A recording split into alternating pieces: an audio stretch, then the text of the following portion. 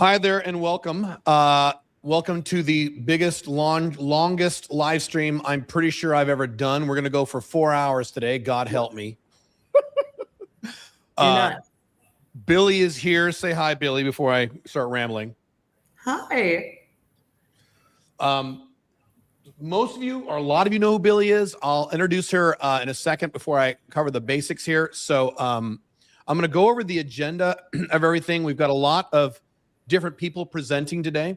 So what we're going to do today is we're going to show you how to go from zero to starting your own location-independent business all by yourself. And 4 hours, man. And we're going to have, let's see, so myself and Billy, 1, 2, 3, 4 other coaches. Some of them will be live. Some of them will be recordings. I'm just going to play here. And I will be out here for the rest of the next 4 hours, at least popping in and out during the recording sessions. The live coaches are not going to be here for 4 hours because they actually have lives and have other things they need to do. People are already saying, Billy, oh my God.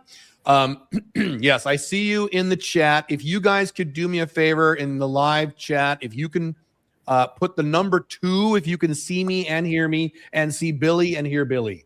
Billy, you should probably say something. Say some more stuff. Good morning, Caleb Jones. This is Billy coming live from Asuncion, Paraguay, where you're going to be in a few days. Yeah, so Billy is already in Paraguay now. She's been there for a few weeks. I'm going to be there on Wednesday. And, of course, Billy leaves the day I arrive or something close to it. So yeah, we keep doing that. We planned well. We have to be on separate continents because the magnetism is so strong. We're so amazing. Right. We have to be kept separate sometimes. I see a bunch of 2s. Thank you very much. This is great. I need to introduce Billy really quick. For those of you who don't know who Billy is a extremely high-income earner. She is location independent. She is involved in more companies than I am. She lives the lifestyle that we talk about here. She makes a lot of money. She is very smart, as you're about to see over the next, well, Billy, you'll be here for like the next hour-ish, right? For sure. Let's see how it rolls. Okay, great. It's raining here. So everything kind of shuts down when it pours rain in Paraguay. So maybe I'll stay a little longer. Let's see what happens. Billy is the lead coach in the 90-Day Business Builder program, and all the coaches you're going to see today are part of the 90-Day Business Builder program. So just so you're aware, Billy and I, what's that? Tell them. We just had another milestone together. Yeah, we had our, correct me if I'm wrong, 8-year business anniversary. Is that right? That's right. He got me as a birthday gift for himself 8 years ago, the day after his birthday, to come and help rewire his operations. And here we are all this time later, working collaboratively on the awesome 90-Day Business Builder. It's really weird that it's been 8 years. It doesn't feel like 8 years. We're really old. Shut up. You're old. Well, I'm old. I'm older than you are. Yeah. But Billy and I started working together in 2018. So it's 26. You're right. That makes sense. Yeah, that's right. Even before we did Business Builder. And so this is something that her and I have built together. And because we've been doing Business Builder now for 5 or 6 years, I forget. Yeah, just over 5. Right. Yeah. So, all right. Let me give you the agenda, and this is the next 5 hours. 4 hours. 4 hours? 4 hours. Let's see. 1 p.m. EST to 5 p.m. EST. Yeah, my God. I'll be very sleepy at the end of this, but that's fine. So what we're going to do is for the next hour, it'll be Billy and me. I'm also going to bring in Gary, another one of our Business Builder coaches. And this is, I'm going to give you the overview.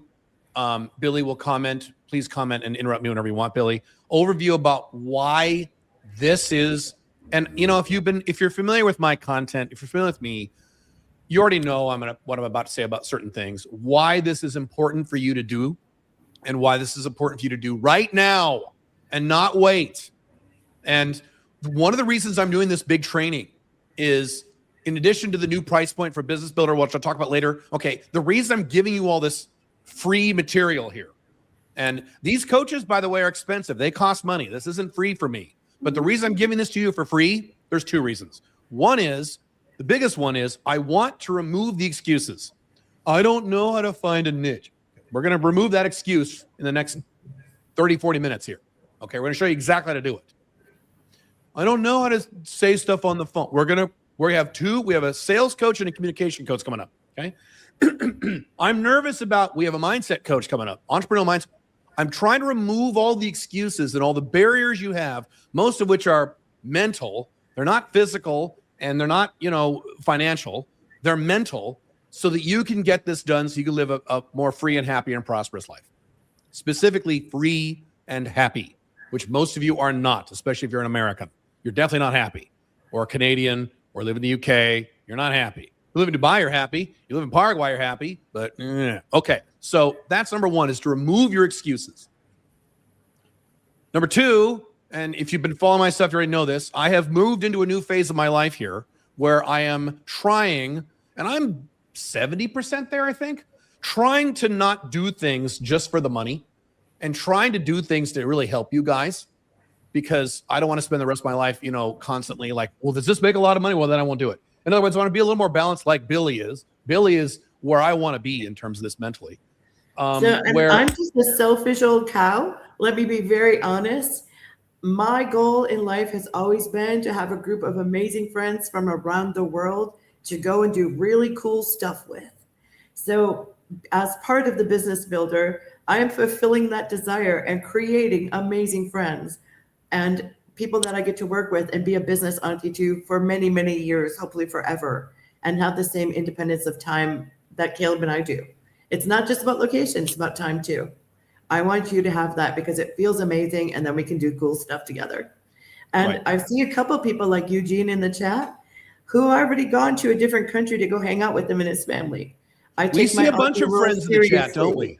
We see a bunch of buddies in the chat. Yeah, it's awesome. Some of you have already gotten there. Some of you are already location dependent. Some of you already, so wonderful. We love you guys. You're our brothers. That's great. And sisters. I don't think there's any sisters in there except for Billy. There might be a sister or two if I look carefully. But I'll represent. It's fine. She'll represent, right?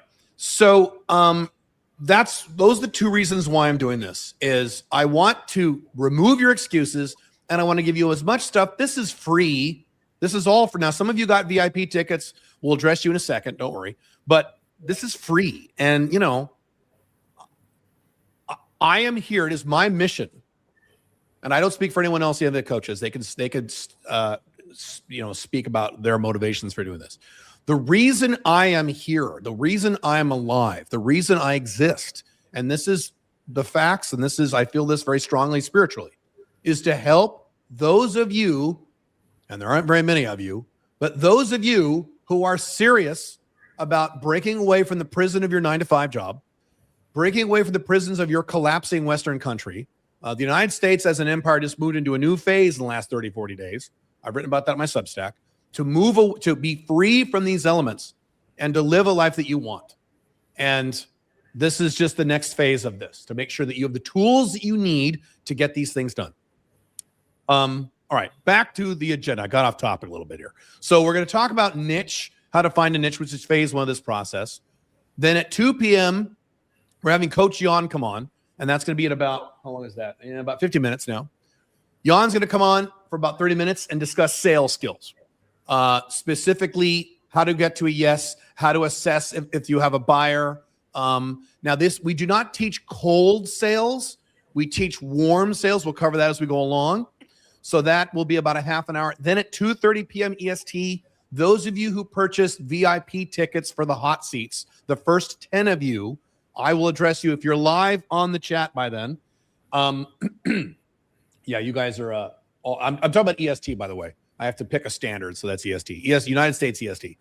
I'll do that for about a half an hour as I'll address you guys in the chat. You just give me your business ideas, and I'll just evaluate them and go through them in detail. We'll do that for about 30 minutes. Okay, then at 3 p.m. EST, we have Coach Peter coming on, and that is communication skills, which is critical because, as Billy and I are aware, we tend to appeal to people who are kind of like Billy and me, or at least more like me. Yeah. Introverts, technical nerd types, financial types, engineering types, who are smart lissigs, INTJ types. And the beauty is you're smart. The problem with you is you don't get off your ass and do anything, and you don't know how to communicate with humans. Your people skills suck ass. I've talked about my content. I spent my entire 20s reading books like How to Win Friends and Influence People, learning how to be a human being. And so a lot of you don't have those skill sets, and you're going to need some of them. You don't need a lot of them, but you need some of them in order to make Yep. And I'm going $5,000 to a month with the I'm 90 going to days. tag in here, Caleb, because the audience that I resonate most with are people like me who have ADHD and autism. So we're really freaking smart and our social skills are really freaking poor. So this is why some of these people exist in the program, because coaches like Peter, who you'll hear about in a minute, Christy and Jan, are the people who've helped me overcome some of the biggest challenges that I've had. So we're not just sharing random people with you guys. We're giving you the best people that we personally worked with for a reason. It's really funny. Billy and I were having a WhatsApp conversation about 2 days ago. And I'm like, you know what, Billy? Because after I coordinated all the coaches for this session, right? So you know what? We have like the best goddamn coaches in the industry. We have some of the best people in the world. We have an amazing, because I've worked with lots of teams of people in my life. I've been a business person now this is my 30-year anniversary as a business owner. And I'm like, you know what? We have the people we have are fucking awesome. And she has more interaction. Billy, you have more interaction with these people than I do on a daily basis. You're more aware of this. But whenever I talk, I'm like, God damn, these people are you're going to see over the next 4 hours the level of skill of these people. Anyway, Billy and I were discussing that. And anyway, we all tend to be very, very smart. And now we're just bringing it all together with the really smart people who can help us get over those little hurdles that we have to being like human-y. Right. Okay. So then where are we? At 4. So Peter's going to go for communication is such a critical thing. That's going to be an hour and 15 minutes. And that'll be, by the way, that'll be recorded. So I'm just going to play the recording. For me personally, Peter has been the biggest game changer in my life. And I believe in learning through osmosis, especially because I don't have a lot of time during the day. So I actually listen to recordings of Peter's calls while I'm sleeping at night. Oh, do you really? Before that, I do. I totally do.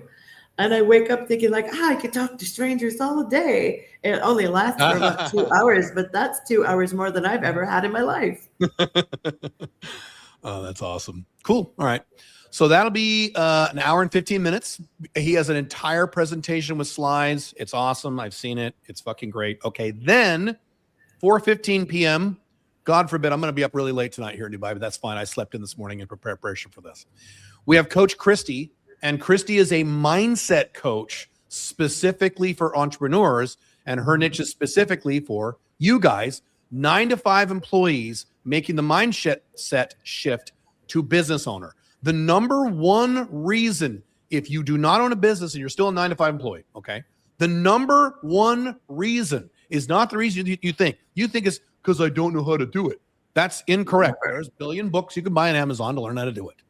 I've got hundreds, if not thousands of hours of content for free on how to do it. That's not the issue. The issue is you're thinking like an employee. Like when guys ask me questions like, Caleb, should I go back to college and get a degree to start my business? Okay, that means you're thinking like a 9-to-5 employee. In the private sector, no one gives a fuck that you went to college. I didn't go to college. I didn't graduate high school. I've been asked one time in 30 years, what college did you go to? One time in 30 years. No one gives a fuck. I was just asked that the other day. I said, I went to college for 5 minutes. Sorry. But we have people like academics with 18 degrees who come to us for advice. I was in college for 6 weeks. Longer than me, actually. Yeah, okay. That's what I forgot. You did. You were in for a few minutes. Yeah. Go ahead. The reality is, though, you don't need these things. And it is about the mindset. The mindset to overcome fear and take action. The ability to understand what your beliefs are around money. That's a really big one for a lot of us. We don't understand that we have generational beliefs because grandpa saved pennies in a jar because we were afraid we'd run out of fuel oil for the lamp. Right? Those aren't our realities today, but we carry those forward to us with us without even understanding that it exists and that it's weird and it's not serving us. And there are other things like imposter syndrome. We all face that. I remember when this highly academic guy came to me and said, oh my God, I want one-on-one coaching with you. And I thought, what the hell do you think you're going to get from me? You have all the degrees. But guess what? 6 months into it, we've made a big impact in his business. It's because I knew enough to understand that I was feeling imposter syndrome and needed to get out of my own way. And that's the kind of stuff Christy helps us with. literally getting out of our own way. When we have people join Business Builder, we require them to attend Christie's sessions because we know those are the most important because they're not thinking correctly. They're thinking like a 9-to-5 employee. Oh, if I put in these much X amount of hours, I get paid this. That's not how business works. If I get more training and more certifications, I can make more money. That's not how business. That's how being an employee works. You have to make that mental shift, which is a hard shift to make for some people. So she'll be on. Go ahead. Yeah, one other thing to add is that a lot of, especially in the manosphere, you guys are hearing people screaming at you that if you don't do this, you're an idiot. If you don't do that, you're a pussy. How helpful is that really? It's very helpful. Right? How much does that help your inner voice to understand like how awesome you are and what you do have to offer? There isn't a lot of this in space for men and in space for business. And it's actually one of the fundamental skills you can learn. So I'm really glad that you included Christy in this. I think you guys will get so much out of it. That will be for about 45 minutes, and that'll also be a recording. So what I'll do for the recordings is, if you guys ask questions in the chat during the recordings, at the end, I'll kind of whip through the questions and answer what I can. And then at the end, 5 p.m. will not be the end. We will do the wrap up, and I will do Q&A as much as I'm able to do based on how tired I am. But I should be fine. I kind of planned this in advance. By the way, we are literally breaking live attendance records for this live stream. I think we're breaking the record for the live streams I've ever done. I think this is, in terms of people live, that's interesting. Wasn't expecting that. Cool. Okay. What do I want to cover next? We just go into niche. Yes. All right. So is there anything else, Billy, you want to talk about in broad strokes before we go into niche? I do. All of you guys are capable of doing this. If you are able to read and write and have 2 brain cells between your ears, all of this is possible for you. It's a matter of getting out of your own way. So make sure that as you're going through this whole experience together, write things down, make notes, use your little computer, whatever it is, write down the things that resonate with you. And if you hear something that's actionable, write it down and do the thing. Make a plan to do the thing. The most important thing you can take away isn't the information you're going to learn. It is the ability to take an action. And we really desperately want that for you. So invest in yourself, take the notes, take the action. And with that, let's move into niche. Writing on top of that, those of you who sign up for VIP, you have like a 15-page workbook, which covers a lot more techniques than we're going to cover in this live stream. So use that. Please use that. Don't just look at it and go, oh, that's cool. No, that use that. Will a VOD be available publicly? VOD, video on demand? You mean a replay? There will be a replay of this. I believe, I'm not sure. I could be stating this incorrectly because there's a lot of moving parts to what's happening over the next few days. I believe this is going to be live as a replay for 24 hours. Then we're shutting it off. But you've bought the VIP tickets. You're going to get a downloadable version of this. I think that is correct. I might be off a little bit on that, but I think that's what we're doing. Okay. All right. So I want to bring on Coach Gary. Here's the problem. I don't know how to bring on 3 people. So I'm going to see how this works because I don't think StreamYard does. I think it allows 3 people, but not for video. But pop me back into the studio. That's cool. Well, let me try adding him, and maybe he can be on audio. Let me try this. Okay, Gary, hang on a second. Oh, there he is. Cool. All right. Can you see us? Say something, Gary, so I know the audio is working. G'day all. How you going? Gary is one of our niche coaches, and Gary is in Down Under in Perth. I can't do Australian accents. I tried. No, you can't. I can't do it. I can't. No, I can I, funnily enough. See, he does it perfectly.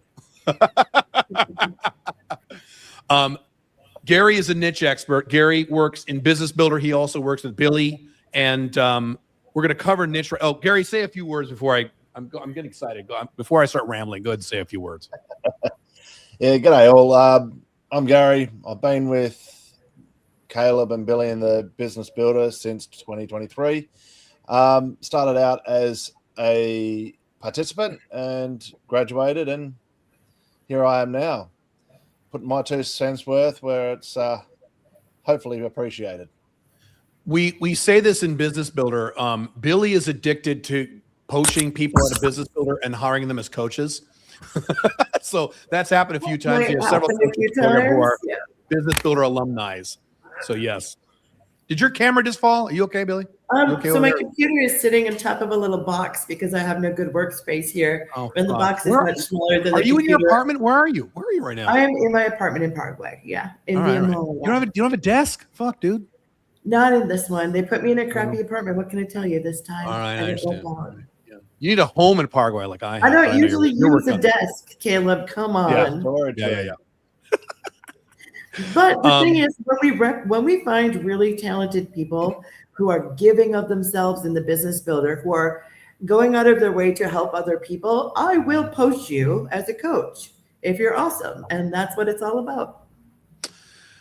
I'm going to pause for a second. I'm getting questions in the chat about Business Builder. So I'm going to say this really quick, and then I'm going to go into more detail in a little while. Okay, and I'll show you everything. Business Builder used to be $6,000. It is now $1,997. It's under $2,000, and we guarantee you'll make $5,000 in 90 days. So let me say that again. We guarantee you'll make $5,000 in 90 days, but it only costs less than $2,000.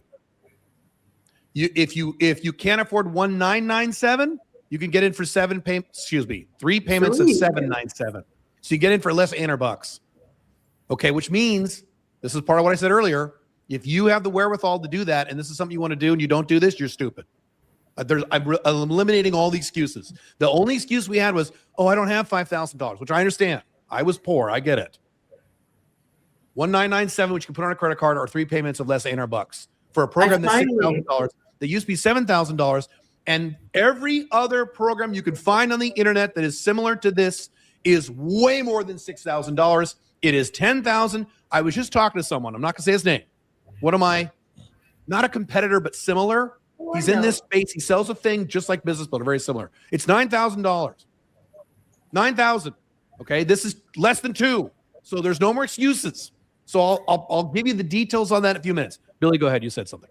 And I was going to say, I finally twisted your arm into doing that. But by the same token, Boss Cooperative has a program. It's a little similar to this, but not exactly.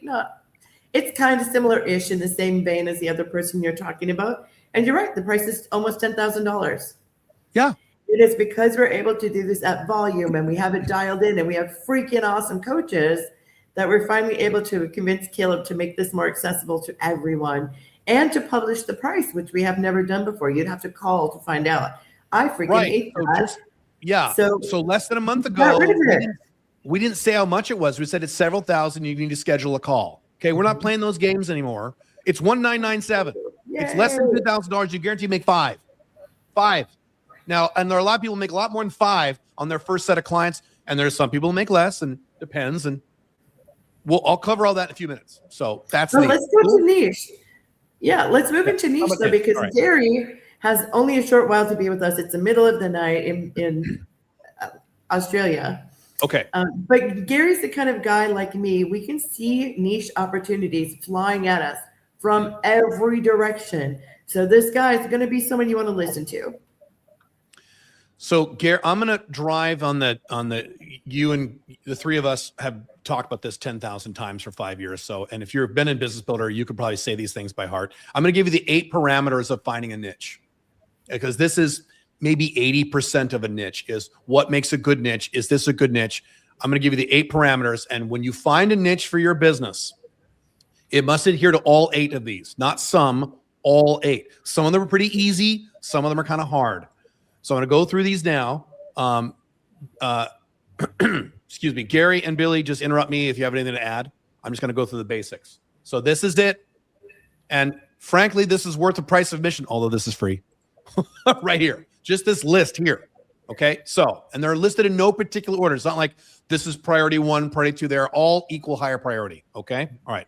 So the first one, the most common one that people fuck up on. And I have a feeling when I talk to the guys who are doing the hot seats today, I'm going to see some of this, and that's okay. We all make this mistake. A niche is a narrow type of business.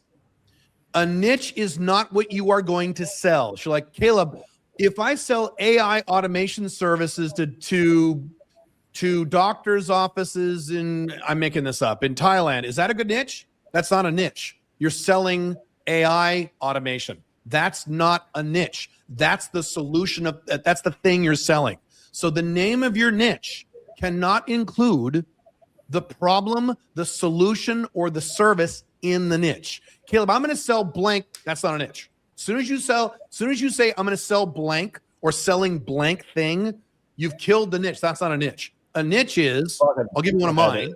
Yes, go ahead. Guys, your niche is your target audience.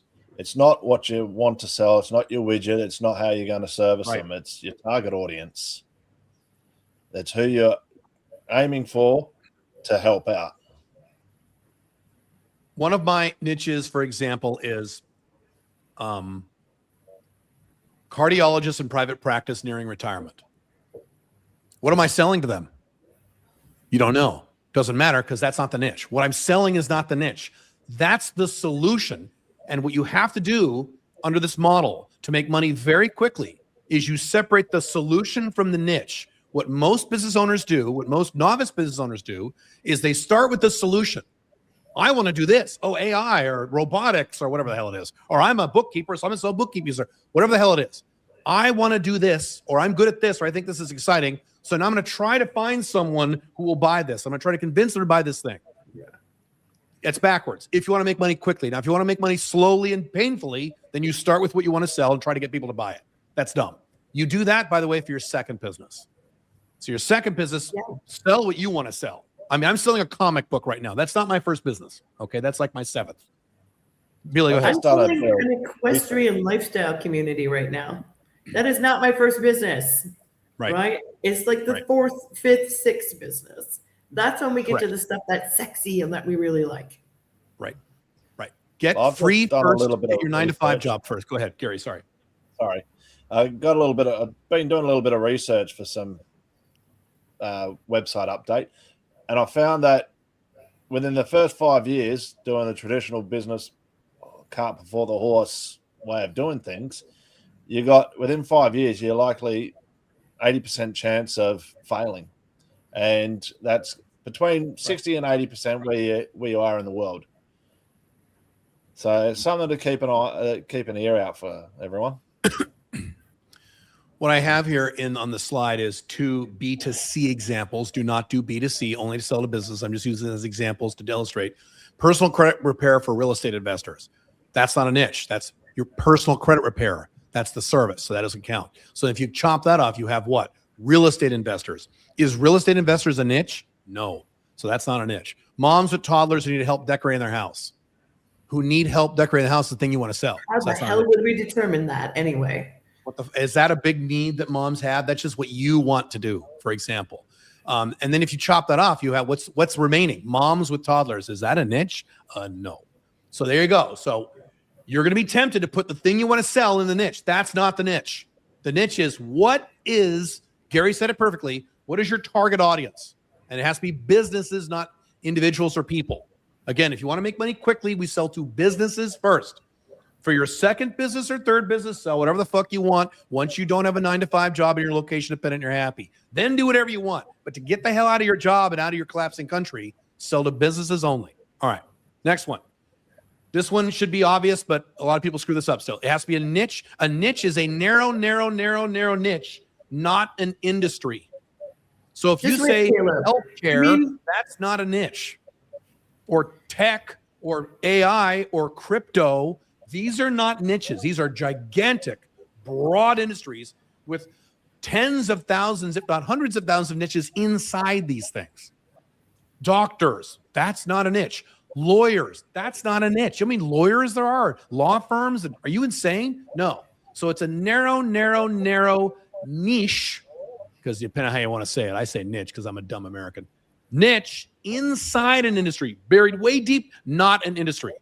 Billy, do you have something? Yeah, I was going to say real estate investors, not a niche. How would we drill that down to a niche? And we're going to talk about burrowing a little bit later. But let's say real estate investors, that doesn't mean anything to me. What about real estate investors in Paraguay? That's a little bit more of a niche.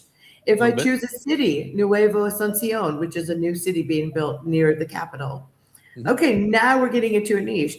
And if we say gated lifestyle communities in Nuevo Asuncion, Paraguay. Now that's a niche. But you see how narrow I had to go. They'll be like looking at the panhandle of Florida for golf properties, right? Really, really specific.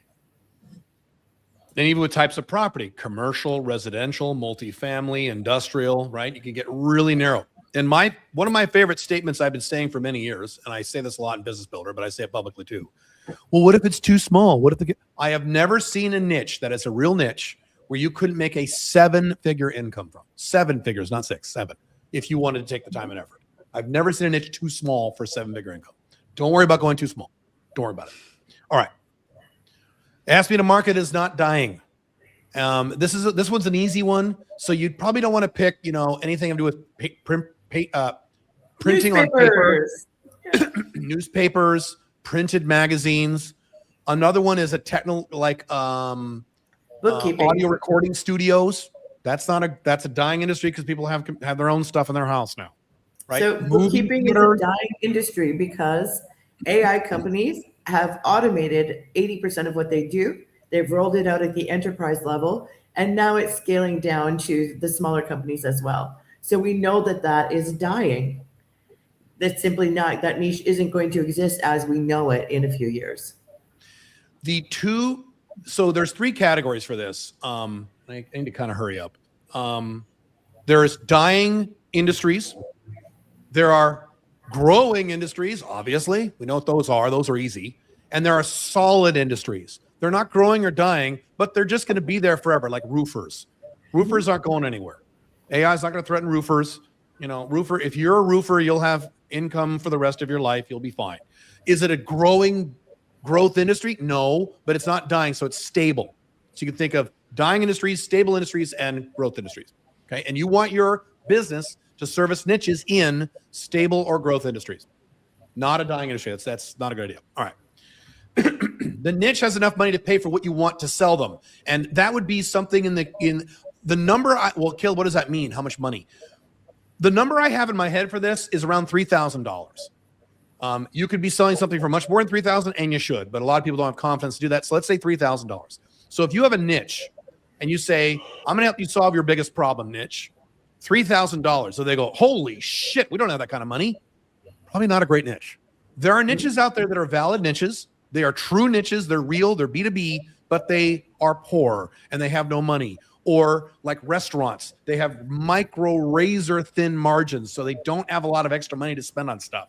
Or some nonprofits. There's various areas and business industries and sectors that are valid niches, but they don't have a lot of money. We don't want those. And I've said many times that the ideal niche is a niche that has a huge problem that's driving them insane, and they got plenty of money. They're making a lot of money. That's the ideal niche. So you don't want to pour niches. What's that? It's also why we also focus on B2B when we start our correct. Same exact reason. Well. Businesses have money. You can send a $10,000 invoice to a company. It's not a big deal. If you charge an individual human $10,000, like the fuck? There you go. Right. Exactly. The niche, this is another one. This is common. And this is, unfortunately, AI has contributed to this problem. The niche has to be something that is real, that you have verified is real. It cannot be something that you made up or something AI made up. Because sometimes use AI to brainstorm niches, that's fine. But sometimes AI like ChatGPT, Perplexity's a lot better at this, will make up niches. It'll just make it up. Well, this is a good niche. How about this? And so I have in this example here, this is a real niche that someone gave me once a long time ago. Chiropractors in Canada who want to move to Bangladesh. Okay, you just made that up. That's not a thing. You just made that up and you were brainstorming thinking, oh, what about? No. So what you need to do is if you have an idea for a niche that's kind of popped into your head, use AI, use Google, and confirm it's real. Confirm there are actually companies in a given region or the region you want to target that are actually there and that's real. And one of the things that we do in the niche sessions that we have in Business Builder is when people give us their niches, the most common thing I'll say to them is like, did you verify that's real? Because it'll be a niche I've never heard of. Did you verify that's real? And often they'll say, yes, it's real. Great. And they'll say, well, no, but ChatGPT said, okay, we don't give a fuck about that. So don't make it up. Don't let AI make it up. It has to be something that is real in the real world. All right. The niche should be easy to locate. This is one of these. The next few we had to add as we went through several years of business builder. We learned this. There are niches that like to hide. There are some niches that don't like to advertise what they're doing. They don't want a bunch of websites. You can't really find them on Reddit. They don't want to be public. Well, that's not good because we need niches that are very public, that are easy to find, for you to find a scraper and get a bunch of names relatively easily. You don't want niches that are very, very, very difficult to locate. We had, I'm not going to go there. So that's important. So you want to make sure that whatever niche you're looking at is something that is reasonably easy. If not for you, then for a professional scraper, you can hire for $50, $100, $150 to get you a list of 100 names.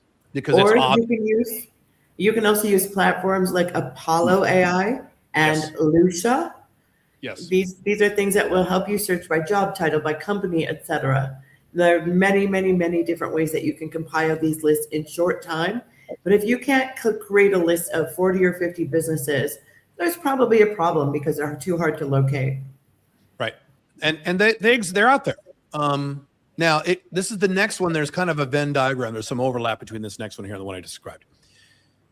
Your niche needs to be something that is easy to break into. There are some industries, banking is a big one, government, mining, aerospace is another example of this. There are some industries that are run by literally an old boys network. These old white guys, and they kind of run the industry, and you come in, hey, industry, I'm going to help you solve this problem. And they're like, the fuck are you? Get out of here. They don't want to talk to you. It's a walled garden is the phraseology that some people use for these things. They're really tough. They're either the culture is tough to break into, or there's lots of paperwork or whatever. I tried to get into banking as a consultant many years ago, and boy, did I beat my head against the wall. I'm like, banks have a lot of money. I'm going to go after banks. I made some money, but boy, it wasn't worth it. So you want to make sure that you want to choose a niche that is easy to break into, meaning they don't care if they don't know who you are. I go back to roofers. If you have an independent roofing company and you call them up and say, hey, this problem you have that you already know they have because you already done the research, Peter, we talk about that. I can help you fix that. They're like, really? Great. They don't care who you are. All they want is their problem fixed. Whereas you talk to a big banker, he's going to say, who the hell are you? What banks have you worked with? Where did you go to college? And blah, blah, blah, blah, blah. Yeah. So it's a little bit different than gatekeeping. Like, did you go to Stanford like me? It's that kind of shit. Billy, go ahead. It's a little bit different than gatekeeping, which came up in the comments. So a gatekeeper could be the receptionist. It could be an assistant. It could be the wife of the owner. It could be the owner of them. It could be anyone. Gatekeepers are people that we can talk to reach the decision makers. But when you have multiple layers of hierarchy, such as in a large manufacturing, banking environment, something that's very heavily regulated, right, they need to be very careful about talking to strangers. So they're going to have many layers of walls between you and them. These are the companies we don't want to deal with. If they have one little gatekeeper, a receptionist, people in those roles, great. Bring it on, because we know we're 1 or 2 degrees removed from the decision maker. We don't want to be 10 steps removed. Fantastic way of saying it. That goes back to, Gary, go ahead. Yeah, just stepping in on the mining side of things. I've been mining for 20 years, and unless you know who to talk to, right, trying to get numbers and trying to get past all the ribbon and all the gatekeepers, because right, you call up a mine site, you're going to go to admin. Oh, where do you want to go? Oh, let's just say drill and blast. Who do you go to drill and blast? So they try and get hold of them. No one in drill and blast. Oh, okay, who's the next step? Oh, sorry, we can't tell you that. It's like, yeah, right. These industries want to know that you're already in the industry, and if you're not, and you won't be because you're a new business owner, you're in big trouble. The point, going back to what Billy said, is we're not going to address that on this training, but that's why it's generally better to go after smaller-ish companies. You don't go to small, tiny mid-size. Yes. Well, mid-size, again, is several hundred people. But again, it depends on your definition. So maybe up to 100 employees is the max for what we want to do. Sure. As we're starting a new business, because we know it's easier to get to that decision maker than in a company that has 300 employees. Simple math. Right. I got to 6-figure income in 1990s dollars. I got to a millionaire status dealing primarily with companies under 40 people. just all teeny tiny companies. And it was funny as I was working with these big companies, was doing what I was doing, but a big giant. And I'd have these meetings with these guys. And they're like, you work with companies with 40 employees? How do you make any money? They were shocked. It's really funny. So, and Billy's point is valid, is that in a small company, you can talk directly to the owner of the business or the person right below him. You can't do that if you sell to Amazon or, a big bank or, the U.S. government. You see my point? All right. Moving on. This one. Is this the last one? Yes, this last one. Okay. This one's important. And let me explain this. There's some confusion about this. You do not want to choose a niche that is going to be directly threatened by AI in the next 3 to 4 years. Sometimes I say 2 to 3 years. That'd probably be better. 2 to 3. And certainly now. So you don't want to do anything probably in the legal field. You don't want to choose niches in the accounting fields or the bookkeeping fields. These people are in really, really big trouble.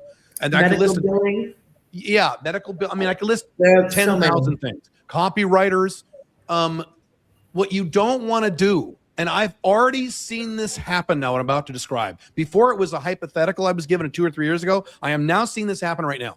You don't want to start a business to a niche, and you start getting clients, you start making money, and then AI wipes out the niche. And now you're like, oh, shit, I got to start another company now. Please don't do that.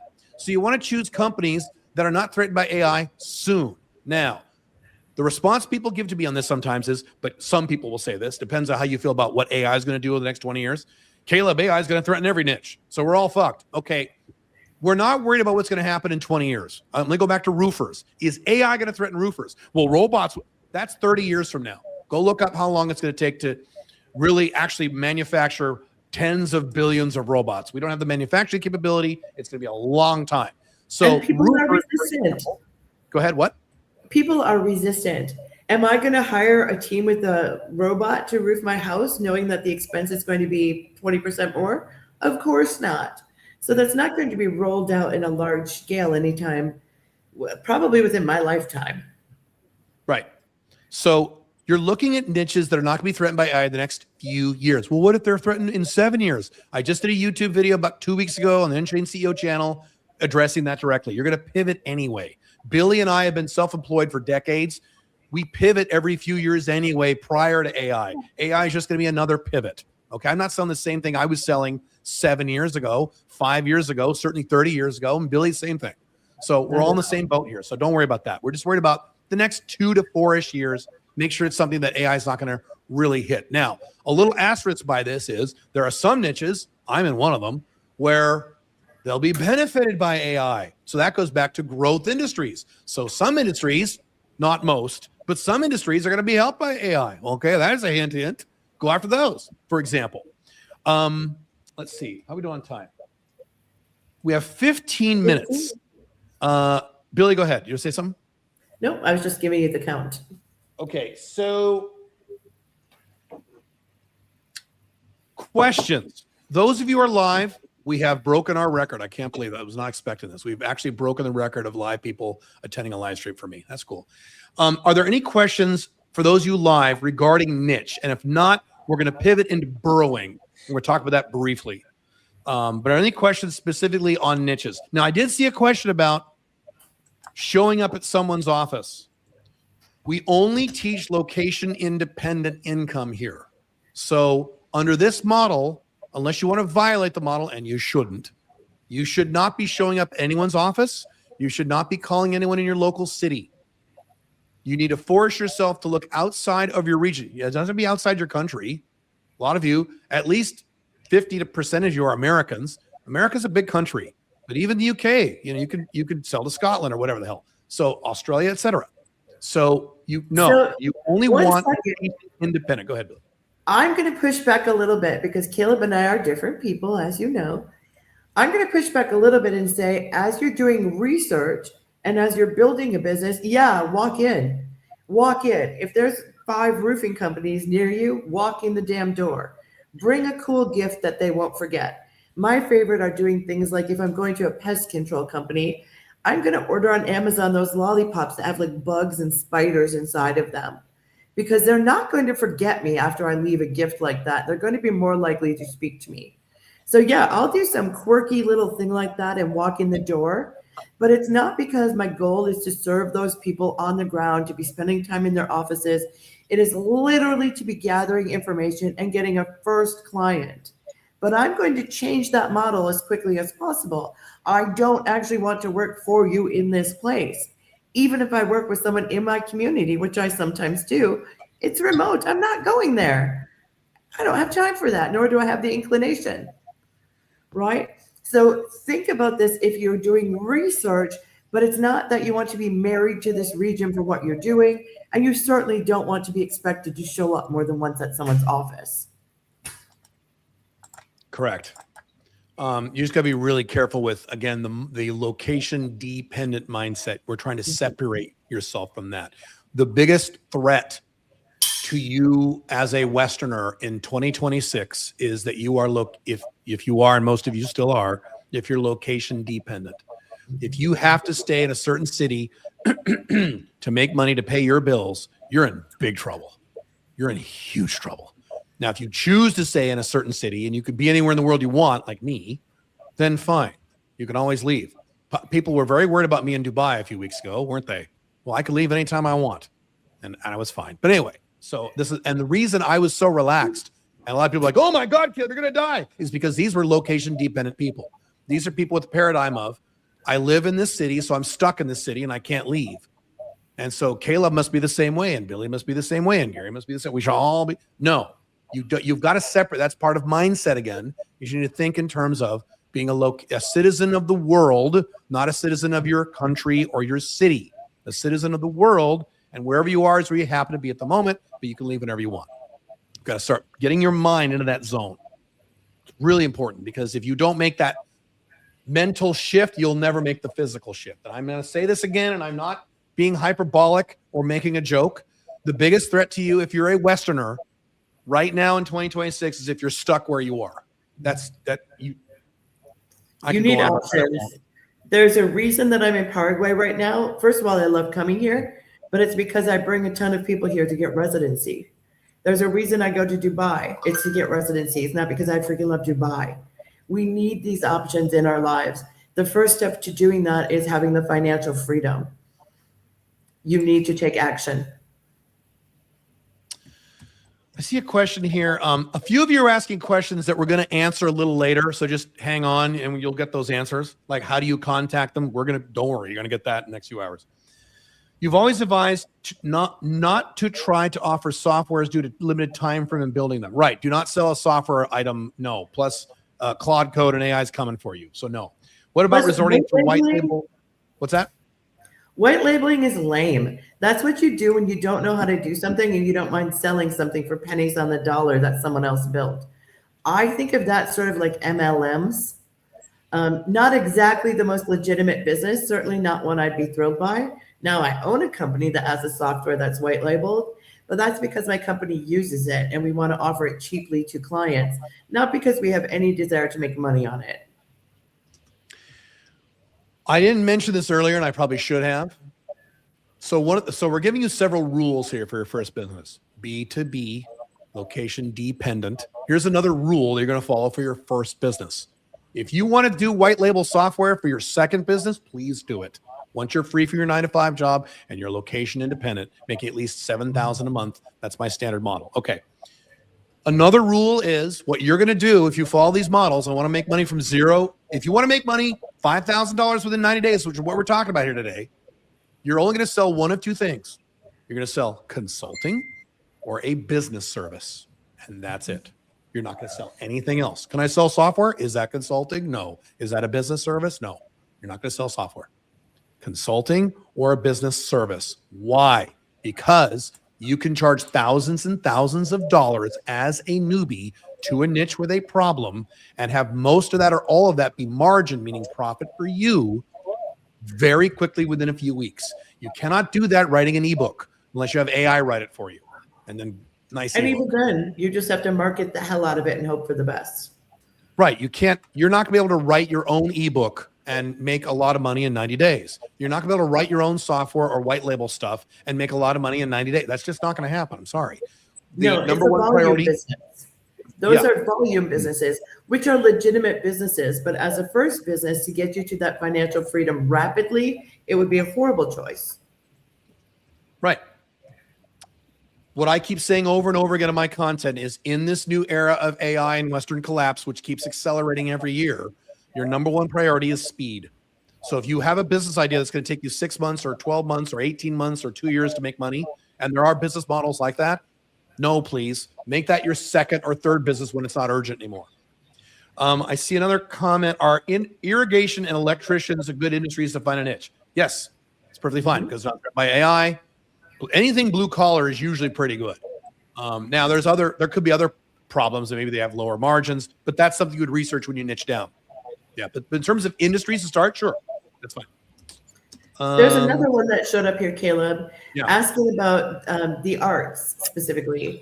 So working with, I'm sorry, I just lost it. It scrolled up. Yeah, it moves up when people add Is new ones. AI a threat to the creative industries? Abso-freaking-lutely, yes. A friend of ours, a client of ours, a year and a half ago, he's worked on tons of movies and things you've heard of, video games and things you've heard of. He's working on a famous video game, and in the middle of it, they fired all of the artists and used AI. Yeah. Everyone, first of all, people in the creative spaces generally don't have much money. Secondly, now they're dying to this. Art-based niches are fine if they're already making money. So we've had several people do things like, I have a business for independent filmmakers. Well, they don't have any money. Remember, one of the rules is they need to make money. Remember that? So that. I think we just lost Billy. Maybe she'll come back. That's fine. So I'm qualifying what Billy said. If they're actually making Hollywood, great. If they're making money, that's fine. But if they're just doing, I'm going to write a comic book and I'm going to start. Is that the guy you want to hire? Is that a client you want who hasn't made any money yet? No. That's why another thing is no startups. No startups. Because people want to work with startups. No startups. No, they're not making any money. Now, sometimes they invest their money, I understand. Plus, that's a very strange business model. So you don't want to, anything complicated for your first business, you need to avoid. You do something complicated later, not for your first business. How much time we have here? All right, 2 or 3 more questions on niche, and then we're going to pivot to Jan. Oh, I'm going to bring back Billy. Here you go. Hi there. I just had a coughing fit, and I didn't want you guys to have to listen to that. That's fine. So I'm a trucking owner-operator, and I here. see lots of trucking companies struggle with problems. That's good. Trucking's going to be disrupted, but trucking's not going to go out of business because people still need to move items from one place to another. So that's another solid niche. It's going to be a lot, and they're going to have a lot of AI disruption that's coming down the road. So that's another good idea, good industry. It's not a niche, industry. Let me add, there was one other question. I think this is such a wonderful question. How do I consult if I'm not an expert? If I don't know the niche? The fact of the matter is, Caleb, why did you hire me 8 long years ago? To optimize my company, optimize my operations so I could focus on things that made more money. What do you do for a living? I'm a consultant, or I was. What kind of stuff do you do in your business now? Like, you do time management. Yep. Right? You teach time management. You teach business building. You Yep. teach organizational and operational skills. Yes. But you needed someone to come in and give a hand and look at things through a completely different lens. Correct. And because I have no experience being an influencer, business guru, shouting dude, I didn't look through the same lens as Caleb at his business in any way. So I was able to take skills that I've learned elsewhere and apply them to his business. I do that the same for manufacturing companies, food companies, logistics, right? Because I have a different lens, I actually have a strength because I'm bringing no preconceived ideas. And one of the first things we did, and you guys are going to die, I love saying this out loud. Sorry, Caleb. Caleb freaking Jones, the business expert, paid me thousands of dollars to teach him and his team how to use Basecamp, which is one of the easiest project management tools in the entire universe. You cannot mess it up. It takes 5 minutes to learn. But we had to set up an ethos for Caleb and everyone in the business to understand the value of this. to understand how to use it correctly. Was it rocket surgery? Abso-fucking-lutely not, excuse my language. It was a very simple solution, but it's one because he was dialed in on a different site he would never have seen. And I have the same shortcomings in my businesses, which is why Caleb, Gary, Jan, Peter, and all of these people help me. You have something innate that you do not even understand the value of yet. And it is that which you will offer to people. And that will become exposed to you as you have conversations once you choose a niche and start moving into the research phase, which we'll talk about a little bit later. It will become clear to you. The only thing you need to do is say, oh, I bet I could come up with a solution for that. And then you think of some solutions. That's all. That sounds a bit Go ahead. deja vu there, Billy. I might talk about this frequently. Consultants hire consultants. I know because I was consultant for 25 years and consultants hired me and I've hired consultants and Billy is a consultant. I hired her. Number one. Number two, if the details are something you don't know how to do, we show you in Business Builder, but not outside the scope of this training, hire subcontractors very inexpensively on places like Upwork and they do it. So usually tactical work is either admin people or technical people. And the beauty of admin people and technical people is they're the cheapest people to hire. Even though everyone wants to be a tech person, that's the cheapest kind of person to hire. Your tech people. By far. Okay, so it's very easy to outsource. You do what you can do, and then you outsource the details. And I've done bazillions of coaching contracts, including very high-ticket coaching contracts where I did the overall stuff, but the technical stuff, I subbed it out to somebody, a technical person, an admin person, what have you. So that's not a big deal. I want to demonstrate one question here. Can I find it really quick? Fuck. It demonstrated one of the things I'm talking about. Someone asking about hypnosis. Where's the hypno? Oh, okay. How about using hypnosis to help people over their video posting anxiety? Okay. So what is that? Item number one here. Hypnosis. You're stating the thing you're selling in the niche. So it's not a niche. You're talking about people who have video posting anxiety. That's not a niche. Number one. Number two, that is B2C. You don't want to do that for your first business. That is a second or third business. That is not a first business because you want to sell to individuals. You want to sell to companies. And that's not a niche because you already put in there, oh, I'm going to use hypnosis. So then if you pick hypnosis as the solution, not the niche, now you have to convince people, hey, you should buy my hypnosis. Why? Oh, because, and now you're trying to convince people to buy what you're trying to sell, which is dumb. Instead, you want to sell them something that a problem they already have. That's what Peter is going to talk about in a little while. Make sense? Okay. Travel consulting, let me just jump in and weigh on this one. This is a new pet peeve of mine. Mm-hmm. There are a lot of companies that are popping up as MLMs that do business and travel consulting. Yeah. I already know how to use Miles. I don't need anyone to teach me. And if I did, there are a bunch of reputable channels that have been there for 10 years. I would struggle to justify that as a good business. And I'm not trying to attack you personally. I think a lot of people fall into this particular web because it sounds appealing, but most of us who play the Miles game know how to do it and know the resources.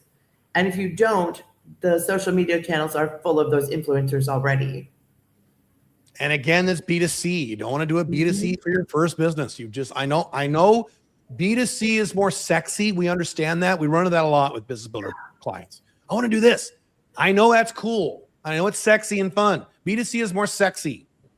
I didn't start a business on dating skills for men until I was already making multi-six figures as a B2B consultant. That's how you want to do this. Okay. And Billy didn't do B2C stuff until she was already making multi-six figures. I did it the wrong way. I did it the wrong way first. If you remember way back in ancient history, I was a horse trainer. I rode fancy prancy horses all over the country for fancy prancy owners. And that was the solution I provided, right? It was all just based on what I wanted to do. And then I broke my back. And then I couldn't freaking do any of that anymore. None of it. So I had to completely start over. And this is the thing we want you to avoid. This pain, that agony, you don't need it. Right. We're going to help you circumvent that by not pushing forth the thing you're passionate about or the thing that you want to do as your first business, because that is what will break you. That is what will make you broke. That is what will alienate your friends and family, because you will push in the wrong ways and freaking kill yourself. What we want you to do is go for the low-hanging fruit. Find your feet. Find a rhythm of creating a business. Learn the process, because the result of this process of learning how to build a business in Caleb's and my way is the side effect is you have a business that makes money and you know the process, so you can replicate it and then do the thing you're more passionate about. But the first business needs to fund the second one. Right. I did that backwards and I lost my shirt. Don't do it that way. Right. Do it in the correct order. Really and I fast. think that time, Caleb, go ahead with that. But we're almost at time for Jan. Right. We need to pivot now to sales. So really quick before we pivot, and I'll come back to this a little later. I'll answer your questions. 90-day business builder is 1997. We work with you for 3 months, 90 days. That's what 90 days is. Or 3 payments is 797. Here's the catch. What's the catch, Caleb? We close enrollment on Wednesday night. You got 4 days to do this. And then it's closed. Not like we have another cohort. No. We close it down. Because I imagine, I don't know, but I imagine we're going to get a lot of people signed up the next 5 days. We got to be careful about capacity and stuff like this. So we're shutting it all down Wednesday night. You have a hard deadline for this. Caleb.top/get90day. That goes right to the checkout page. There's another website if you want more detail and some other stuff. I'll cover that in a few minutes. There's also 5 or 6 bonuses that we're going to throw in, including some of my coaching, if you get this in 4 days, that you're not going to get if we ever do this again. I'll cover that later in the session. Cool. But that's the website, Caleb.top/get90day. If you just want to sign up right now, $797 or $1997, and it's tax deductible. And you'll be starting the cohort in May. You're going to be on. You'll get all this stuff. And I'll talk about it later. So anyway, that's that. Okay. Yeah, get Jan on. This is exciting. So, Gary, any last words before we shift? Yeah, no dramas. I'll still hang around for a little bit if chat still has niche questions, so I can answer that while you continue the program. Yeah. All right. So I'm going to go ahead. If anyone wants to get hold of me, give us a message. We'll do the Boss Cooperative. You can put in the chat, Gary, if you want. Sorry? You can put any links you want in the chat. Oh, okay. I'll put the links of like my YouTube and my link to Boss Cooperative in the chat for everyone. Okay. And you can find all of the coaches that you're going to meet today at Boss Cooperative. So every single one, we have a few more that certainly we can't introduce on this call that will be involved in the program, but you can see the whole lineup and get to know a little bit more about the individuals, including Gary and myself, at bosscooperative.com. I'll put all the links down the bottom, and I'll catch us later. Have a good one. Cool. Thanks, Thank you, Gary. Gary. I got to make sure let's see, remove from stage. Okay, cool. All right. I'm going to bring on Jan. Billy, you want to hang on or do you need to go? I'm going to take a break for a little while you're on with Jan, but I'll come back and join you. All right, awesome. All right, I'm going to take out the stage. All right, cool. Let me bring on Jan. Are you ready? Give me a thumbs up if you're ready. Can you hear me, Jan? Cool. All right. Hang on a second. Can you hear me? I can. How are you? Yeah, perfect. Very good. Thanks, Caleb. Jan is our lead sales coach. Jan is really good at this.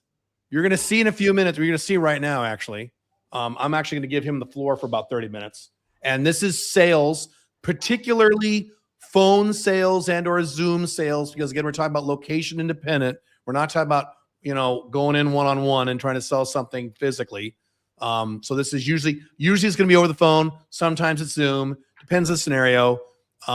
Is there anything you want to say as an overview, Jan, before I hand it over to you? No, I'm just going to talk about my story, how we met, and how I'm helping basically your guys to get to their freedom. Okay. So I'm going to make you full screen, Jan. I'm just going to hang out in the background.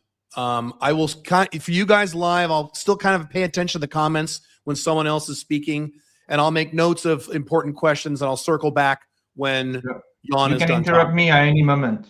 Get it? What's that? Or any question. I don't want to interrupt. I'm not going to interrupt you. I'm going to let you go for 30 minutes. I don't want to interrupt. I don't want to interrupt your flow. I'll just make kind of little notes, and then I'll come back on in about 30-ish. Yeah, Will that sure, work? no problem. All right, I'm gonna make you full screen here. Let's see if I can do this right. How do I maximize? There's you on Perfect, full perfect. screen. All right, can you still hear me? Yeah, I can hear you, Caleb. Yeah. Yeah, So if I there's can. All any right, question in I'm the gonna chat- mute myself, but you're on for 30. Okay, no problem. All right, thank you, sir. Let me see. Yeah, okay, 24 minutes, perfect. Yep. So guys, welcome to this event. I think you're very lucky to have Caleb, Billy, Gary, and all the coaches doing that for you, because I was probably in the same situation than you a couple of years ago, working a corporate job. I was making good money, but I wanted my own freedom. My experience around sales started at a very young age. I come from a family in France who were entrepreneur. My dad was a serial entrepreneur in the restaurant business, and from the age of 12, he told me, "Yeah, here I'm going to teach you how to make your own money." So at the age of 12, I started to work in my family business. From there, I learned to make my own money face to face with clients, and yeah, learn the valuable skill of any business, which is sales. Now, I've been very successful in London in the corporate world selling cybersecurity services. I've sold in the corporate world over £100 million. I've been in the corporate world for 20 years and selling B2B to banks in financial sector. And I wanted as well my own freedom, be able to create your own money on the side. And that's when I came across Caleb in London, and I set up my first business. It was very niche. I was focusing on early stage startup in the cybersecurity world again, but I was coaching founders, very technical people with a very strong background in IT, in cybersecurity, but never came across sales. So I taught them lead generation, how to niche, and how to close. With this business, I went up to 25K a month. So I can tell you this program works because it worked for me. And the first thing I want to discuss on this live stream is probably what I come across with the people I work with in the program. I've got a call every week on a Monday, and I work very closely with the people who join this program. So I work very closely with Peter, who's the communication coach. I work very closely with Billy and Gary for the niche, and I work very closely as well as your mindset coach, which is Christy. Mindset is a bit everything in sales. What I help the guys to learn is to believe in themselves, because most of them come from an employee mindset, as Caleb was saying, and how I help you crush this belief and make you understand you can change and can get to the money by yourself. I've got a very good saying, which I learned from my dad and from different coaches, is money follows value. So when you're an employee, you exchange a salary with your time. When you become an entrepreneur or a solopreneur, you exchange money with value. So that's what I do. That's what I will teach you in the program. And I focus on three things: mindset, reaching out to the people, and helping you convert. So making you understand you can ask for money for the value you bring at the table. Regarding the way we run the call, I don't do presentation. I don't do slides. It's probably more like a sport contact.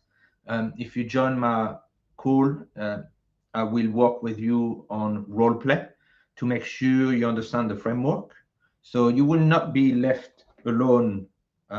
You will be helped by myself to teach you the framework to get to your first goal, which is money.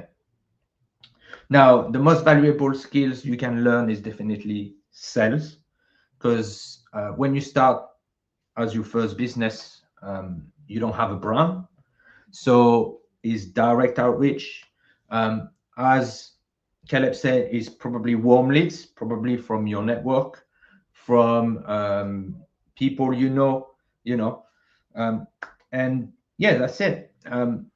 In a basic way, the way I work is so if I start with lead generation, once you have established your niche, I will help you build your skills around two framework: cold outreach over the phone, because most of the time you never done it, you never pick up the phone, you don't know really what to say, and you come with the idea, I need to build a script, which is okay, but I will teach you more framework to make your script more conversational. So we really focus on, like Peter do on a Friday as well on this call, on communication skills. I've been a Toastmaster for 10 years now, so I will know how to give you the 10%, which will give you the 90% return in terms of communication, like Peter does as well. So, as I said, I focus on, well, not two things, three things: mindset, how to reach out to the people, how to talk to the people, and how to convert those people from cold to the money. And everything is based on framework. So you won't be lost if you never. Most of the people who join my course say, Jan, I've never done sales. I'm petrified about it.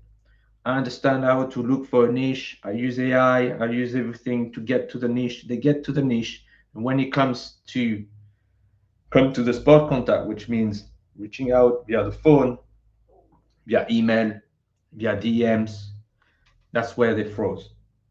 And that's why most of the people who join my call on Monday are successful, because I'll be your accountability coach. Because if you come, what I've seen actually, and I'm sure Caleb can confirm that, is most of the people who have made the money, who have been successful in the program, have joined the sales call.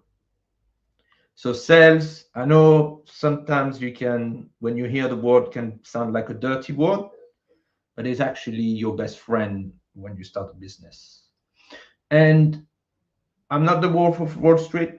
I'm not going to teach you to become the Wolf of Wall Street, because for me, sales means one thing, and it's in one word. One thing is change. When you will talk to your niche, when you will look for their problems, when you will look for the value you can bring to the table, your only mission is to demonstrate you can help them change.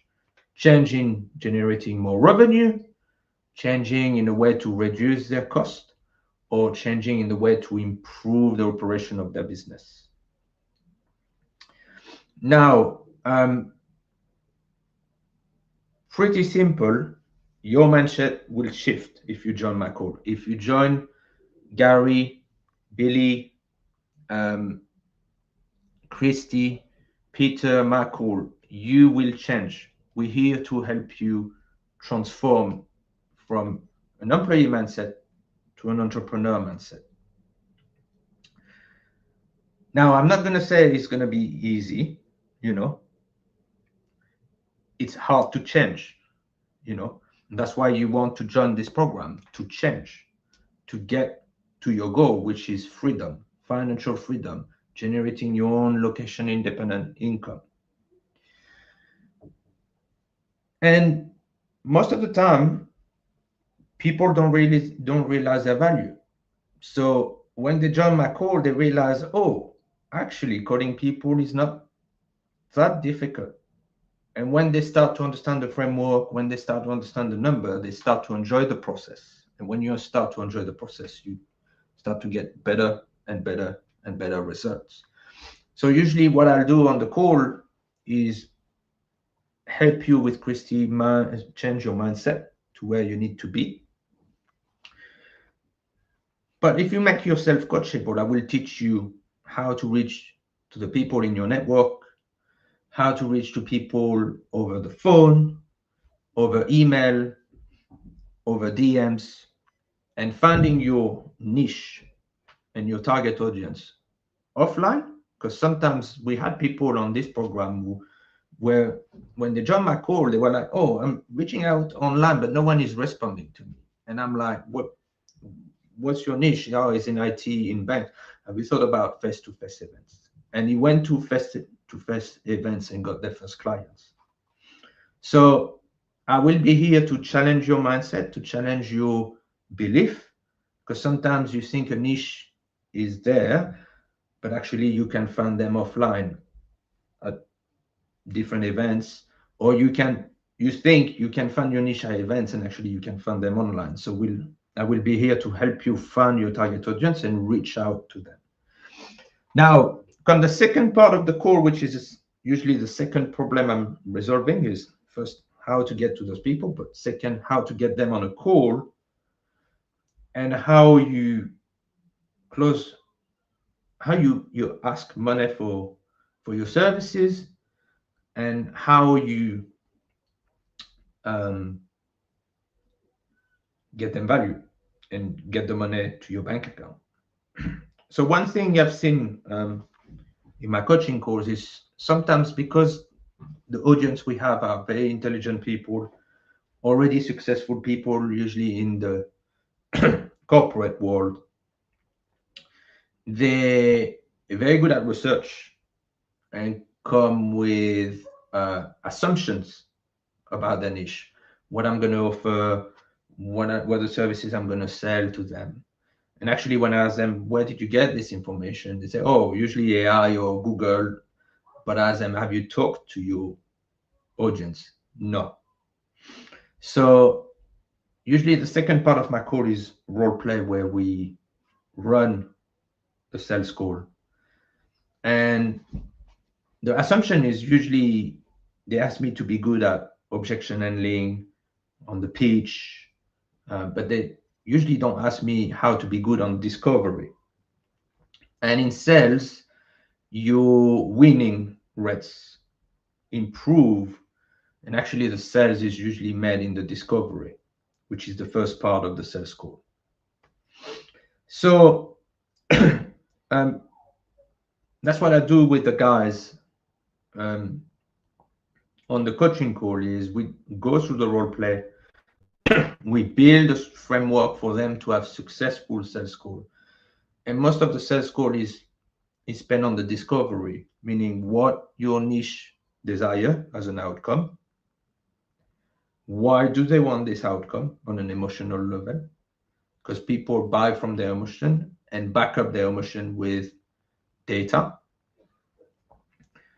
Third, we understand the status quo. Why are they in this problem, and why they done nothing to fix it, or what have they tried to fix it, for you to understand if they already work with a consultant.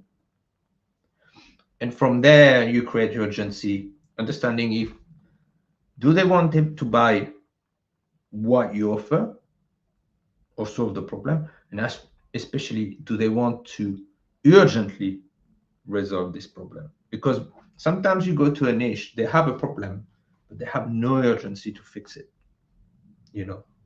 so that's why we walk around the discovery, making sure you don't rush into the sales to get a lot of objections. Because sometimes I've got some of the guys who come on my call and say, yeah, I've got a lot of sales calls, but I get into objections. And so we review their sales scores, because they record the sales scores, and we realize they spend only 5 or 6 minutes in the discovery asking questions. Went into the what we call the bridge, where you tell them what you're going to do for them and do the pitch, and there the prospect is not ready to buy. So my work is obviously working with those guys to work on their discovery skills, being ready to listen, because sometimes they don't listen. Doing active listening to make sure you get the real problem, the real roots of the problem. And from there, building the steps of your discovery to be ready to do what we call in sales a bridge, which is every problem you offer a solution, step 1, step 2, step 3. From there, getting the prospect ready to be pitched. And that's where you can get to your first client, second client, third client, without dealing with many objections. Sometimes as well, because you don't have any social proof or you've never done the service, we take the client for free, the first one, but we get testimonial to make sure you get more clients after.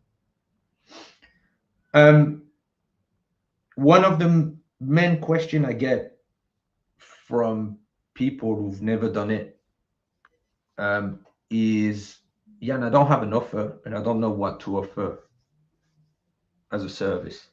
Well, usually what I say to those people is focus on the conversation, focus on the problems, and try to get the problems from the discovery. And from each problem, you offer a solution. I think in my first business, I started to have a real offer after my 5th client. So sometimes you think you need to be ready with an offer to go and close your first clients. That's not true, because your clients will help you build your offer. So that's one of the main challenges I see of the guys. They're good at finding niches. They're good at reaching out to the people. They're good at reaching to get those people on the call, but usually they struggle on the call to focus on the discovery, active listening, and having a normal conversation where you ask questions. Those questions build your sales calls to build your offering and be able to pitch to close. And most of the time, to tell you the truth, your offer doesn't need to be shiny, because the customer is really interested in value, which is the outcome.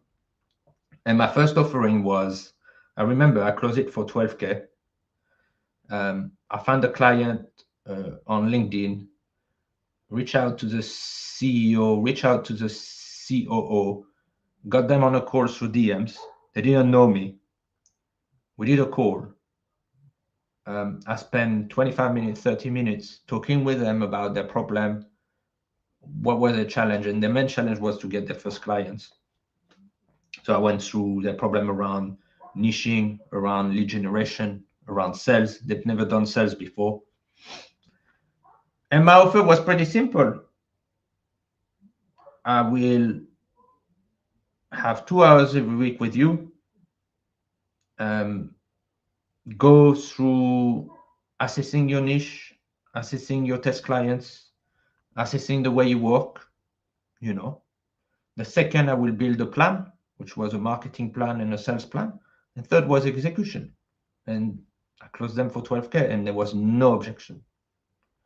And after, over the years working with them, we realized the way they were growing up, different problems came up, like how to recruit the first SDR, how to build their first website, how to build their proposition.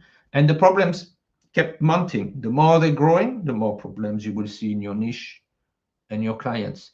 So it's more about not spending too much time hemming, but shooting first. You will miss a couple, but at least you close one, and from there you will learn more. And in a nutshell, that's what I do with the coaches. We work very closely. I work very closely with Billy, with Peter, with Christy. This program is very transformational. I take a very great pleasure to see the guys hitting their first clients. You know, I had some clients, some people on this program hitting 5 figures on their first client, even, you know, 4 or 5 figures. So I think I'm up for the time, Caleb. And if there's got any questions. Can you give me the top 3 things that you think are the most important for someone who is doing a sales call? And like I said, guys, we're going to do communications in a little Yep. bit. That's different than sales. So communication is kind of phase one, sales is phase two. So the top 3 things you would give a beginner, let's say he already knows his niche.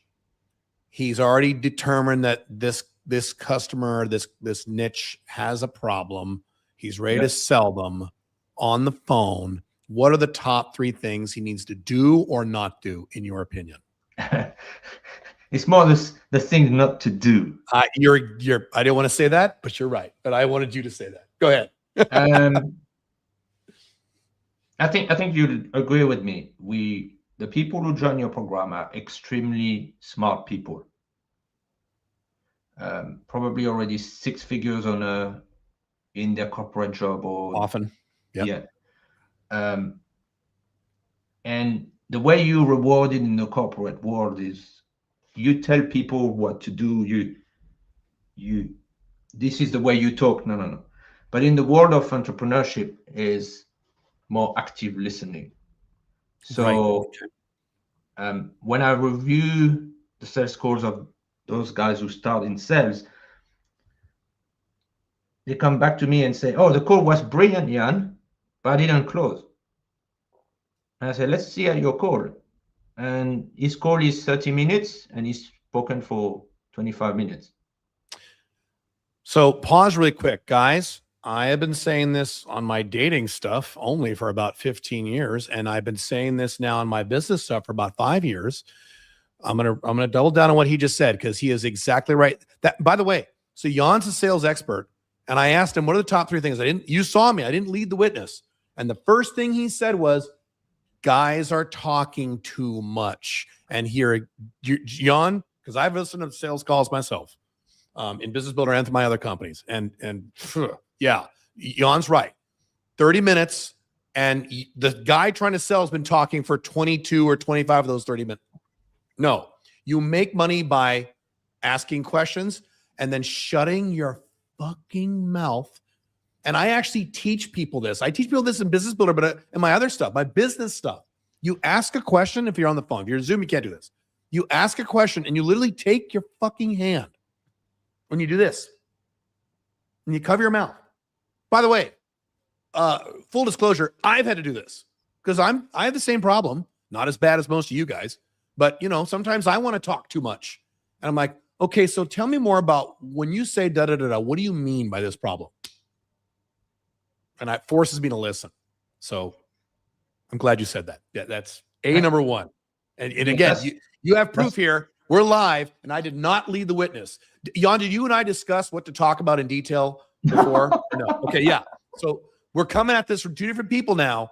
This is the problem. You guys are talking too much. Shut the fuck up. And smart people like to talk. And Jan made a good point. When you're in the corporate world, 9-to-5 employee, you're rewarded for talking and telling people to do and acting smart. And yeah, that's kind of an employee thing. That's not an entrepreneurial thing. You need to listen. They should be doing most of the talking. Yeah. What's the next second biggest thing? Because you're right on that. Yes. Yeah, that's definitely the first one. The second one is mindset. Mindset. Like, are you sure that's gonna work, Jan? Are you sure they're not gonna? They're scared to ruffle the feathers. Scared to make a mistake. Yes. Okay. And if you know my content, I've talked about that a lot, haven't you? I mean, I talk about that a lot too. Yes. Scared to ruffle feathers. Scared to. Well, are they worried? Like, do they say like, well, I don't want to make this guy mad? What do they say? What does ruffle feathers mean? It's like, oh, are you sure I can say that on the DM? Are you sure I can say that on the phone? Okay. You know what I mean? It's like, yeah, it's new for them, and one thing, they will come with an assumption as well. And I will say, how many people did you talk to? 3 people. I'm like, yeah. In my first business, to get my first client, I had to speak to 600 CEOs. Holy shit. Okay. I didn't speak to that many, but I had to speak to many before I got my first client on the cold calls. Yes. Yeah. Right. 3 people is not a pattern. No. Yeah, no, that's okay. So making Yes, assumptions based on, it's a mindset yeah. thing, believing in, because they've made a lot of money in the corporate world, so they understand how it works. I apply for a job, I get more money, but I'm not free. And I think the penny drops when they close their first client. Yes. You know, when it's what happened to me. On my first sales, the guy was like, "How much is it, Ian?" I said, "12K. Okay, let's start Monday." And I was like, You're like, what? what? Yeah. You know what I mean? So it's interesting because I've got my call every Monday, and it's very interesting to see the evolution of the people. They start on the niche call, they do a bit of research, they start to join my call like, "Oh, Jan, I'm just going to listen and watch." But they quickly realize, oh, okay, that's the research. Research is sales. You need to have conversations. Yes. Yeah. Because what in a way, I'm not teaching sales. I'm teaching you guys to have conversation, normal human conversations, which is going to be a massive Normal human conversations. That's what he just said. And that goes back to, and you know, I say this to you guys as someone who used to be just like you. I had horrible people skills in my 20s. I didn't know what the hell I was doing. I was like, I'm smart and you're dumb. I'm going to tell you. And then, oh, you're dumb. And I would talk over people, and I still do that. But you get my point. There was no listening. There was no back and forth. So that's why I had to read. And these are the two books I recommend. And Jan, if there's any books you recommend, let me know. But the two books I recommend for all you guys, unless you think you're a very good people person, and most of you aren't, because I wasn't, How to Win Friends and Influence People by Dale Carnegie. That should be required reading in schools, frankly. Read that book. And then the other one is, a shorter one is Confidence and Power in Dealing with People by Les Giblin. Those two books. Those were my Bibles in my 20s. I read them and I put notes and I reread them and I put to-do items and I try to smile when you talk. Even if you're on the phone and you smile, you sound better. It's just how it works. Use their name, shit like that. Listen and then get an answer and then ask a question based on the answer you just got. That's how a normal human talk. A robot says, "How old are you?" "I'm 4. "Okay, well, so where do you live?" "Oh, I live here." "Oh, what do you do for a living?" That's a robot. So, yes. I'm going to give you, on what Caleb says, I'm going to give you an advice, because not because I'm the sales coach on this program, but my biggest change is when I invested money in a mentor to teach me sales, to have normal conversation, because I was reading a lot of books, but I was using books as a procrastination. You know what I mean? Oh, okay. Yes. I did too. Yeah, you read books and you think, oh, I know the stuff, but I wasn't picking up the phone or calling. And when I joined the program, boom, I had a mentor saying, stop reading books, pick up the phone, and have conversation. Yep. And that's the whole point of our program, is to get you guys to action, force you to do it. We're yelling at you. We don't yell at you. I do. The coaches don't yell. I do. We push you gently over the mountain to get over that hump. That's our role. Because again, if you're a LISIG, if you're an INTJ, you're going to think a lot and not take a lot of action. You're going to think about it and analyze it and listen to podcasts. He's right. Read books. And you're going to think you're accomplishing something, and you're not. Yes. That's my last word. Go ahead. That's my biggest advice. If you want transformation, if you want to change, and you've been on the fence like I was, set up your first location independent income to get to this freedom. You have to work with people who have done it before. You have to go to, it's very uncomfortable, but I will do a lot more than, and view the price. It's a steal, because you learn the most important skill in life, which is sales. Because as we see, and actually at the moment I work with a business in AI, and we see it. AI make people less comfortable in conversation. Yes, especially Gen Z. Yep. And this skill we're teaching sales, like me, Peter, it's a 6 to 7 figure skill. Correct. I had a guy on the program, first client, 140K. Conversation. He didn't have a a LinkedIn page. He didn't have an Instagram. He didn't have. It's just went to his network. You have this problem. I can fix it. Okay, 140K. Boom. He couldn't believe it. If you are good at sales, and then I'll let you wrap up. If you're good at, I've said this before, if you have sales skills, not a sales wizard, don't be a sales superstar.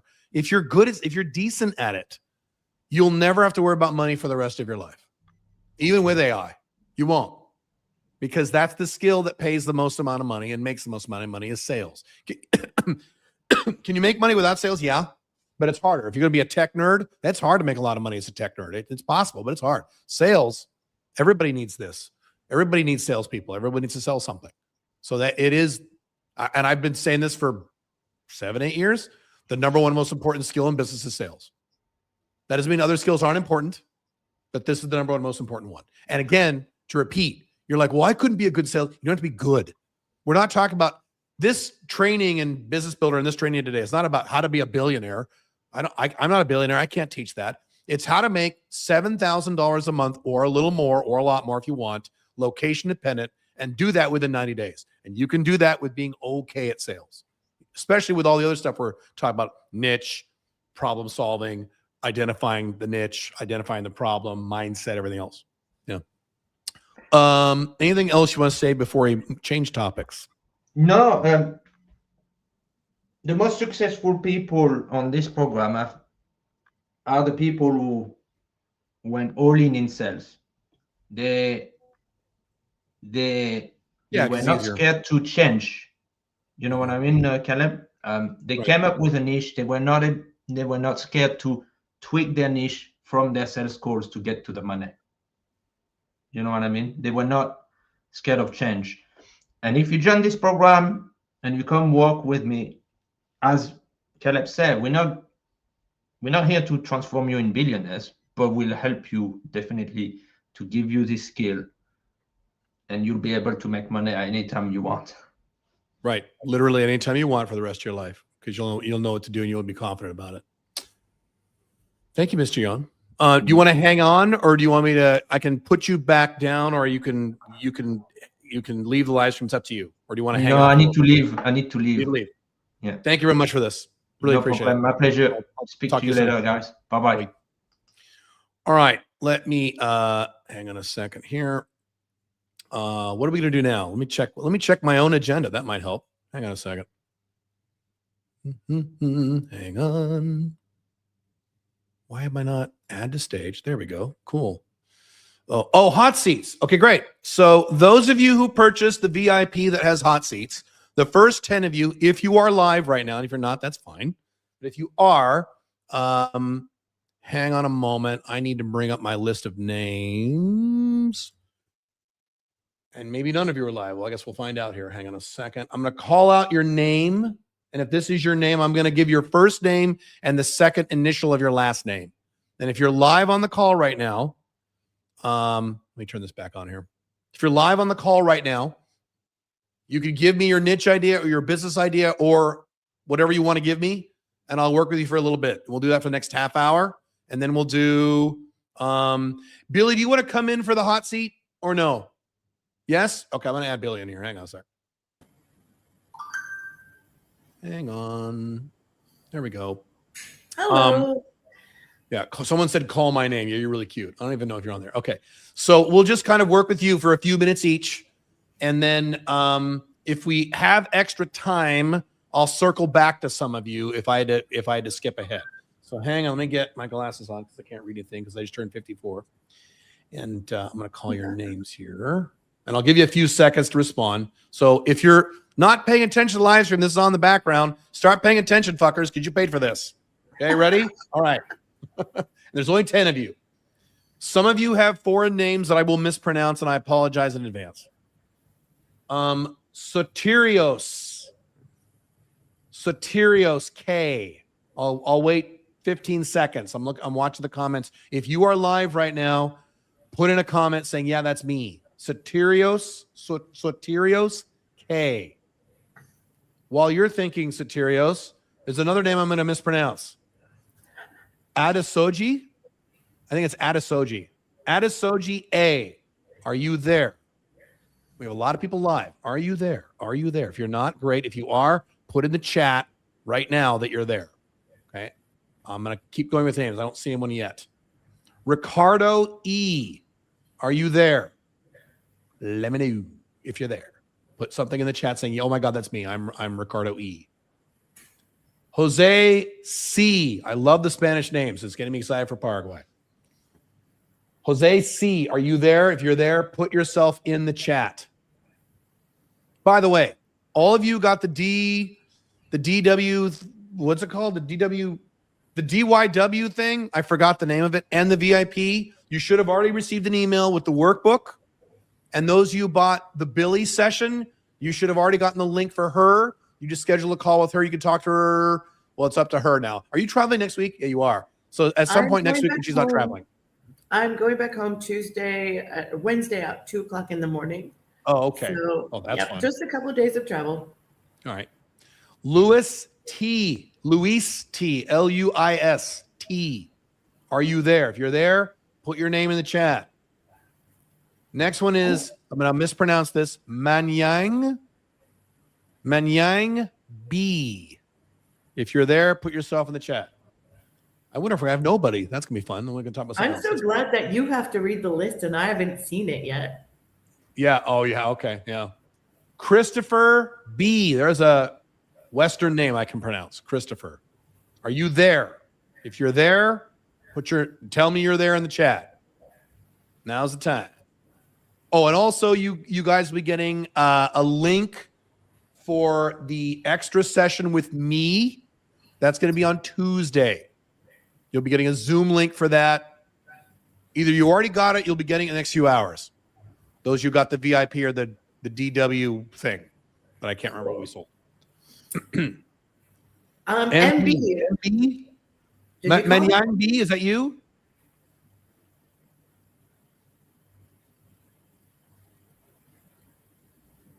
No emails showed up yet? We just sent them out a few hours ago. Check your spam. We did send it. Yes. Okay. So MB, you are at my disposal and Billy's disposal. Whatever you need from us. If you have a business idea, niche questions, whatever you need, go for it. Take your time. While you're typing, I'm going to call one more name. Yasir. You. Yasser or Yasir. You. If you are there, let me know you're there. But MB, we're ready to talk to you when you're done typing. I have two more names. Stephen B. If you're there, let me know you're there in the chat. It just arrived. Okay. Last one, Tommy S. Makes me think of Tommy Hilfiger. Tommy S. If you are there, let me know in the chat right now. And now's the time. So I'm going to circle back to MB. MB, do you have any questions for us? I'll wait 15 seconds. Excuse me. Why am I burping so much? I don't know. I'm on a new diet. Everything's weird now. Well, Caleb, you started off weird, so cycle is just... That's true. Yeah. You know what's going to suck is that... You don't have any questions? MB, you're good? You good? Okay. You sure? Okay. If you don't, that's fine. But all right. By the way, those of you with names I just called off, you could be in the live session with me on Tuesday. And a lot of you are going to be talking to Billy one-on-one too. So depending on what version you purchase. So you still get help. Don't worry about this. All right. That's cool. No problem. I was just going to say, Billy, so my favorite thing in Paraguay is Don Vito. That's right. You love the empanadas. I do, and I can't eat them because of the stomach problem I have. So I'm not allowed to eat gluten until July. So I guess I could have one in July, but I have to be really careful. So it's like, so I just realized this. I won't be able to get Don Vito when I go to Palmer. Oh my God. I'll be eating my Greek yogurt. You're going to have to start going to the Korean barbecue and those kinds of places. Well, yeah, no, that, yeah, no, yeah. And the meat is so exceptional. You might as well get it cooked every possible way. Right. We've hit the Korean barbecue. There are 4 of them in town. We've been to all 4 of them between my last 2 trips. Oh, damn. Okay, cool. Okay. Yeah, that I can have. I got all the meat I want. Yeah. That's awesome. I As long also as they took have them a to shirt the on it. German beer hall because I thought it would be hilarious because most of them don't realize how much German community is down here. So we had the steins of beer and the big, schnitzel and sausages. All right, I'm going to take a quick 5 minutes here, and then I'm going to start Coach Peter's communication skills. You want to watch that? That's a full presentation with slides and everything. That's core. Well, this is all core, but communication and mindset. This is what we're covering today. Billy, go ahead. Sorry. There's a reason that we have when you're actually in the business builder. The pattern goes: you talk to Christy first about mindset, and then you talk to Peter about communication. And it's not just communication like, oh, you need to be a good speaker, you must communicate clear. Absolutely not. It's how to break it down to ask questions that make you feel uncomfortable and get answers and engage in real dialogue. And for me, that's always been really challenging. Unless I know we have something in common, even in social situation, I'm the one hiding in the corner. But if we have something to talk about, something in common, I could chat your face off. And Peter teaches us how to leverage those skills that we actually have, even when we feel uncomfortable, unsure, where we don't know the niche and we're afraid of feeling foolish. He's helped me overcome so much of that. And he's the reason that Caleb finally talked me into being on podcasts and such, events like today with him. Really, a lot of it has to do with Peter's input specifically.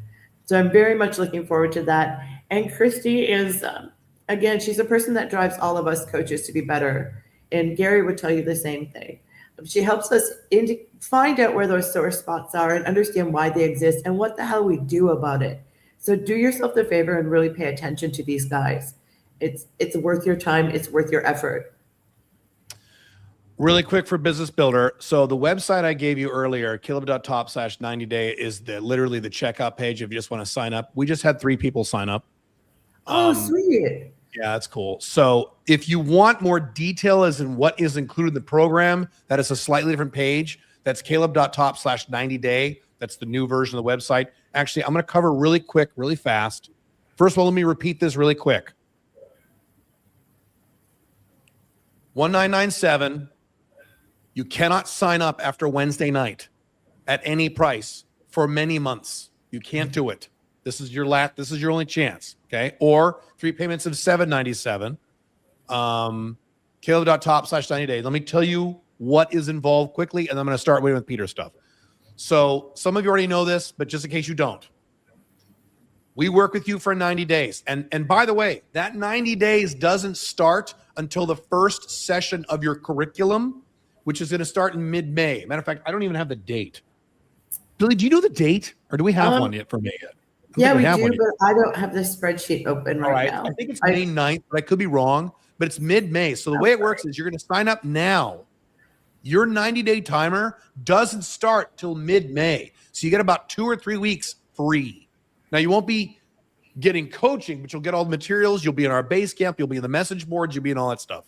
So it's actually more than a 9-day program because it's open now, but the curriculum doesn't start till mid-May, and that's where your 90-day timer starts at your first session. I do the first session. Anyway, so then you get 4 sessions a week that are live with coaches. Jan, Peter, Christy, Billy, me, Gary, a few others. Okay. So that's every week. You don't need to go to all 4. It depends on what phase you are in the program. You're assigned. This is accountability coach. There's actually 2 of them. You get 2 accountability coaches now. We have 2. It's a 24/7 accountability coach who helps you in terms of you having trouble. If you stumble, if you have questions, they make sure that you stay on track with your assignments because you get weekly assignments in our base camp. You will be in our base camp. We have a base camp set up just for 90-day Business Builder customers, and you'll have access to that tool for the rest of your life. You own it forever. Okay. So you'll have those people available literally 24. We have 24/7 coverage for this stuff over the entire 9-day period. So you'll never not know, oh my God, I have a question or I'm scared or accountability coach. Okay. And Billy, interrupt me whenever you need to. It'll never be more than 12 hours before you get a response ever. And if it is, you message me and let me know. That was a big thing for me, is I wanted 24/7 coverage because I didn't want people stay up late, people in other countries. You have 24. It is a 24/7 program for 90 days for less than $2,000, which you're not going to find anywhere else in the entire world. And I mean that. Okay. And we have coaches in literally 5 continents. Yes, that's right. Continents. That's right. That's correct. No All over joke. the They're world. in there. We guarantee the coverage. Right. 12-week curriculum. So this is a step-by-step curriculum. Every week you get a new assignment. If you fall behind your assignments, you have accountability coaches, you have message boards, we have instructional videos that are only in this program. They're not in any of my other courses. They're only for Business Builder. You have access to, for the rest of your life, Billy mentioned this earlier, in-person meetups with alumni and coaches, various places throughout the world. Billy did one in London recently. London? She does them in Paraguay. She's done some in the United States. They're all over. She's all over the fucking place. So you have lifetime access to those for the rest of your life. Exactly. Come to Pakistan with me. Like, we name it. We'll make an event. Also, it's not on here. I got to add this to the website. There are 2 message boards. And when you're in the program, you're going to be in the program with, 100 other people. So those are 100 experts in their own area. So you can actually interact with them as well. You get a lot of value from the other people in the program because they have skill sets that we the coaches don't have. And a lot of the value of a program like this, and I have been in programs like this. I'm a consumer of the things that I sell. I've been in programs like this myself. I got a lot of value from the other people I learned. Things I learned from the other people in the programs. You have that too. Now, Caleb, are you going to do this again at some point? Yeah, probably in several months. But if you don't do it now, you will not get these. These are the bonuses you get if you sign up now in the next 4 days. You will not get these if you sign up later. 3-hour focus formula is a 3-hour long training I gave about how you can sit down and focus and work for 3-hour blocks at a time, which is what I do every day. I give you step-by-step details with workbooks and handouts and a video and audio training. I'm throwing that in for free. You get it for free. You do not get this if you sign up later. Number 2, the Focus and Dopamine Mastery Lab. These are several videos, 30-day guided program. Billy is involved. I'm involved. It's how to manage your dopamine and your focus. Also, if you are neurodivergent or have that kind of zone, Billy discusses that in the program. It's fucking awesome. This is one of the best programs we've ever done. It was not cheap, but it's free if you sign up the next 4 days. And this is one I'm really excited about. I didn't know it was being added here. This is awesome.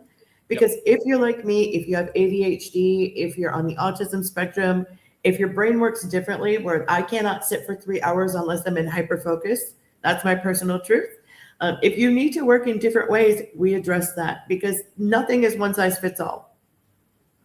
So we've covered both ways of learning here, which I think is very exciting. The next bonus you're going to get only if you sign up for this promotion. It's not even a promotion. It's only when you can sign up. Next 4 days, office hours with Caleb. I have another program called the UAT program, Unchained Action Table. That's for my other brand. But in that, one of the things we do is every Monday for 5 hours, I have a Telegram, and it's open to everyone in that group. You can ask me any questions you want for 5 hours on anything. So as a bonus, you get that for 2 weeks. So 2 Mondays, you get access to me. I don't do a lot of coaching these days. No. And I answer any question you want for 5 hours, and I throw that in for free. If you sign up for Business Builder later, you will not get this. This is only if you sign up now. AI tools and script for some of my AI courses. We're going to throw that in for free. And 90-minute group coaching call with me when you're in the program. 90-minute group coaching call like with me. It's mostly Q&A, but I talk about Caleb topics. I yell at you a little bit. That's what I do. Okay, so that's that.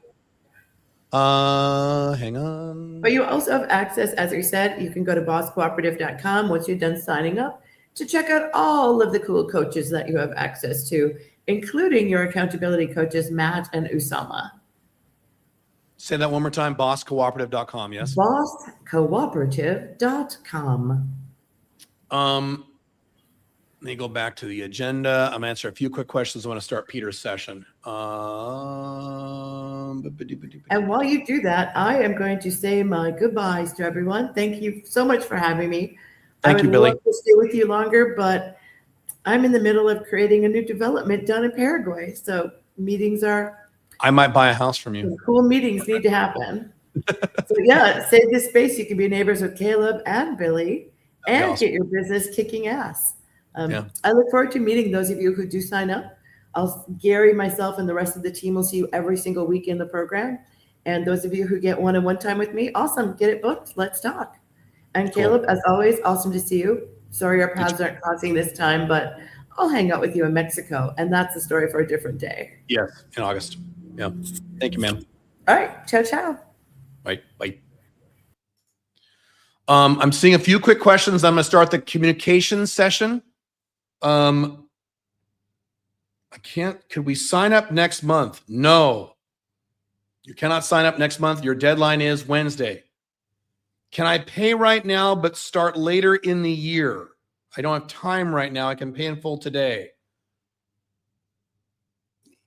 I'm going to say yes, but you will not be able to pick the dates. We're going to tell you when you can start.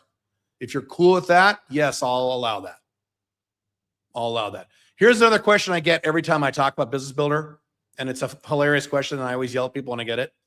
Caleb, what if I sign up? What if you just help me for free and then you get 50% of my profits until I pay off the? No. What if you sit on your ass and do nothing? You wouldn't make that deal if you were me. So I'm sorry. No, you're going to have to pay us. I'm sorry. There's a guarantee. The guarantee of this program is you will make $5,000 in new clients within 90 days. And if you don't, we will work with you forever for free until you do. And it costs less than $2,000. So it means if you can afford it and do it, and this is something you want, and you don't do it, you're insane. The guarantee is $5,000, only costs $2,000. It's a win. It's an automatic win no matter what happens. See, you see what I mean by taking away your excuses? And well, I don't have $2,000. Do you have $797? You can put on a credit card. Get in for $800. A $6,000 program, which used to be $7,000, by the way. And if you find this anywhere else, this is $9,000, $10,000, $50,000, $20,000. I've taken away all your. There's no more excuses left. I've eliminated all of them. Isn't that nice? All right. Can I make more than 3 payments? No, you cannot. We've had too much trouble with that. People don't pay. So no, unfortunately, no, you cannot. 3 payments. Sorry.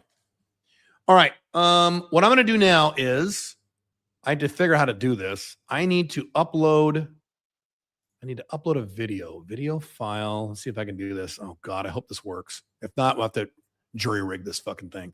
Hang on a moment.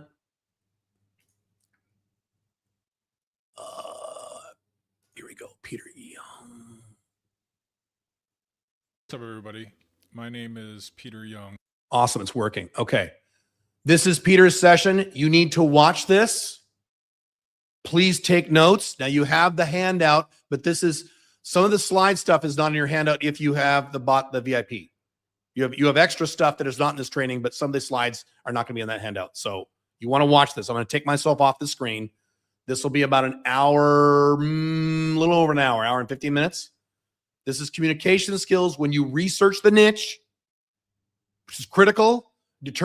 Find out what their problem is, and also some sales stuff. This all ties together.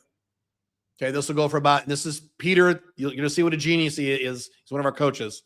I'm going to start this now. Where's the sign up link? Caleb.top/90day is the sign up link.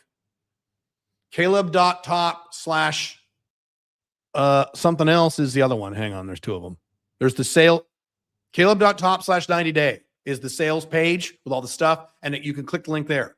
Or you can go to Caleb.top. If you just want to sign up right now, you don't want to fuck around with websites, Caleb.top/get90day. And that's literally just the sign up. You just click it, you buy it, and you're in. Cool? Cool. Okay. I just signed up, didn't get confirmation email. Send an email to theonlyblackdragon@gmail.com, and please, for the love of God, check your spam. I have a feeling it's in your spam.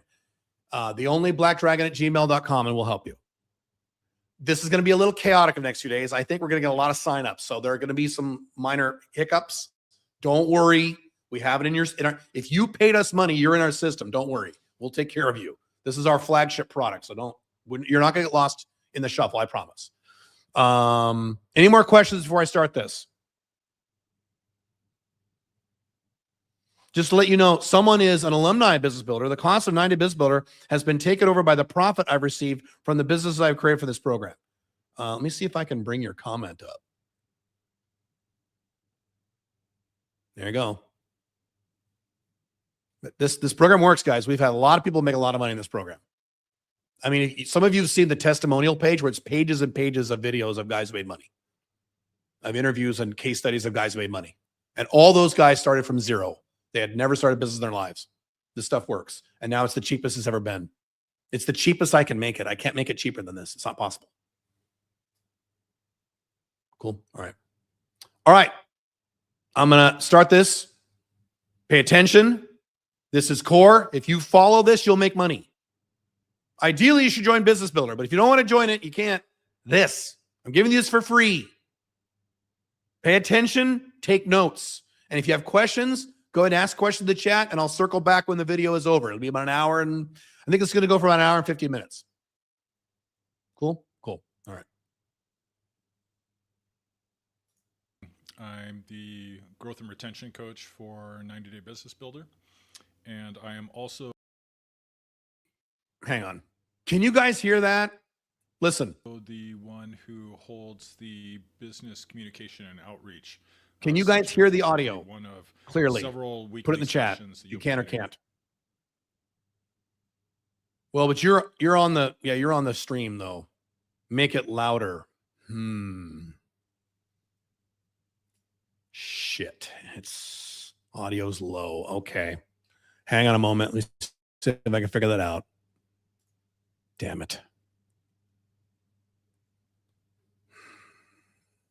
Barely. Yeah, I can barely hear it too. All right. Hang on a moment. Damn.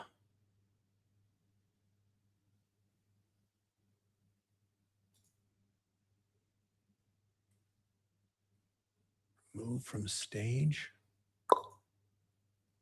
Okay, hang on a sec. I'm going to try this differently here. It sounds fine when I play it on my computer. Let me try it on mine here. It sounded fine on mine.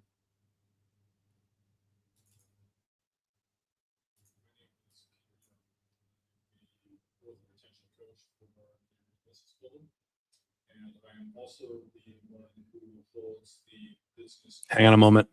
Technical issues. Hang on a sec.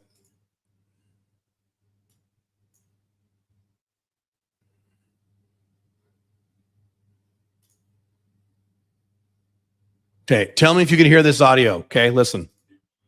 Several weekly sessions you'll be getting as part of this program. Hang on, I'm going to fast forward into this. I promise you'll come up with something around 90%, no matter what. Can you hear that?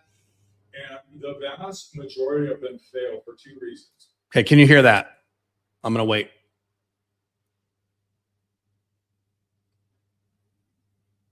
It's still low. Still very low. You're kidding. Same as before? I know it's quieter than me. That's not what I'm asking. Can you hear his words? You can hear, but barely. Okay, shit. Okay, hang on a moment.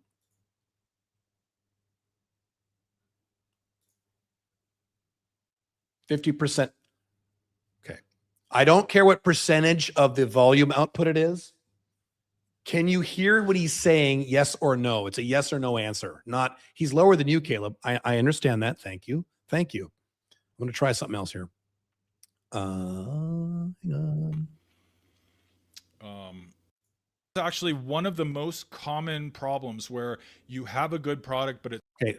Listen very carefully. Turn up your volume and tell me if you can hear what he's saying. And I want a yes or no answer. So I'm going to start again. Ready, set, go. Listen. still doesn't sell. And that's when the cost of change is too high.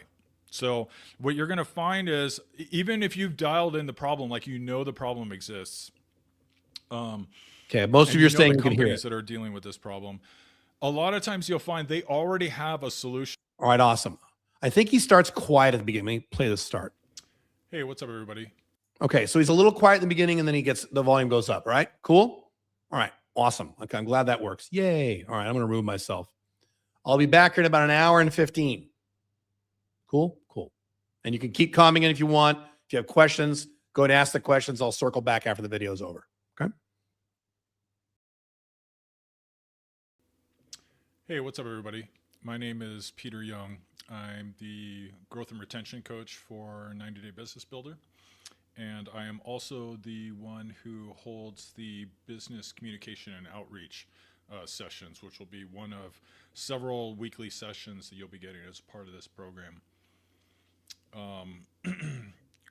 when we introduced this course, a lot of the other sessions, it kind of makes sense, like sales, mindset, niche, like those. It kind of makes sense why we have these, but the communication session in particular is kind of interesting because we could often get questions like why we have a dedicated session for just business communication, or as I like to call it, business language.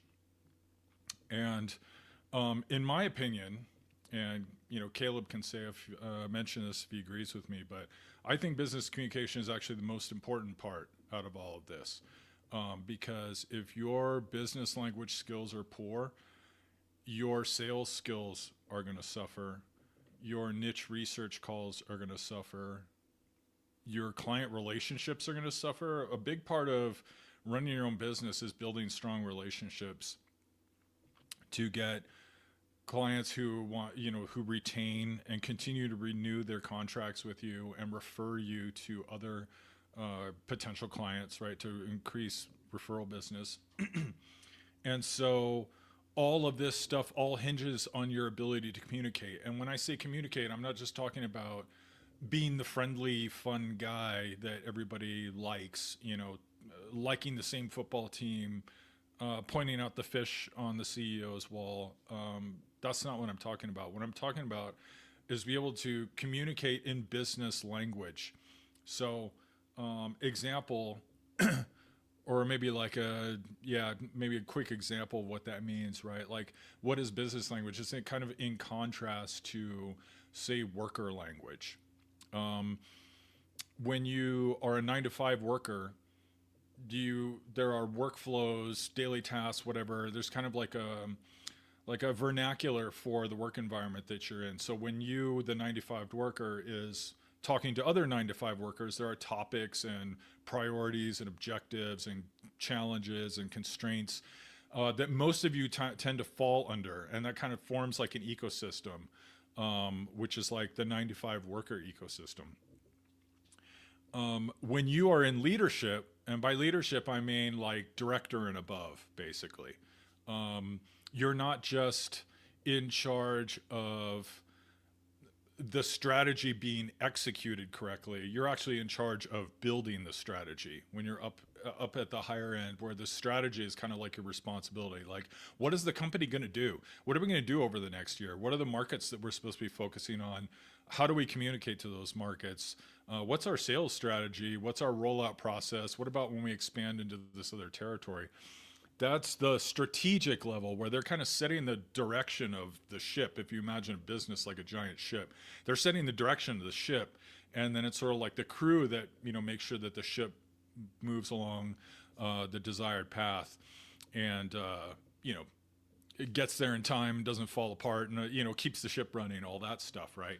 And so when you're up at that strategic level, where you're the one kind of deciding like this is where the ship needs to go in order to reach some larger objective, that ecosystem is very different, because the constraints, challenges, objectives, all of those things, it's a totally different language, talking about totally different things. A lot of times the leadership, they don't really have a lot of visibility into like the operational level, 9-to-5 worker level stuff. They kind of rely on their managers to kind of communicate that stuff upstream, because they're kind of looking at the business from a different viewpoint. And so when I talk about business language, I'm talking about that. I'm talking about how most of us, myself included, coming from a 9-to-5 world and a 9-to-5 ecosystem with its own like vernacular, and transforming ourselves into someone who can speak CEO language, business language, that ecosystem language. This totally unlocks a whole different world for you. This puts you in a place where you can just walk up to a CEO and start a conversation with them, and they're going to take you seriously, and they're going to want to talk to you. They're actually going to kind of like hang out and wait to keep talking. Like, they're going to stick around to keep talking to you. And it's all just about how you talk and your perspective on things, like the things that you notice. If you're discussing a situation the leadership's going to notice different parts of that situation than, say, the workers are going to notice. And when you start noticing and asking questions about things that business leaders care about, that's going to get their attention. They're going to take you seriously, and then they're going to start. This is one of the things that I noticed most in my career was when CEOs started asking me for my opinion. Like, hey, Peter, we've got this situation. What do you think we should do? As an engineer, which we'll get into my background in a second, but as an engineer, I never heard questions like that. But as soon as I moved over to the business side, I started getting questions like that where, C-suites asking me for my opinion. How do you think we should solve this? What do you think we need to do? And that's the level I want to be able to get all of you towards, because once you get to that level, niche research, sales calls, all this stuff is going to be a million times easier because you can speak to the decision makers. By decision maker, I mean the people who sign the check to pay you. You're going to be able to speak to them in their language. And that's what's going to unlock tons of revenue potential. It's going to unlock new markets for you, all of that stuff, right? So anyway, that's my opening spiel. Let me jump into this. And again, I apologize for not being able to attend on time. That's why I have to record this. It's just that I had I talked to Caleb and I had a schedule conflict, so I had to record this. But if you have any questions live, it's, Caleb, I'm sure, is more than qualified to answer any questions that you have and can cover me for that. But again, thanks for your patience. Appreciate it. Oops. So just a quick intro on me, just so you know who I am. So I was a software engineer for over 20 years. My background was in GPU hardware. So I've worked for lots of big companies, lots of small companies. Probably the two biggest that you've heard of would be Google and NVIDIA. I was on the 3D side, not the AI side. So unfortunately, I missed out on that AI money. However, there's another company I worked for, definitely like FANG adjacent. If I told you who they were, everyone watching this knows who they are. And then lots and lots of startups, maybe ranging from like 30 employees up to about 300 employees. So kind of been all over the place. I transitioned over to the business side 12 years ago, and that was just because I'd kind of hit my ceiling in the GPU space, where I was basically just doing the same thing and for several years. And so I reached a point where I had to make a decision, like, do I just want to remain a principal engineer for the rest of my life? Do I want to get into management, or do I want to try something else? And so I decided to give business a try. And part of this was just because of my exposure. I think NVIDIA was where it started. A lot of my business objectives were driven by the sales and marketing departments. Even though I was an engineer, we had a close relationship with sales and marketing. And that kind of opened my eyes to how impactful the business side could be, even though I didn't really understand it. I could see how impactful it was. Like, it was arguably more impactful than what I was doing as an engineer, because as an engineer, I'm just kind of building stuff and optimizing stuff. Whereas on the sales side and the marketing side, those were the folks who were having a noticeable impact on the company. Like, the company grows because of the work that they do. We hire more people. They create jobs, right? The work that they do creates new jobs and opens up new territories and stuff. So wanted to be a part of it. And so what I found, and this is one of the big reasons why I'm here in 90 Day Business Builder, is that what I found was transitioning from the engineering side to the business side, it's the complete opposite. The way you work as an engineer is the complete opposite from what you do on the business side. I'm not going to go too in-depth into that, but the main thing to keep in mind is that I know Caleb's audience very well. I know a good percentage of them are coming from tech and engineering backgrounds. I want to say this to kind of get you ready for this, because with you starting your own company, you have to be on the business side, because you're the captain of the ship. You're going to be running this thing. And be ready for things to be backwards. You're going to want to kind of do things like an engineer, and it's not going to work. Trust me. It took me a really long time to make that transition. And part of the reason why I'm here is to try to make that transition more quickly for you, so that you can get to the money and become successful more quickly than I did as a solopreneur. But you're going to have to trust me on this process here. A lot of the correct ways to do things in the tech world or in the engineering world, it's not going to work in business. Like, in fact, it's going to be a detriment to you. and it's going to screw you up. And so don't make the same mistakes I did. Don't screw it up because you're trying to stick by your tech guns.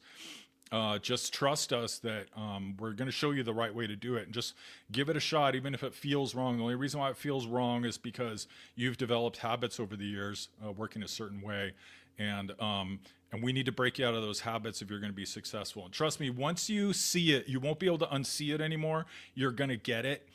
If I can maybe say one more shocking thing, not doing this to piss you off again, just like saying this because I personally experienced this.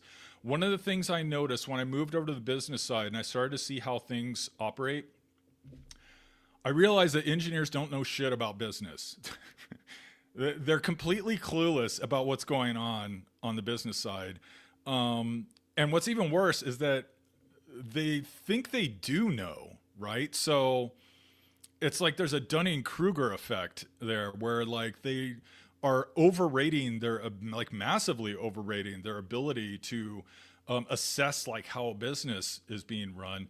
And so that's why you see like in the, in social media all the time, you see articles where it's like, oh, social engineer, sorry, not social, software engineer tells horror stories about CEO and how stupid they are and do this and this and that. And I'm looking at this and I'm thinking, oh, dude, I guarantee you the software engineer is on crack, right? There's no way like the software engineer has any idea what the CEO is doing. And it's just hilarious to me because when I was a software engineer, I used to think that way too. I used to think the CEOs were idiots and sales and marketing were useless. And it's all about me and the product that I'm building and no one else matters. But when I finally moved over to the business side, I realized, no, I was totally wrong.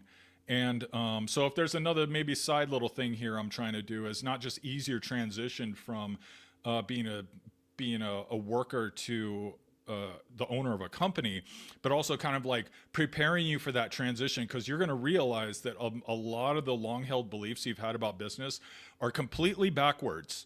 You might have thoughts like, oh, sales is sleazy, marketing is just hype, CEOs are clueless, they make tons of mistakes. And the truth is that all of those things are wrong. While it's true, there are salespeople who are out there who are sleazy, and there are marketing people who rely on hype, and there are clueless CEOs.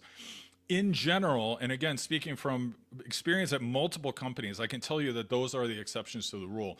The truth is, I mean, maybe I just got lucky, but the truth is I have worked with like amazing salespeople who really, really understand their craft and approach every deal with a very collaborative mindset. It's not Wolf of Wall Street. It's not Glenn Ross. It's nothing like that at all.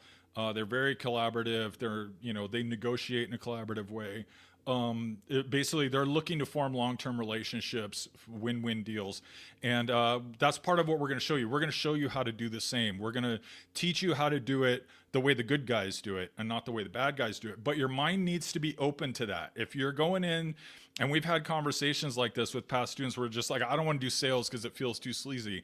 It's like, well, you got to just at least listen to what we're teaching you, because we're not teaching you how to do it sleazy. That's not the goal. And it's actually a bad idea, in my opinion. I feel like if we were teaching you the sleazy way to sell things, we would be doing you a disservice, because when you take that approach, retaining customers and getting referral business is a lot tougher. And retention and referrals are extremely important for running a location independent, business. So we would be doing a disservice to you if we were going to do that. So for those of you who are skeptical, just trust us. We're going to teach you the right way to do it. It's not going to feel sleazy. It's going to all be collaborative, but it's still going to be effective, and it's still going to work. You're still going to close deals. It's a good balance between leading the conversation, being assertive, but not being pushy. That's going to be the goal. So yeah, transition to the business side about 12 years ago. I worked in corporate and business for a long time. And yeah, like I mentioned before, like I got to a point where basically, I was often at the table with CEOs and leadership, and they're like asking me for my opinions on stuff, asking me for opinions about partners. What should we do about this, like this partner relationship? Like, what would be the best way to handle this? And a lot of that was just from, basically going in there, making lots of mistakes and learning how things work. And then fast forward to now. Now I run a location independent consulting business. And with that note, I apologize for the big mess behind me. I am leaving the United States in 6 weeks, and so my apartment is a disaster zone right now. I apologize for that. So I hope it isn't too distracting. I tried to make myself really small on the screen so it wouldn't be too distracting. Okay, so let's start from the beginning. Why are we even talking about this? It all comes down to the fact that 90% of startups fail. This is a very common statistic. This has been true for years and years and years. I don't think anyone will argue with it. If you've never heard this, you can look it up. I promise you'll come up with something around 90%, no matter what source you use. And the vast majority of them fail for two reasons. One is because they build a product that no one gives a shit about. Or two, it's because they are completely tone deaf in business conversations. Meaning, when they're in a conversation going on, and this entrepreneur in question is only hearing like one track, they're not hearing the other tracks, and so they're missing cues, they're missing information, they're missing context, they're not able to make decisions effectively, and also they're frustrating the prospect or potential partner because they're just like, I don't know how to explain this, to this person, because they're not, like, I'm trying to explain this over and over again, they're not getting it, right? So let's talk about those a little bit. So let's start with building the wrong product. Right. This is probably a story that we can all relate to. And again, this is what happened to me when I started my first business. So I'm the first person to raise my hand and say that this happened to me. So for those of you who have started a business, this might sound familiar. For those of you who haven't, this might still sound like how you would, if you were to envision yourself starting a business, that this might be how you envision it, right? So a typical way that people start a business, it starts out just completely randomly, right? You're out with your friends, kind of just chatting it up, and then one of you at the table has a great idea for a business, and everyone kind of falls in love with it, and so you spend the night kind of exploring like what the world would look like, how the company would run, what would the product look like. Everyone's got ideas about how they can add features to the product to make it cooler, and everyone's getting really excited about it. Right. So, you go home and the next day you start telling your family and your other friends about it. Hey, we came up with this cool business idea, looking for feedback. What do you think? And your friends and family are like, hooray. Yes, that's a really great idea. I'm sure that would sell really well. I would definitely buy it. You should definitely pursue this. I fully support you, et cetera, right? So you're coming off this high where, you and your friends at the table are getting really excited about the business idea you had. You're getting all this support and encouragement from your family and friends who are telling you, yeah, you should do it. That's a really great idea. I think it's going to be successful, et cetera, et cetera. So going on this alone, you start building out the business. Like, let's do it, guys. Let's start this business. We're gonna be entrepreneurs. We're gonna quit our job, whatever. So we start, pulling people in, forming a team, start planning out the project. We start working in our off time. We've got schedules and Gantt charts and whatever. We've got milestones, etc. As part of that, we're now starting to build out some infrastructure. So, we register our domain name for the company. We get a website. We start setting up mailing lists, marketing funnels, payment processors, whatever. All of this is starting to cost money, but this all feels like stuff that we need to do because we want to have, what we perceive to be a legitimate business, right?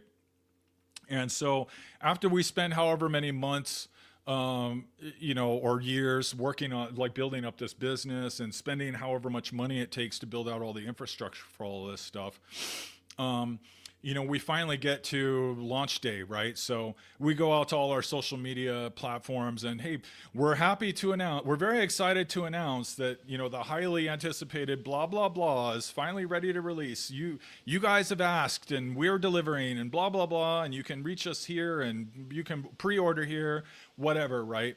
And then launch date comes along and boop, nobody buys anything. And so you're like, what the heck, right? So you're calling around all the friends and family who told you that it was a really exciting product and they would definitely buy it. People would definitely buy it. And, they're either not answering their phone or they're giving you excuses. Well, now's the not right time. I just had these bills come in, or I need to talk to my spouse first. And nobody's buying. You're getting a whole lot of fluff and sunshine being blown up your ass, but like nobody's buying anything. And so you try feeding more money into it. You try running ads. The ads don't do shit, which is something we see a lot.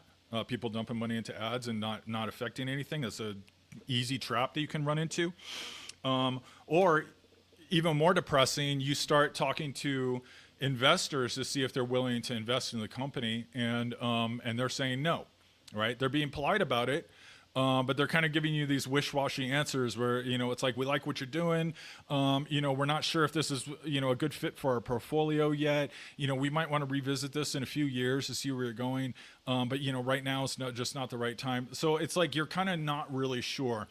And so it's easy to, when you're at this stage, it's easy to slip into a mindset where you're just like, oh man, well, all my friends and family who told me this was a great idea were lying to me because they didn't actually buy it. And the investors are giving me a bunch of double speak, and they're not telling me the real reasons. And then you go down the whole, evil, greedy venture capitalists, blah, blah, blah, blah, blah, right? That whole mindset. It's really easy to fall into that pattern where it's just like, the world is fighting against you. You had a great idea and it's just the world doesn't understand. There's something wrong with the world that can't see that there's a problem, or can't see like the value in what you built, because you and all your friends were really excited about it. But the truth is that this is just business language tone deaf. That's all it was.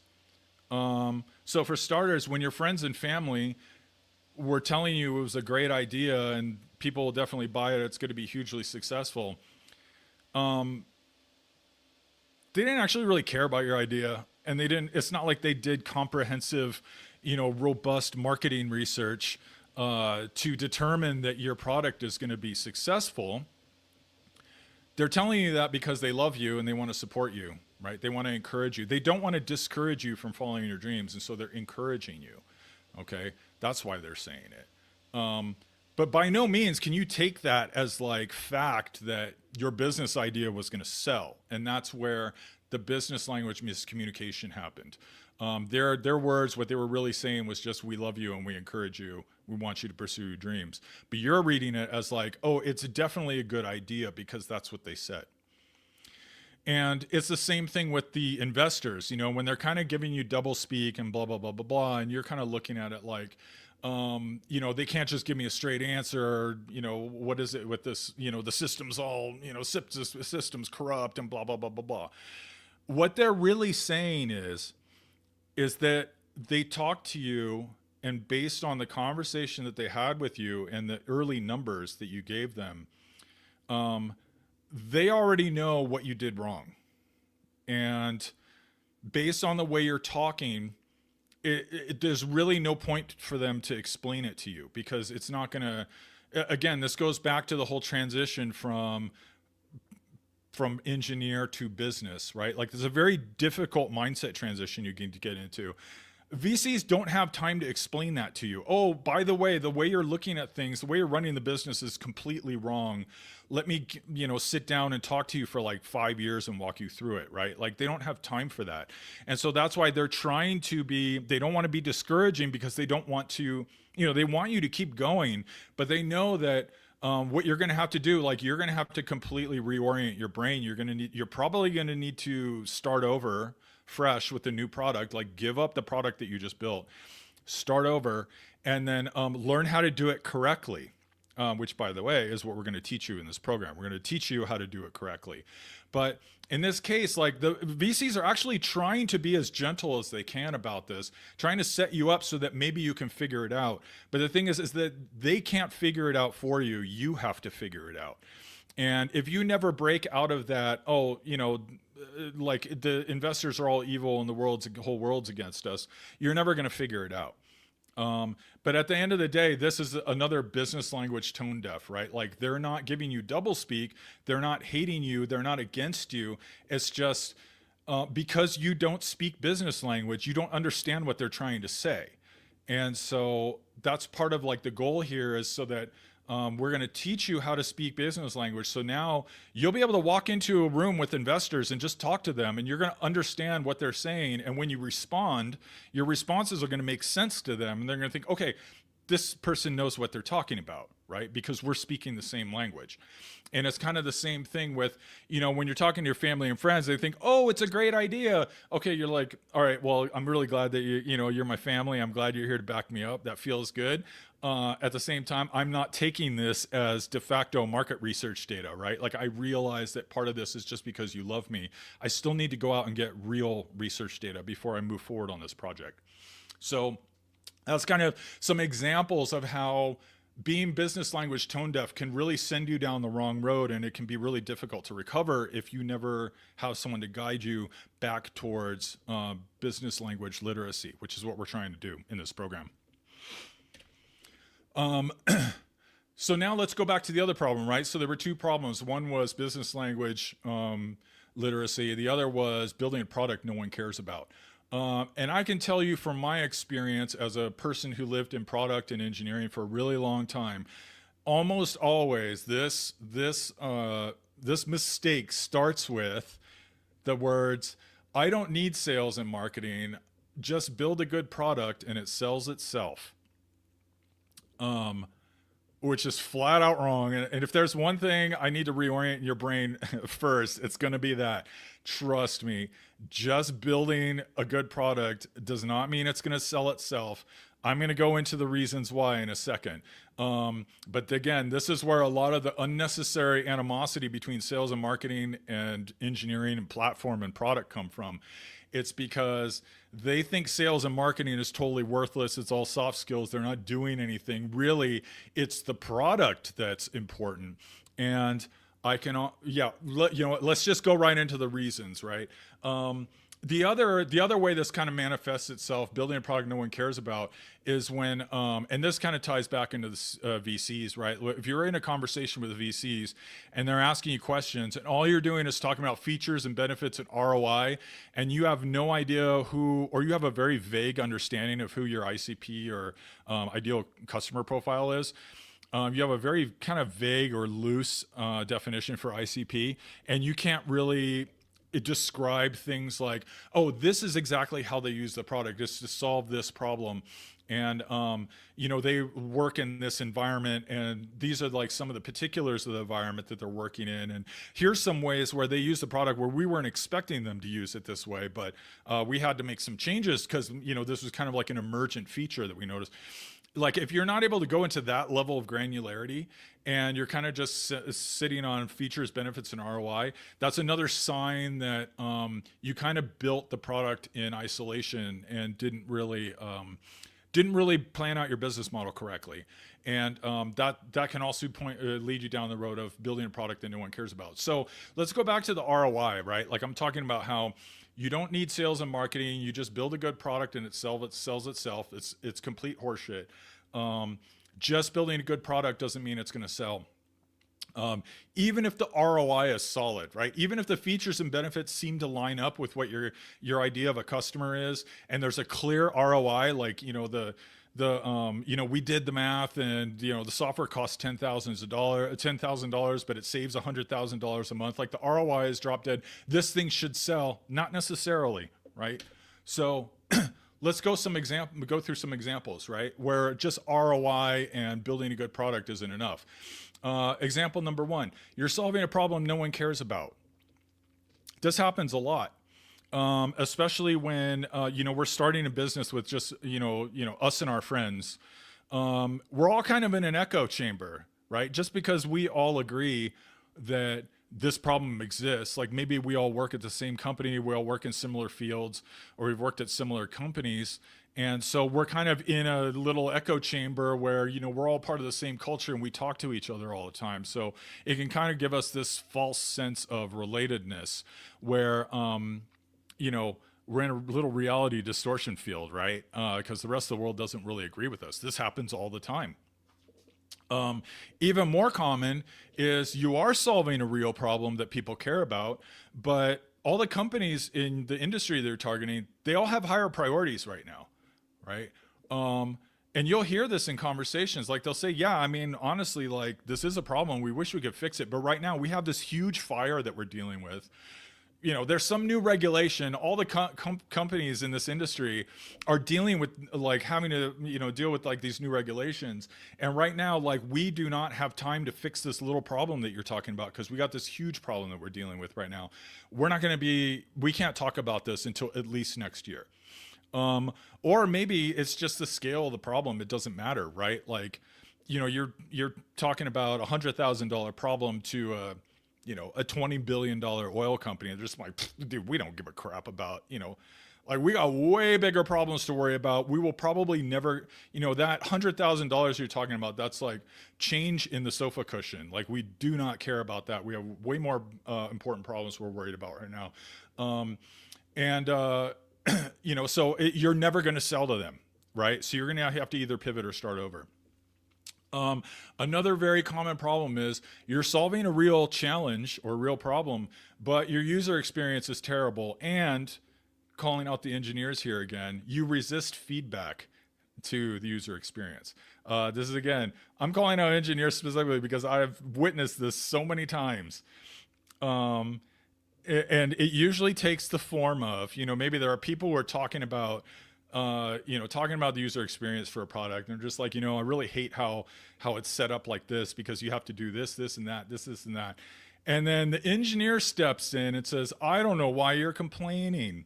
It's so easy. All you have to do is right? Now, if you've ever been in this situation, you know what happens. Usually the conversation just ends right there. And engineers, I got some secret info for you. The conversation did not end because you won the argument with your impeccable logic, okay? Because you told them to stop complaining because it's easy, right? That's not why they stopped talking. It's because they're not talking about how hard it is, right? User experience has nothing to do with how difficult it is. It has to do with how intuitive it is to use, how easy it is to remember the commands, how quickly they can work through the workflow, right? Extra clicks are bad. It slows down productivity. Inconsistent interfaces are bad, right? That slows down productivity. It's harder to remember. When maybe there are times where they step away from the tool because they're working on a different project, then they come back 3 months later. They forgot the stupid arcane interface again. Now they got to relearn it again, right? So the reason why they stopped talking is not because you won the argument. It's because you have no idea what the heck they're talking about. You think this is a conversation about difficulty and challenge, but it's about usability and intuition and workflow optimization. And they don't want to teach you that. So they just shut up and end the conversation because they don't want to deal with your ass.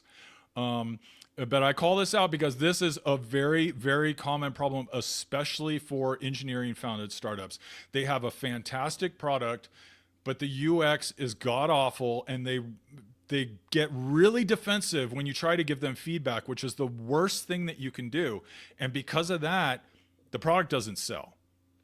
And then you end up back in, negative Nancy land where it's, it's the world's fault. They just don't appreciate our genius and our wonderful product, when really it's your fault because you are terrible at business language. You're doing all the wrong things.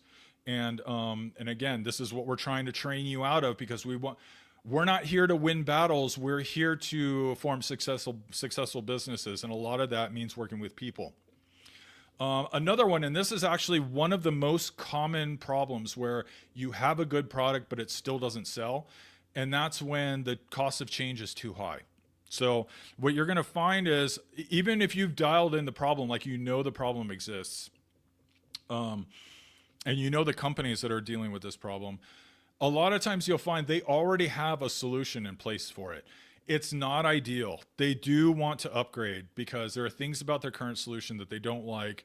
And your solution fixes those things. And that's why you're in a sales conversation with them, because they wanted to hear, make sure that, okay, this actually is better than what we have. But then once they start going down the line, they realize, oh my God, you know what? For us to migrate, we're going to have to do all this data changeover, and we're going to have to do a bunch of training.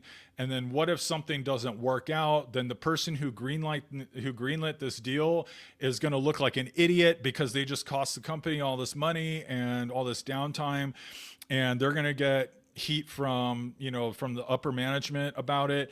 And so it's like all these problems start stacking up, and they're just like, you know what, we love your product, we really wish we could use it, but we can't transition to the product right now. And so that's another case where, features, benefits, ROI, problem match, like those things still aren't good enough to sell. And then kind of going back to the whole communication thing, like sometimes they just, maybe they just hate talking to you. Again, I talked about how frustrating it is when you're trying to have a business conversation with someone and they're just not getting what you're saying.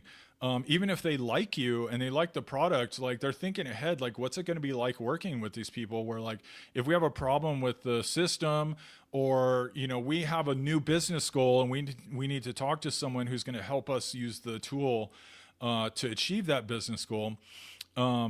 Like what's that experience going to be like? It's going to be a pain in the butt because we're going to have to be explaining things over and over and over again, kind of like hand holding them through the conversation. That's going to be really frustrating, and maybe it's just not worth it to deal with that. So what I'm getting at, like, let's zoom back out again, right? So all of these problems that we're discussing, they all kind of center on one thing, where what we're doing is we're trying to kind of hallucinate a business model while we're sitting at home alone on a computer, or maybe sitting with just our friends, and we're not talking to anybody, right? Like we're focused on, just very literal and logical arguments for building this, this product or service or whatever it is, and we're almost kind of self-absorbed, right? Like it's just our opinions, my opinion, or myself and my closest friends. Our opinions are the only ones that matter. We don't care what anybody else thinks. We can just look all that stuff up on ChatGPT or Google. We'll get all that through our tools, but we're not going to talk to anybody else. And this is where most businesses die, is when we kind of sit here in this reality distortion field. We're not figuring out who our customer is and what they need and try to understand their life. We're kind of just living in our own little bubble and hallucinating a business model, and just in a very self-absorbed way, in a sense. And so that's really the crux of the problem, is that we need to step away from this, holing up in our little cubby hole and doing everything in close quarters, and instead get outside of the house or get on the phone and start talking to people. Because really, what we see here, this is not what business is. This is a fantasy. This is not real. This is fake business. Real business is this. It's two people or multiple people, right? Talking to each other, getting to know each other, learning to understand each other. What are their personalities like? How do they think? What's their perspective of the world? What are their objectives? What are their goals in life? What are their current objectives, like their smaller objectives that are kind of contributing to that goal? What are some of the current constraints that they're facing right now? What are some of the obstacles that they're facing? What is their communication style? Are they direct? Are they more team-oriented? Are they more analytical, like maybe like an accountant? Are they more social when you first meet up with them? Do they want to talk about your weekend and invite each other out to drinks later? Like all of those things come together to help form a business relationship. And when both parties are kind of doing the same thing to each other, and what you'll find is, again, Majority of the people that you meet in business, they are going to be like this. If you approach the situation like this, they're going to return it in kind. And when you have both people kind of vibing off of each other, learning about each other, truly understanding each other to the point where a third party could come in and say, hey, what's going on with so-and-so? I could say, oh yeah, I just talked to them. Like right now they're working on this, this and that. They're really worried about this. They have this to take care of it, but they're still worried about this. Like I can describe that person's life because I've gotten to know them well enough to be able to describe it. And what you'll find is as these business conversations continue, you start to build trust, you start to build rapport, and that's when the deals start coming in and they start expanding and retaining. And that's when once you get to that point, that's when you're in a good place. Because now it's not just a deal anymore. Now it's like a partnership or a relationship. And you would be surprised how quickly this can come up. And this is something later after you join the program, I'm going to be talking about some of this stuff in the communication class. Like how do you very quickly portray the fact that you have expertise in the industry or the niche that you're serving without telling them that, right? Like you don't tell them, I'm an expert in the niche. Like anybody can say that, nobody believes that. So how can you communicate that you're an expert in the niche without saying that you're an expert in the niche? That's one of the things we're going to talk about in the communication course when you join. But you'd be surprised how quickly people can pick up on things just by speaking the right language, talking about the right things, asking the right questions. They can very quickly sum up within like 30 seconds or a minute, like, oh, you know what? I know this person knows what they're talking about. I know this person's for real. I'm going to give them another 20 minutes to talk because I know they're not wasting my time. That's how fast it can happen. But you need to be trained. You need to be shown how to do this. And that's one of the things we're going to be covering. When I say business language, that's what I mean. One other thing I wanted to point out too, actually, while we're still on that slide, because we also, a lot of times, this is another thing we get pushed back a lot on, is what about internet research, right? Like we get guys where I'm telling them like, dude, you gotta get on the phone and you gotta make calls. That's the only way to do research. Trust me.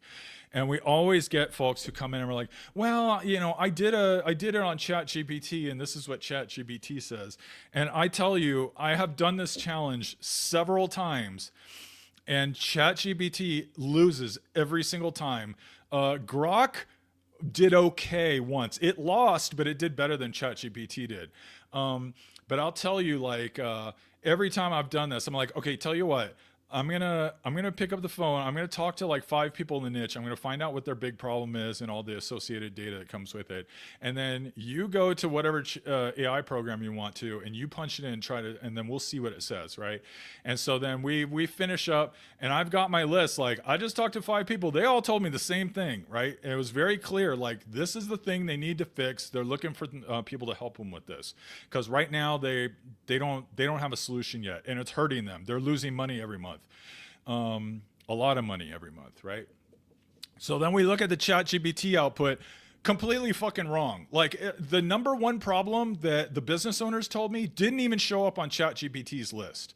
In fact, every single time ChatGPT never had it that we tried it. Grok, I think maybe once or twice actually had the problem that the CEOs mentioned.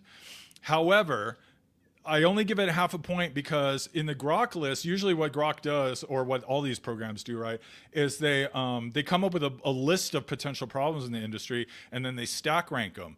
And within the stack ranking, the number one problem that the CEOs told me about, that they all said, right, they all told me the same thing, that this is the number one problem. When you look at the Grok results, it's like it was on the list, but it was like number 5 or number 7. Right. So even though at least it did better than ChatGPT, where it actually got it got it right, it ended up on the list, whereas ChatGPT was completely oblivious. But it had the stack ranking all wrong. And if I had just followed AI's advice, on what to pursue as a business, the business is toast. Like, you're just wasting your time. It's not going to go anywhere. You're going to try to, eventually you have to get on the phone and start trying to sell this stuff, or setting up a marketing funnel and trying to sell stuff. And nobody is going to buy because no one gives a crap about that, because AI was wrong.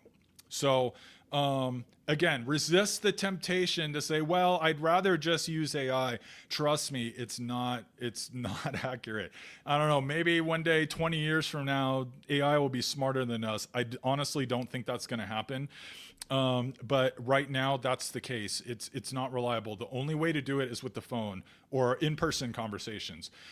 Email and LinkedIn are also possible, but the issue with email and LinkedIn is that it's really hard to keep a sustained conversation going. Actually, there's two things. The first is the response rates are terrible. The phone is like 100 times better. The pickup rates and conversations rates are better if you do what I tell you to do. We're going to talk a little bit about that towards the end, but I'm going to give you like a call structure and a script structure for everything. And as long as you follow the structure, your success rates are going to be pretty high. Definitely higher than a lot of the other training that you can get.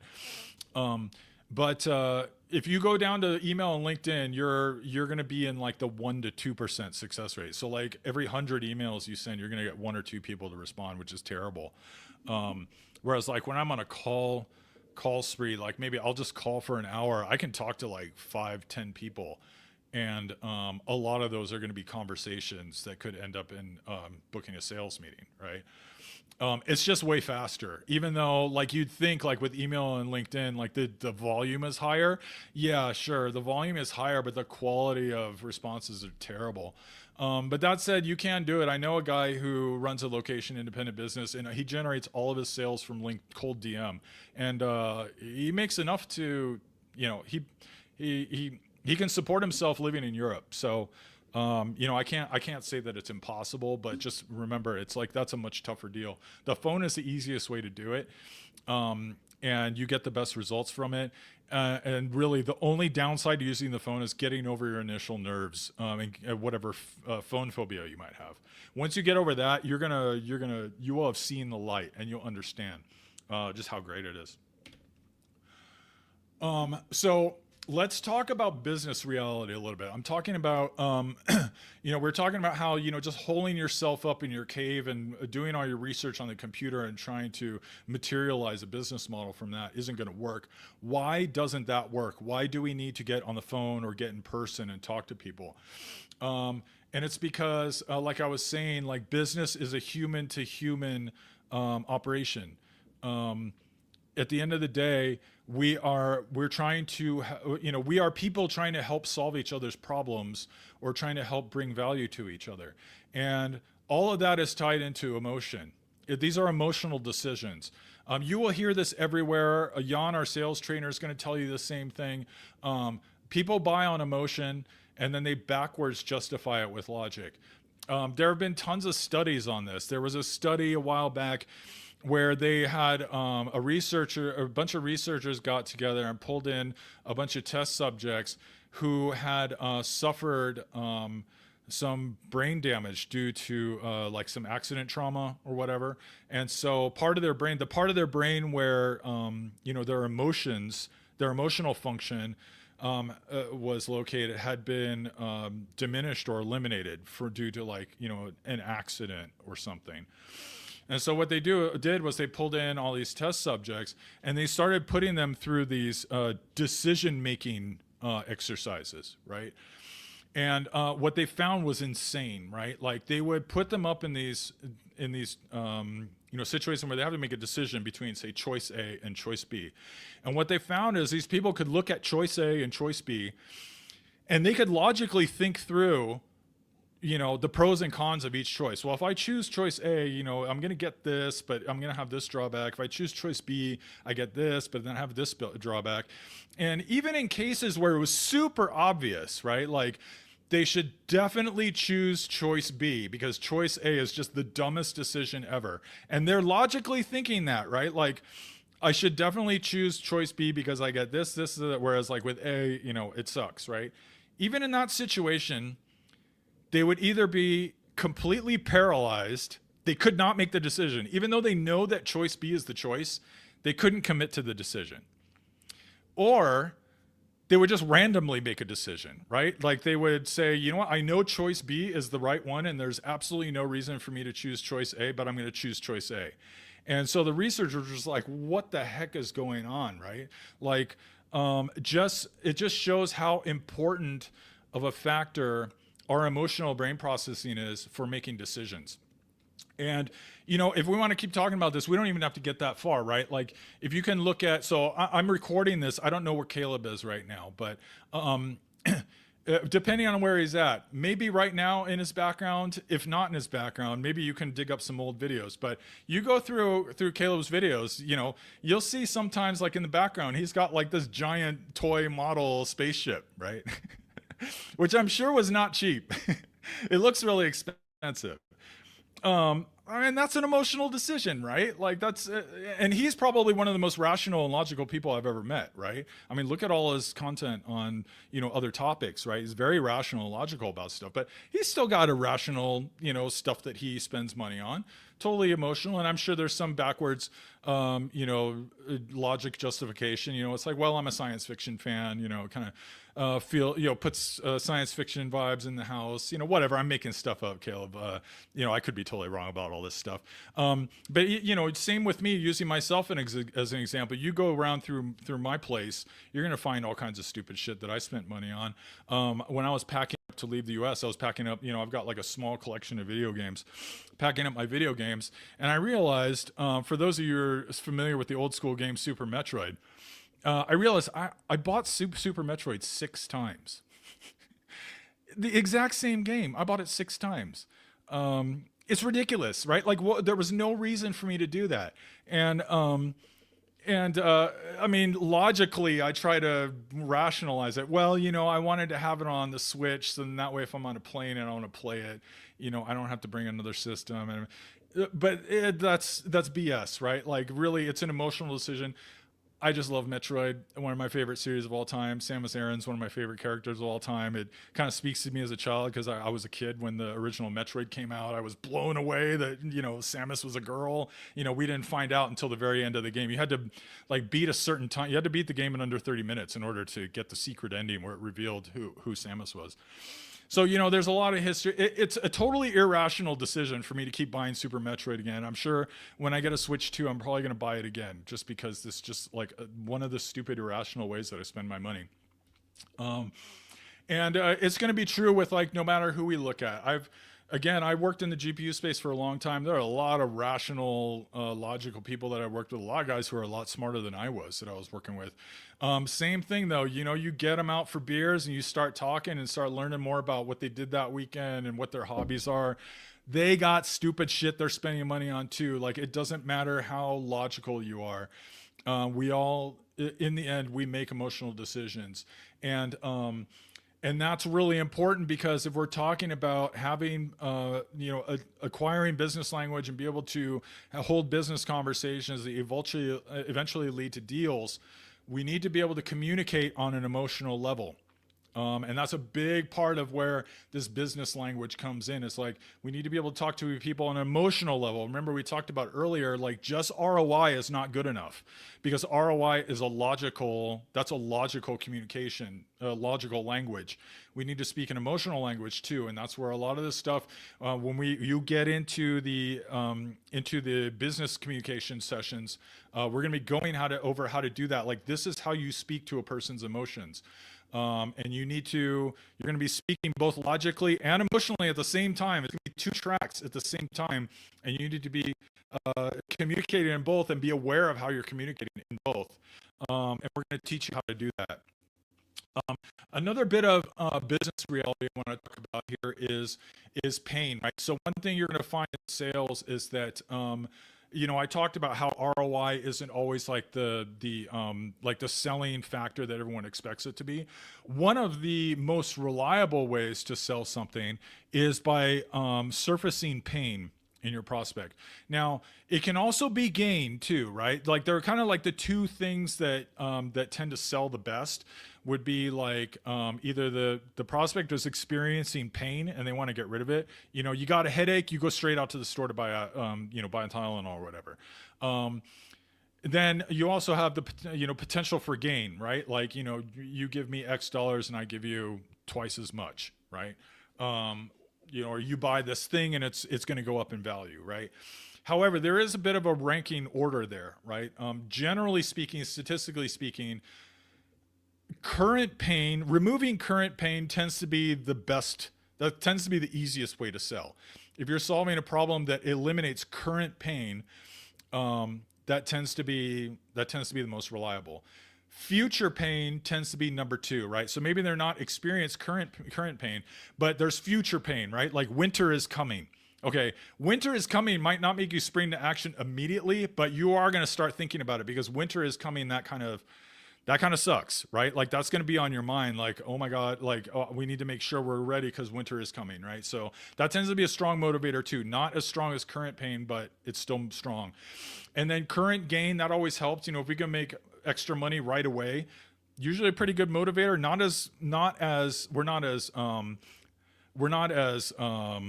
Oh my God, why am I forgetting the word?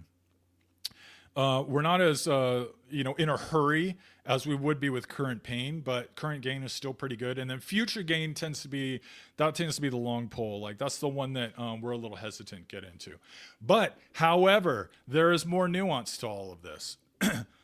Just because someone has current pain doesn't mean it's going to be an easy sell. So let's go through a couple examples, right? So first example, you're walking around with your phone. You drop your phone and you get a crack in the screen. Okay, well that sucks. That probably pisses you off, right?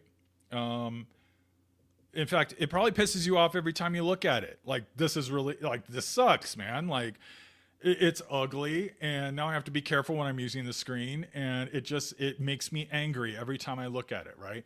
Is that emotion? Most definitely, right? Is that pain? Yeah, most definitely, man. Like those are not good emotions you're feeling. I'm sure it's probably stressing you out, right? Okay. Question number 3. Do you immediately run out and buy a new phone because of this? Most of us do not. Most of us, we can live with it. We hate it. We're pissed off about it. It makes us angry every time we look at it, but we can live with it. At least for a little while. I mean, how long our threshold is kind of different for all of us, but some of us, it's like we might put it off until we've got a free day to go to the store, and then we'll go buy another one. Could be weeks or months. Some people, they're just like, you know what? I can't justify spending another $1,000 on a phone, so I'm just going to live with it until I get my new upgrade. But the point is that most people do not rush out and buy a new phone immediately. At the very least, even if they're loaded and $1,000 is nothing to them, they're still not going to cancel a meeting to go get a new phone, right? Like they're going to wait until maybe the next time slot. Like maybe they'll wait until the weekend to go replace it or whatever, right? It's not, even though it's painful, it sucks, it pisses us off, we really want to fix it. It's a current pain. It's one of those I can live with it type of pains. Okay, scenario 2. It's the middle of summer. It's a hot summer. And then your air conditioning breaks. How long do you wait before you call the HVAC company to come out and fix it? We usually call them that friggin' day. We call them right away. And once we get them on the phone, we're like, can you come in today to fix it? Right? I don't want to wait until tomorrow. Can you guys fit me in today, please? And I know this is true because I have friends out here in Las Vegas who own HVAC companies, and they all tell me the same thing. They all say, owning an HVAC company during the summer in Las Vegas, you don't have to do shit to get sales. Like you literally don't have to try at all because their phone's just going off all day with people who are desperate to get a new HVAC installed, right? They just moved here or they changed places or whatever. Or they're upgrading it, or it's people calling desperate to get it fixed because it broke down. So one of the easiest businesses to run, I mean, it's seasonal, right? So during the winter, it's a little different. Then they're kind of scrambling, trying to figure out what to do. And a lot of them, they do a separate business during the cold months because the HVAC business is slow. But during the summer, yeah, business comes to them. They don't have to do anything, right? And this is a difference between an I can live with it problem, like the cracked iPhone screen, versus I need to fix this like right away, which is the broken AC. And again, this is kind of just like an emotional decision, right? Like, I'm sure there are probably some people who are really used to the hot climate. If their AC breaks down, they probably don't care because they're used to hot climate.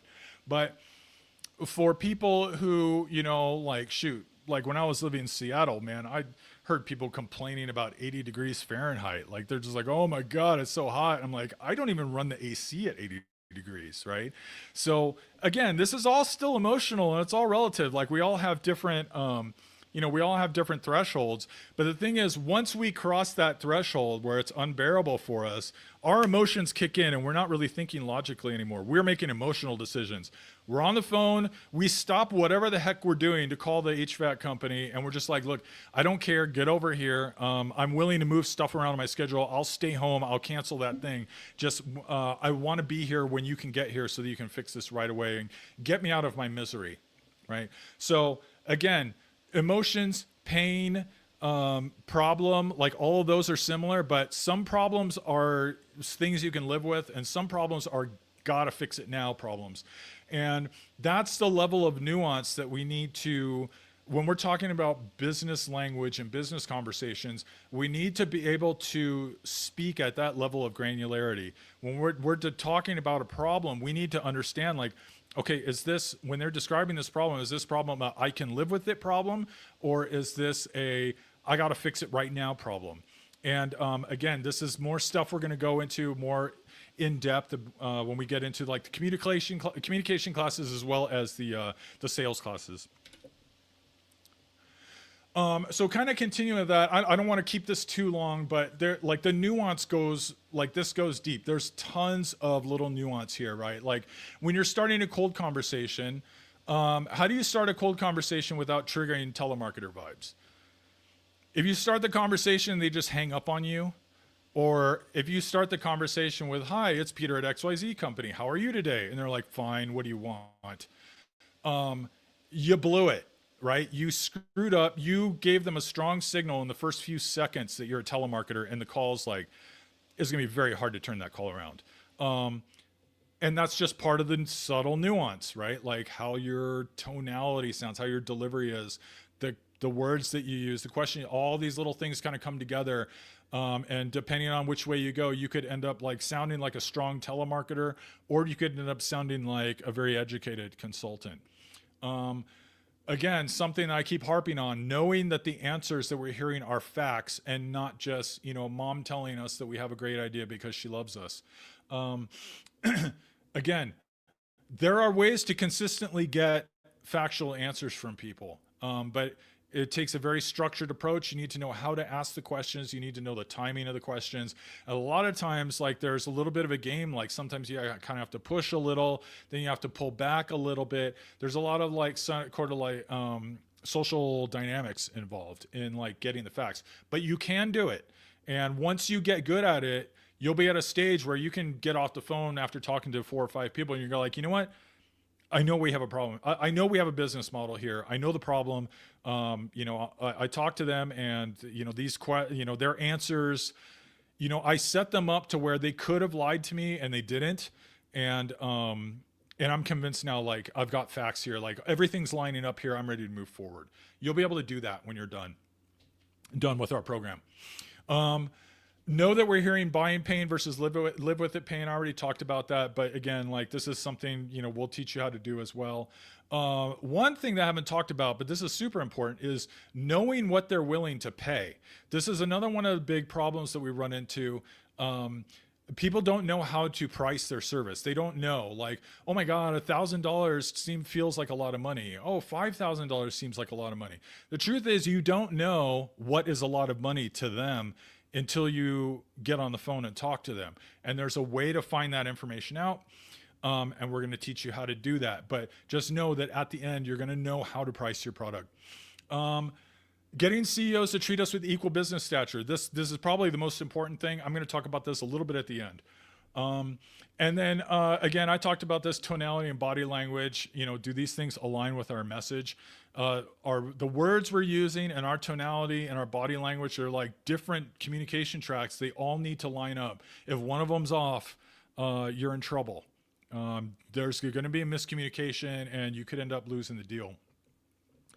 And then most important, again, and this is the whole point of 90 Day Business Builder, is knowing that your business model will work before we build anything. Like, that's the whole point to all of this, is pick up the phone, talk to 5 people, and when you're done, you know that the business model will work. You know that these people will buy from you. Or you know that the business model is not going to work, and then you pivot to a new niche, right? Like, that is how the pros do it. The pros don't magically, hallucinate this wonderful working business model.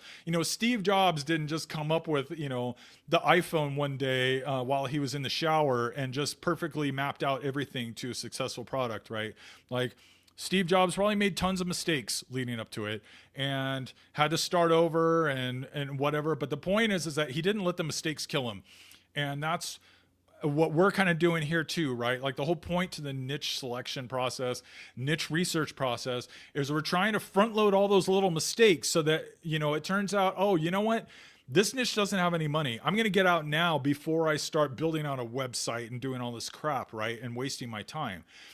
That's the whole point behind this, is to front load the mistakes so that it's cheap and quick for us to make a decision. And then we just keep doing that, going through different niches until we finally hit gold. Once we get there, it's like, okay, we're off to the races, right? Like, now we've got our niche research, everything checks out, we're ready to go. Now we're ready to start selling.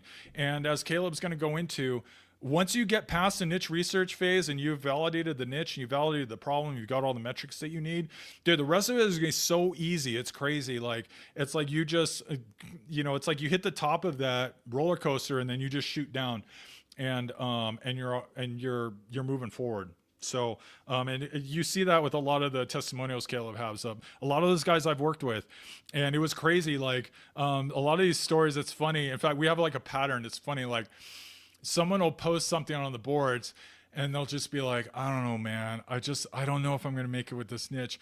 I've been spending all this time working on it. Oh man, I don't know. It's like, maybe I should just get out. And then like 2 days later, it's like, dude, I just signed a guy for $10,000. And it's almost kind of become a meme at this point on the message board. So like, anytime someone starts losing hope and worrying about the niche and maybe they should just give up and blah, blah, and then like 2 days later they land a client. So, again, like, that's just part of the process. Like, just trust in the process. Like, it's gonna get you there. It's basically scientific. Like, we're basically applying the scientific method to building a business. We can go more into that later too, on another day. But that's the reason why this stuff works, because we're not just poking around and guessing and taking leaps of faith. We're applying the scientific method to build a business model. And sometimes it takes time, sometimes it takes multiple experiments, but eventually we get there because it's a scientific process.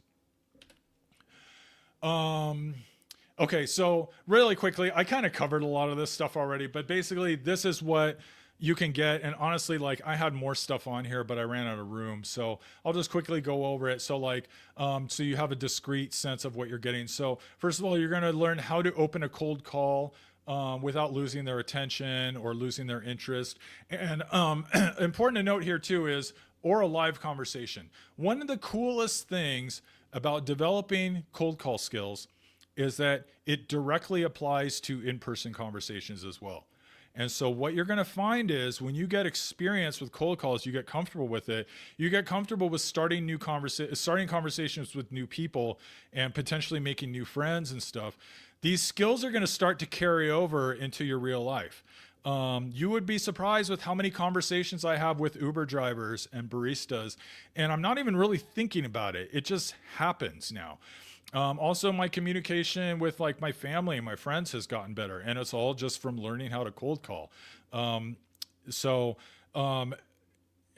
is especially important in business because, there may be a day someday where, say, you're at a trade show or a conference or an industry event, and you're at a corporate party, you're at the bar, and then, oh my God, your number one, the whale comes in, right? Your ICP whale walks in and walks up to the bar next to you and orders a drink. What are you going to do? You've got a like tiny little window to start a conversation with this person. If you don't know how to start a conversation with a person and start a business conversation with that CEO, like, dude, you just blew it, man. Like that's going to be the worst feeling in the world. It's just sitting there with like probably the biggest prospect that you could possibly get. And you blew it because you didn't know how to start the conversation, or you started the conversation, but you weren't communicating correctly. And so the guy was polite for a minute and it's like, okay, well, great to meet you. I got to go talk to my guys. Boom, gone. You're never going to talk to him again. Right. So that's one of the biggest things here is, although we focus on cold calls, all of this stuff applies to live conversations. So use this when you go to trade shows or when you visit companies. I talked about research data, how we're getting research data on the phone. What this means is there are basically 4 conversational data points that you need to get in the calls to prove your business model. You need to get consensus on 4 things. When you get those 4 specific things, that's when you make a decision. Is this a business model I want to go forward with or not?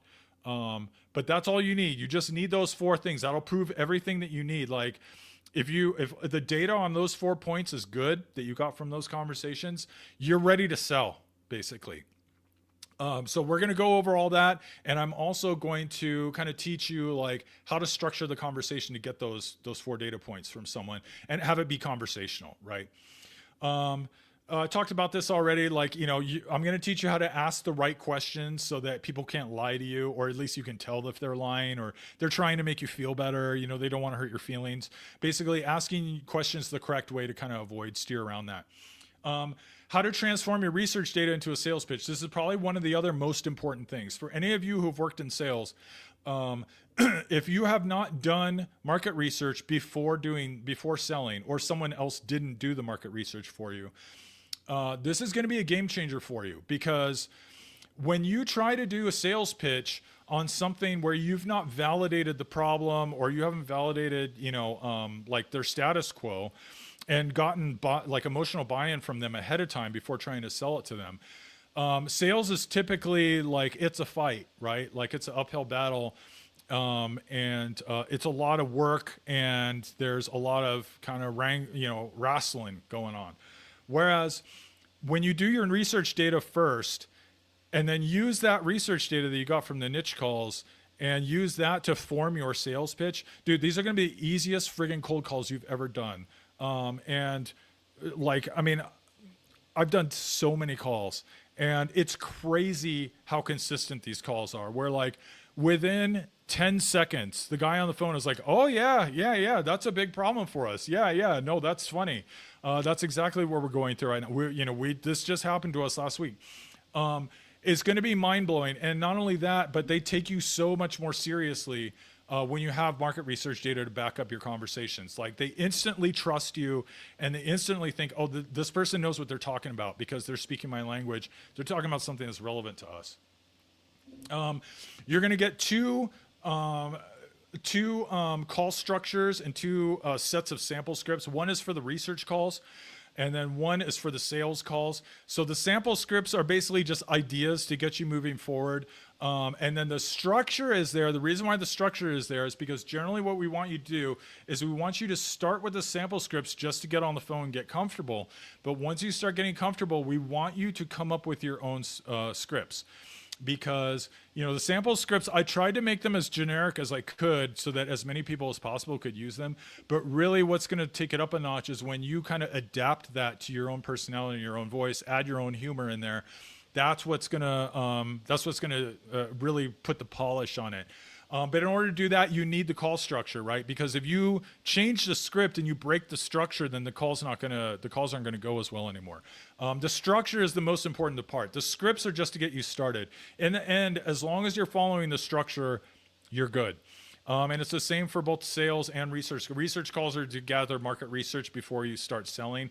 And then the sales calls when you start cold calling for sales. And this little note I have here where I say tested in thousands of calls, that is not an exaggeration.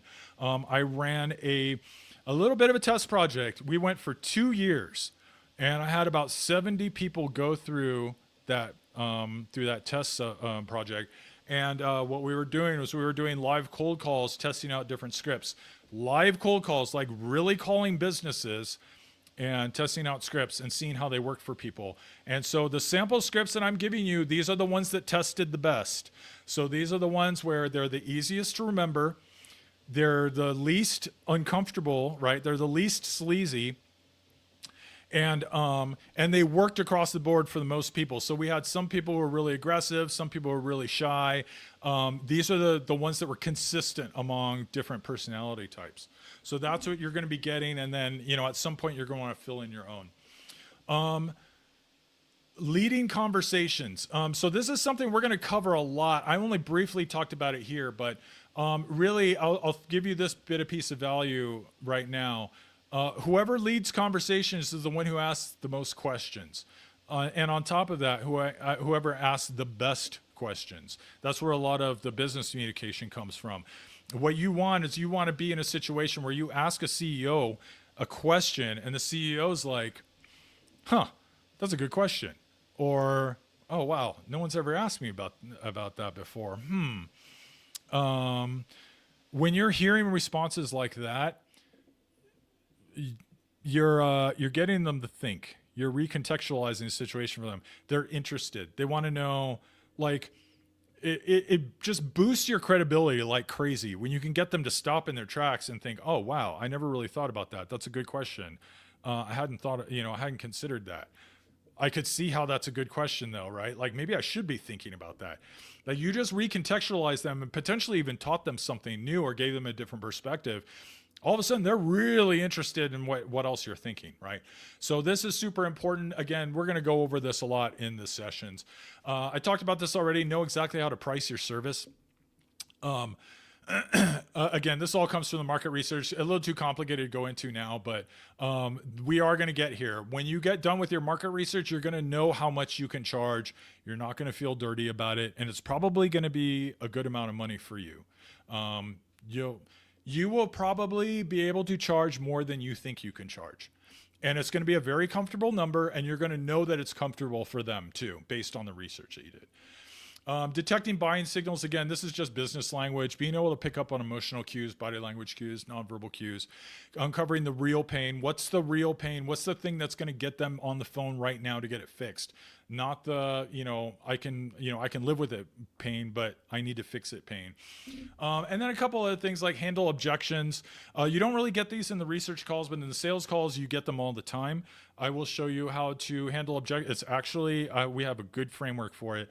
Handling objections is not that bad, and you can not be an asshole about it too, which is really cool. So we're going to show you how to do that.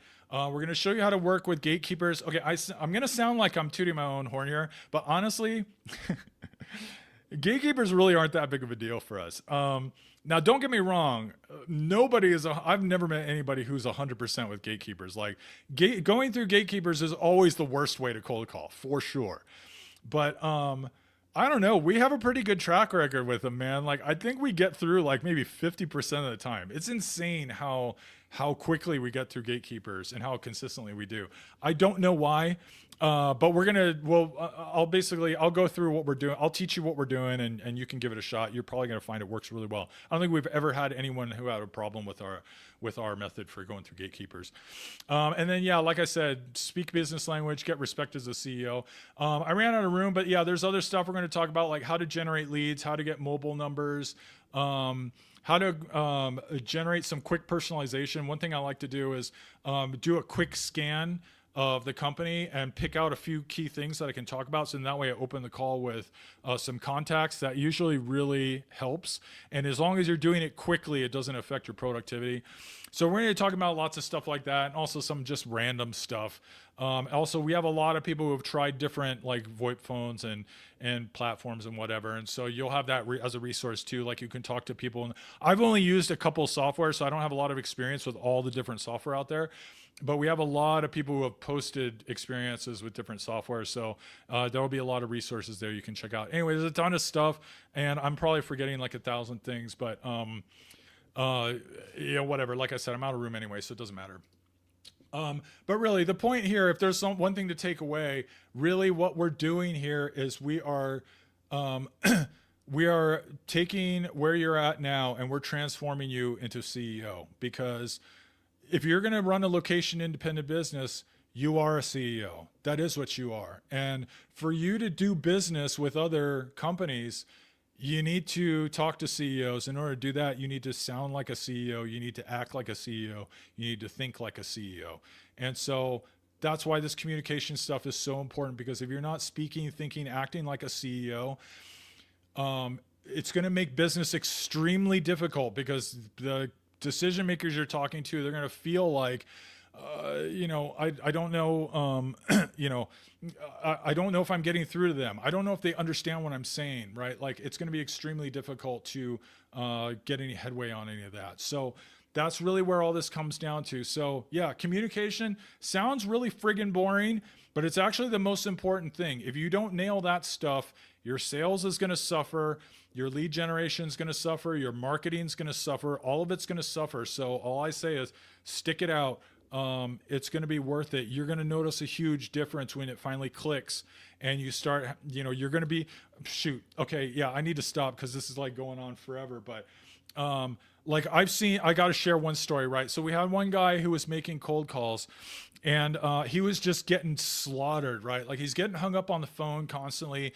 And finally, he had this one conversation where, honestly, I think the guy was being nice to him, because I think he probably had a sales background too, like the guy that he was calling. And so I think he was trying to help him out, but he was not pulling any punches, right? Like, he's telling my student, like, why are we talking? Tell me why we're talking. And, my student's like, he's like, dude, like, you're telling me stuff I already know, right? Like, why should I talk to you? And he's trying to give, our student like an opening to, ask a good question or make a good statement, but he's just stumbling through it. And finally the guy got frustrated and just hung up. And so I said, dude, okay, look, the problem is, like, your opener, like, we need to rewrite it. Because we're getting responses like that. So let's rewrite it. And what we're going to do is we're going to rewrite it so that you sound more like you know what you're talking about, right? Like, you're not just asking generic questions. You're asking very specific questions that only an experienced person in this niche would even know to ask, right? And so we took a day, we rewrote his opening script. And I swear to you, the next day, his next two calls, he talked for like a half an hour to both of them.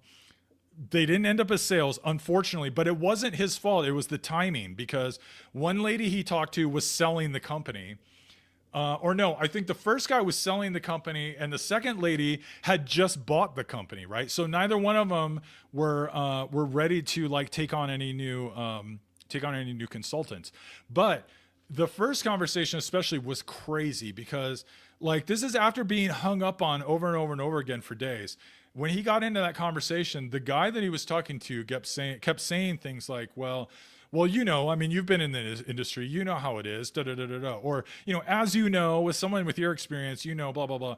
Like, that was just from rewriting the script, right? Like, it's not like our student had, all of a sudden he just gained all this experience in the niche, right? Like, that, none of that changed. The only reason why they were saying that to him is because we changed his script so that he was speaking better business language in the conversation. And so the business owner he was talking to, just assumed that our student was also a business owner and was talking to him like a business owner. And that was that was the game changer. And so that's what we're trying to do with everyone in this class is, we're not just trying to get you to fast money and then just, leaving you by the wayside. We're trying to teach you how to transform yourself into a CEO. And it starts with thinking like a CEO, speaking like a CEO, acting like a CEO. When you can do that, you're going to notice that CEOs, directors, managers, they all treat you a lot different.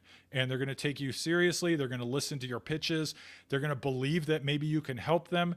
They're going to, they're not going to look for reasons to try to get rid of you. They're going to be more honest with you. It's going to totally change your life. And that's going to be a thing that unlocks like crazy revenue potential for you. So anyway, This is longer than I meant for it to be, but I'm sure Caleb, you're welcome to chop out any bits. That's totally cool. Maybe I rambled a little bit too much, but anyway, that's what we're here for. So I hope this gave you a good overview of what you're going to get out of the course. And again, this is just one session out of like how many? Like 5 or something like that. This is just one track. We have other tracks. We've got sales with Jan. We've got mindset with Christy. We've got niche with Gary. We've got Billy. We've got the 2 accountability coaches. We've got Caleb. So this is just one session track that you've got. You've got other session tracks that are covering other stuff. So yeah, you've got a ton of stuff. Anyway, I think that's pretty much everything I want to get through. And yeah, look forward to meeting you, those of you who end up joining us. And have a good one. See you later.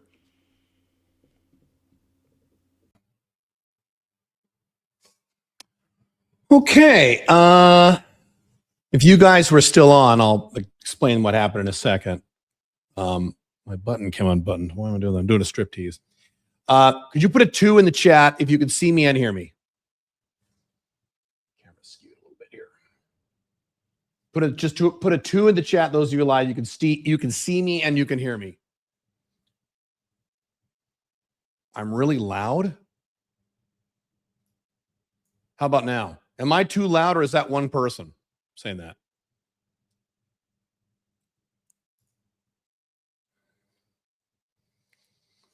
All right, cool. I see lots of twos. All right, I'm going to answer a few quickie questions, and then I'm going to go right into mindset with Coach Christy. And I realized should have done that first.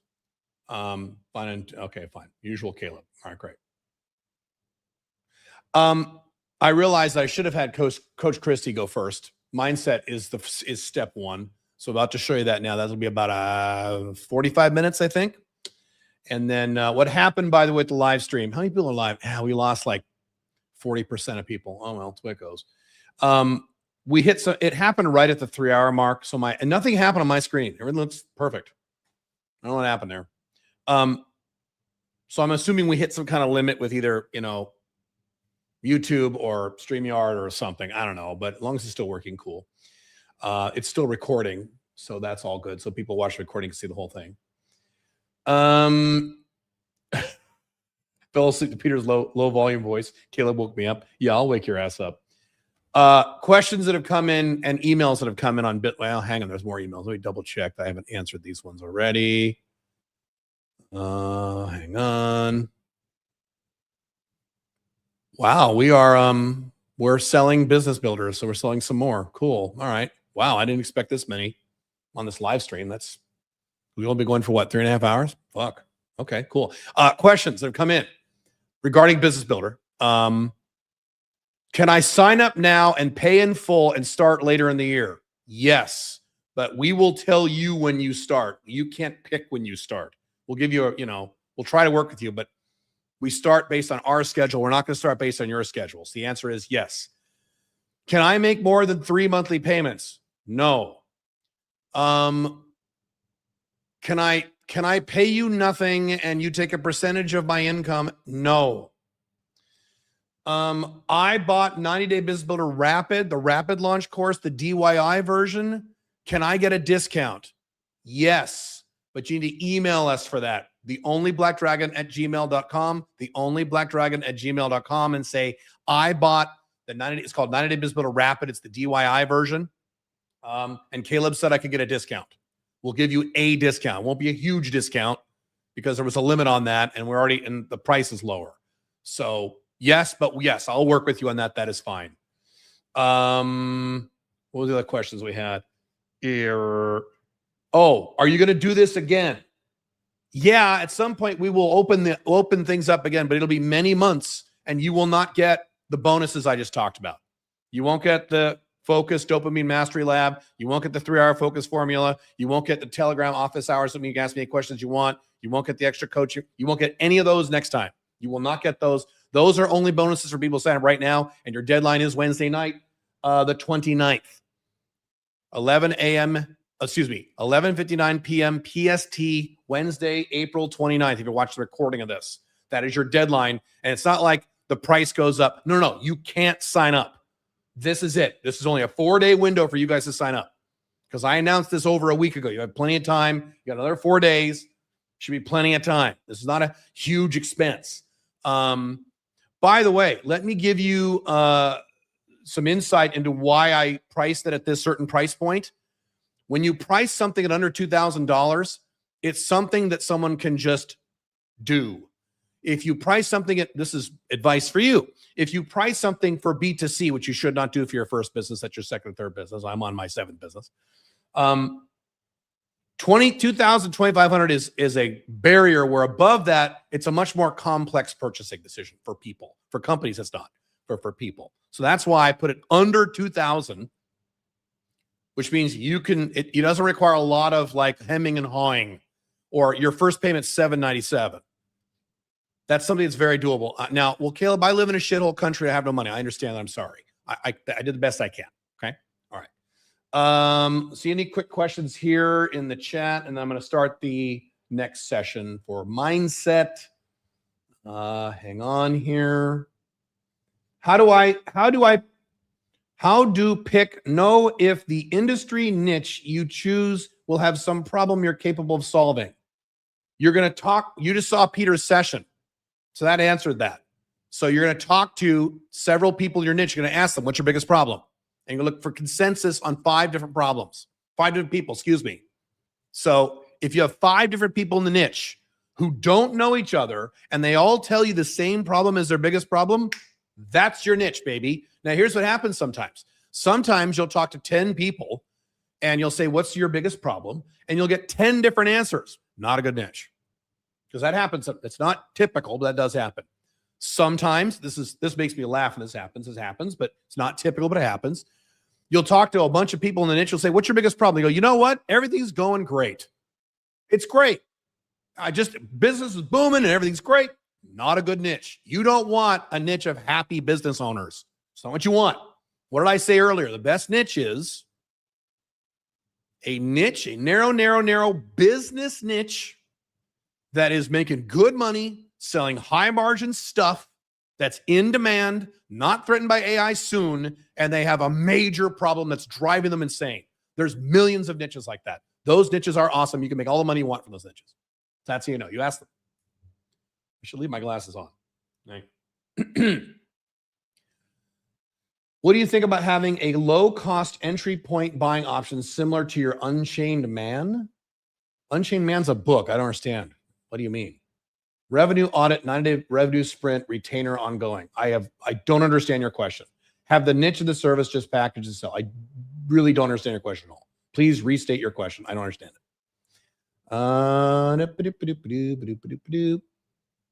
I have a day job, 100K revenue insurance company that is reasonably able to become location dependent. Should I go for 9-day business builder to add to that with a new company I derive value from recording or get coaching?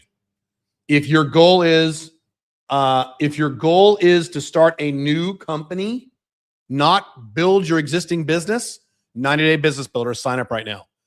If your goal is to take an existing business and get help with that, coaching with Billy and coaching with me, but only if you've already bought other my stuff, because I don't offer coaching to the public. I only offer coaching to back-end customers.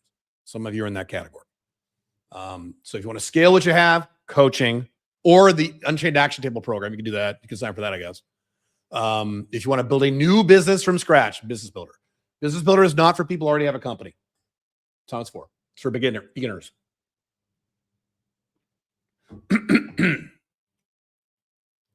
The only black dragon at gmail.com. The only black dragon at gmail.com. Is that 2K based on B2B or B2C only? B2C only. I was giving you a B2C example because I am selling something to you right now. So this is B2C. B2B, you can sell stuff for $500,000 and I've done it. No, I haven't sold for $500,000. 200,000, I've done it. Yeah. Not a big deal. Businesses have lots of money. People don't. I want my own business, ideally, without talking to any humans as much as possible. Everyone wants that. That's a fantasy. I'm sorry. Well, that's selling stuff on Amazon, and then you're not going to make money in 3 months. In the beginning, it is different. I understand. I hope this is doable. Oh, right. In the beginning, yes. You're not going to be making sales calls the rest of your life. This is to get your first 1 to 4 clients. That's what Business Builder is for. Once you have 3, 4, 5 clients, you hire someone to do the sales for you if you don't want to do it. That's what I did. Yes, you don't have to talk to anybody. Well, you might have to talk to people to implement. I guess you could outsource all this to implementation too. Yeah. But your first few clients, I'm sorry, you're going to have to be a human being and talk to people. I'm sorry, it's the way it goes. If you want it within 90 days.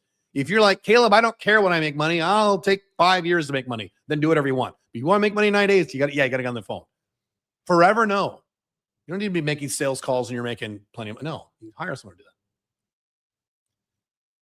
Since you're going to have more signups this time, we might. I don't know. I could be wrong. I never know about these things. Will we still get equal time and attention from the coaches? We will hire more. I have more coaches. Billy has more coaches that we can sub in if we have an overflow. Or we break out the cohorts. So don't worry about that. If we have an overflow of people, we already have contingency plans for this. We break it out into separate sessions. So instead of 4 sessions, now there's 8 sessions, half in one and half in the other. We're not going to have 47 people on a phone call because then you won't get any attention. So don't worry about that. We have that covered.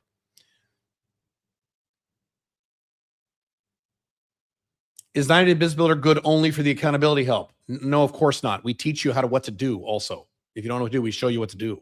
We tell you literally what to do. Even after the program ends and the accountability is no longer provided.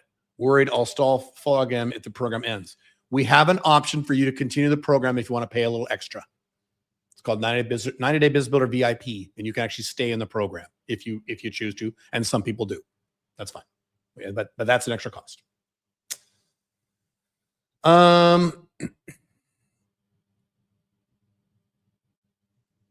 Sorry, sales funnel. Low entry point option like a 2K audit, which would funnel into a 90-day plan. Oh, right. Yes, you could do that. Absolutely. That is perfectly valid. Yes, you absolutely can do that in a B2B environment. Yep. So 5K is guaranteed at the end of the program. You're goddamn right. At a month, I didn't say a month. You'll make $5,000 within 90 days. 5K a month. What if you quit the program and then do nothing? How can we guarantee that? You have to do stuff, so we can't guarantee what you do. But you'll make $5,000 within 90 days. That is our guarantee. And you'll stay in the program forever until you do. $5,000 a month, no, because I don't know what you're going to do next year. That's your problem. Watch your channel for a long time. Didn't know you when picking the niche, you can't have what you're selling in the description of your niche. I have said it before, but I understand. I have a lot of content. This way, the niche doesn't matter too much. The niche matters a lot. Incorrect. Can you just pick any narrow niche and go straight to the biggest problem? You can pick any narrow niche that adheres to the 8 requirements we gave earlier. Then you need to call a bunch of people in that niche and ask them what their biggest problem is and look for consensus from 5 people. You can't just assume their problem or hear for one person. So I see guys do this in my audience. They'll pick a niche. They'll talk to 2 people. And 2 people say, yeah, I guess this is a bigger problem. Oh, I found their problem. No, yeah, but you need 5 people minimum. At least 5. More is better. If we took the DWI option for this, do we get some discount for 9-Day Business Builder session? If Billy's session is relevant, no, you do not get a discount. We can't give any discounts for this low of a price point. I'm sorry, unless you bought the Rapid, and even then, you're not going to get a huge discount. No, we already gave you a discount.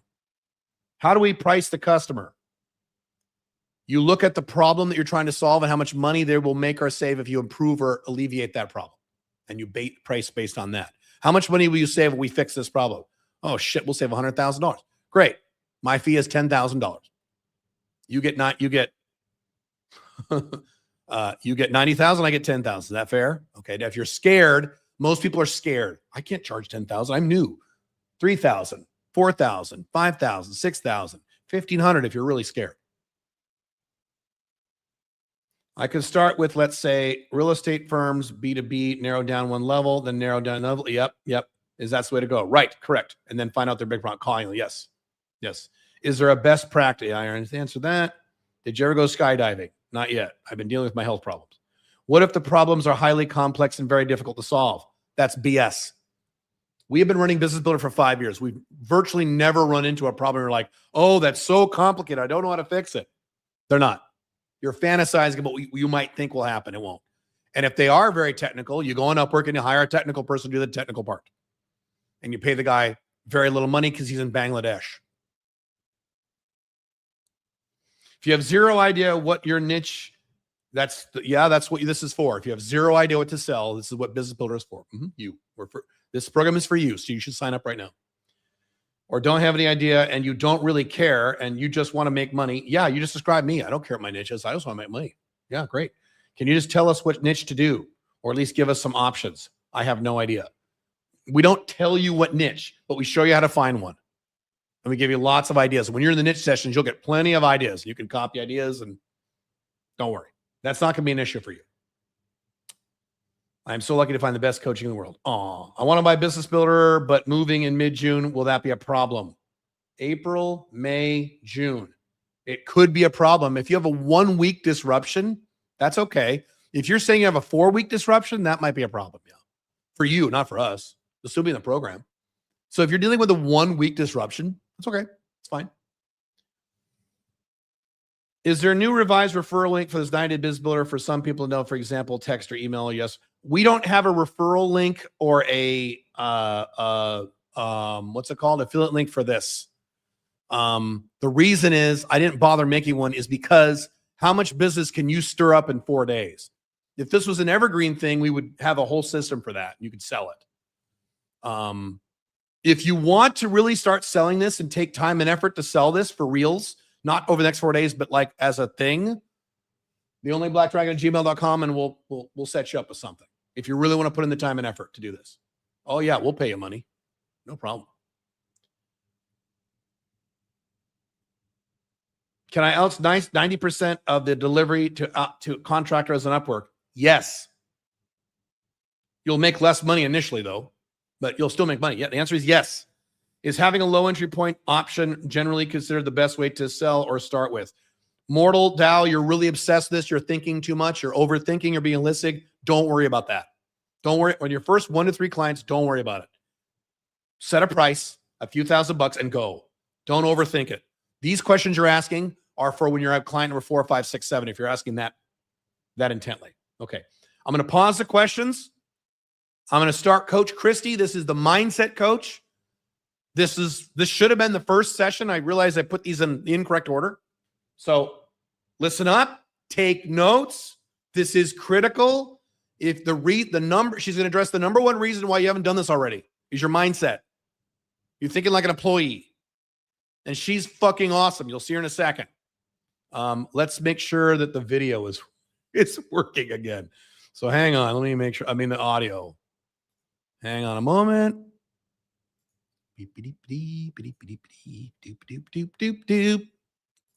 All right, hang on a second.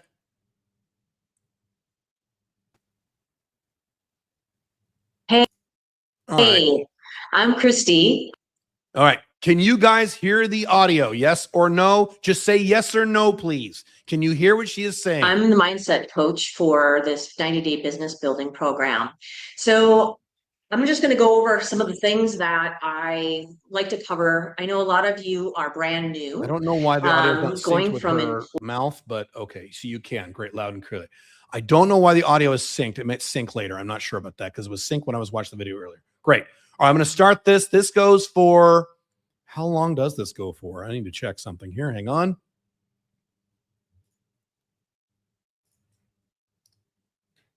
$43 minutes. Then I will come back, do some Q&A, and then we'll wrap this up. Those of you who are asking, if you want to watch the secret live stream I did about the graphic novels we're releasing next month, if you want to read comic books with a bunch of sex and violence and fantasy and listen to me talk about plots and characters and show a bunch of artwork and sex scenes, you go to a2heroes.com and click video. The recording of live stream is there. It's about an hour and a half. It's me. We did this 2 days ago. If you're interested, for those you're into that, most of you are not, but a lot of you are. Go to a2heroes.com. And I'd also talk about how you could work with me over there. a2heroes.com, click video. If you're not interested in fantasy comic books, please don't go there. But if you are, you need to go there right now. Not right now. Don't go there right now. Watch Christy. And go there after this. All right, cool. All right, here. Let me start this. Go. Hey, I'm Christy. I'm the mindset coach for this 90-day business building program. So I'm just going to go over some of the things that I like to cover. I know a lot of you are brand new, going from employee to, starting your own business. So I'm going to cover some of the things that you might run into. So just a little bit background on myself. I myself have been an entrepreneur for about 14 years.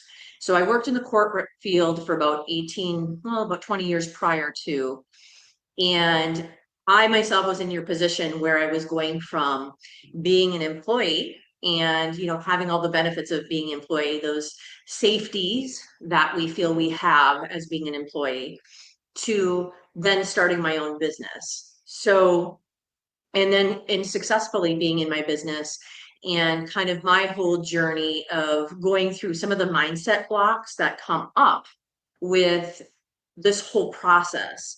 So I'm going to go over all that with you today and during this live, this great opportunity for you to learn and to experience and see what it's like, as far as what happens inside our mind, the psychological aspect of what to kind of expect. Because again, you are all brand new. This is a whole brand new process for all of you, like it was for me. So kind of know a little bit of what I'm talking about because I've walked the path.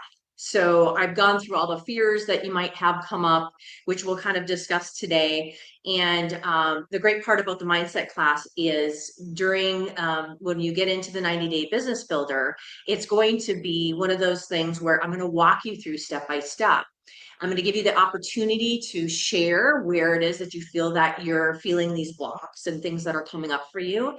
And I'm going to help walk you through them so that you don't feel stuck. Because when we start something new, it's not uncommon as human beings to be in a space where we are questioning everything. We question things about ourselves, we question about our capabilities, and we get stuck into that space. And what I want to do is I want to guide you into that more growth mindset. Like, I'm here to succeed. I'm here to have the freedom as an entrepreneur. I'm excited to be in this space, versus I'm scared to move from employee to owning my own business and running my own business.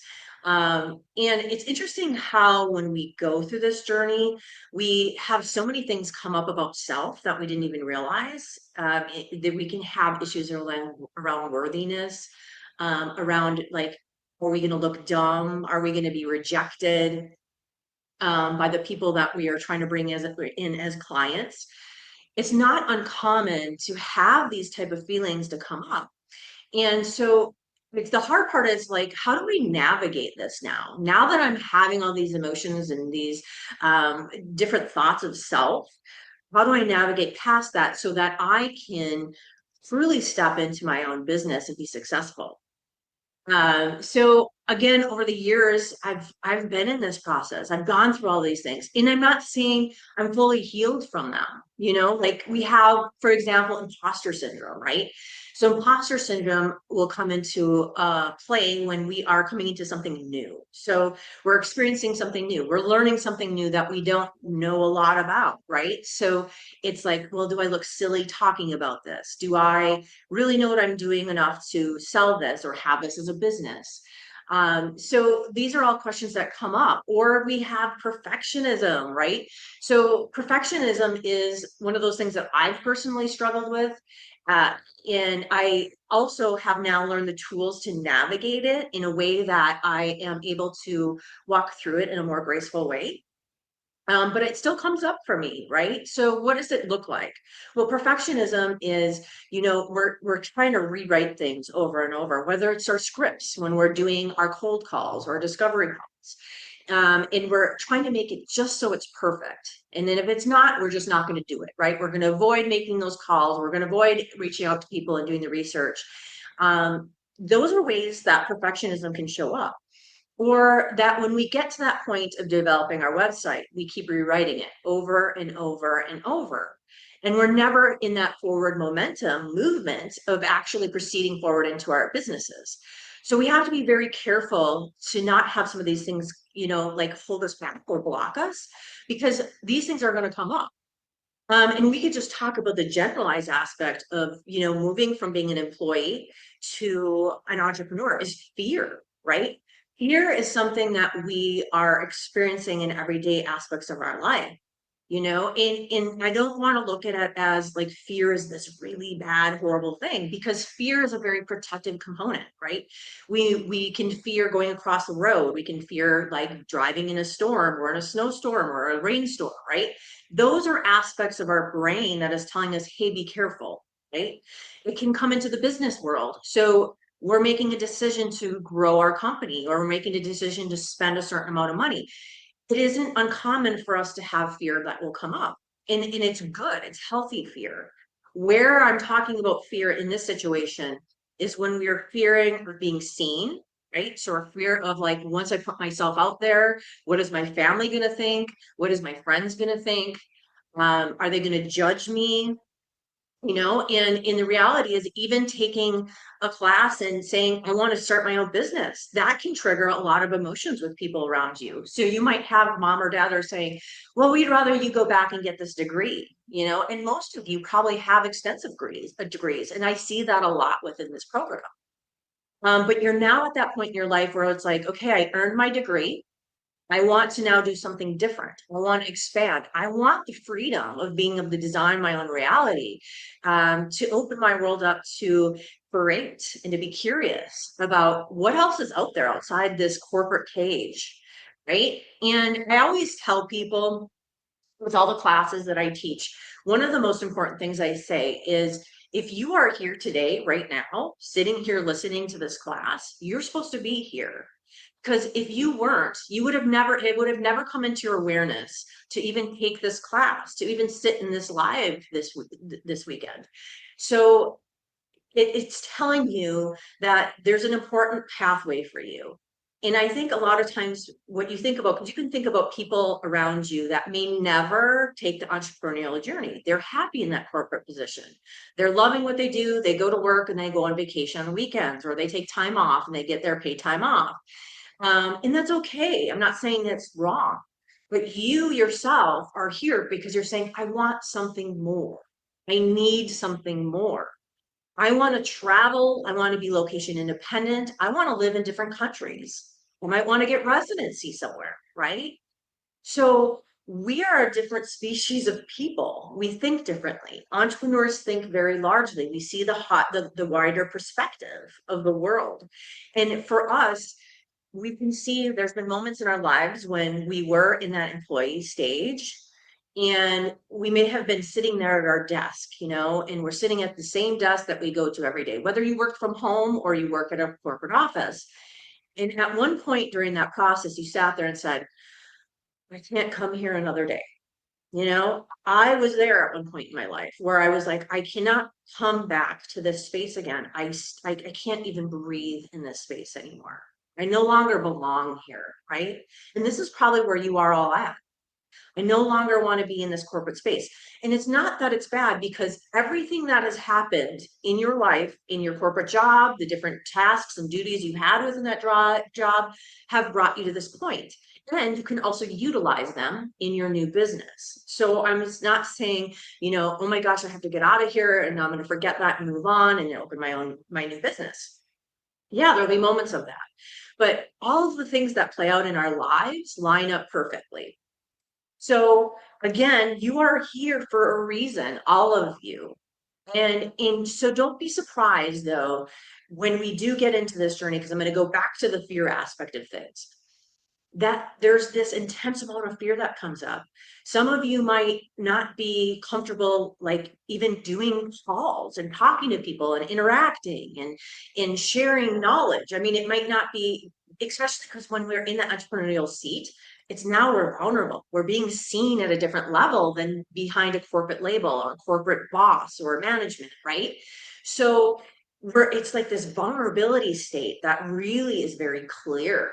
And so it drudges up all this really heavy stuff that we don't realize that it's there or it exists until we take these type of pathways that we are in the unknown. And I say that to a lot of people starting this is the one thing you need to do as an entrepreneur is you need to get comfortable with the unknown. There are so many unknowns with this pathway. You have to make friends with it. And I like to use that term because I don't want unknown to come up into your reality. And that's including taking this class and exploring how to build a business and the different steps, which is wonderful that Caleb's program and all the coaches are offering this process for you, right? It gives you an outline. So there's some stability. It creates safety in the brain. So the brain's not going, oh my gosh, what's going on? Where do I go? Where do I start? Right? Or not in that spin out. So it's the great part of having this safety system. And I always tell people in this program, this is the time to mess up. This is the time to do messy stuff because number one, you have coaches that will guide you, answer any questions you might have, students around you that are willing to offer information and to connect and to help guide you. You have the step-by-step process and how this all works, right? So have fun with this process. Understand, like, if you do a cold call, you screw up, you say the wrong script, something happens, and you're like, oh, I feel so silly, I sounded so dumb. That's it. And here's the thing is that you'll have help with all that stuff, the scripts and all that with Peter. Peter's going to be great at it. I've sat in his classes. He does an amazing job. But laugh about it, right? And this is what I'm coming back to is instead of going to that fear and shutting down and really kind of shying away from doing the research and stepping into these programs, be really careful because the reality is everything in life, we have to find humor, right? So when we do make mistakes, laugh about it and move on. And every time we make a call, we learn. We're learning every step of the way. We're making those calls. Every mistake, everything that we did really well, that we felt like we made a connection, we got a great amount of information. All of these things are a great positive part. So other things that might come up too is, okay, fear of that overwhelm, right? So I did this too when I started is I wasn't able to quit my corporate job and jump into my own business. I had to build myself a little bridge, right? I had to build where I was still working my job, my corporate job, and then I was starting my business on the side. So I was taking up a lot of time and hours in my everyday life. And there was times where I felt overwhelmed, but I did know, and I had in my mindset that, okay, in the next year, I might be putting a lot of time and hours. And I even informed my family and friends, hey, you guys, I'm not going to be able to do a lot of extra events. I'm probably not going to be around a lot because I knew my main focus was going to be, I need to build this business because I want freedom.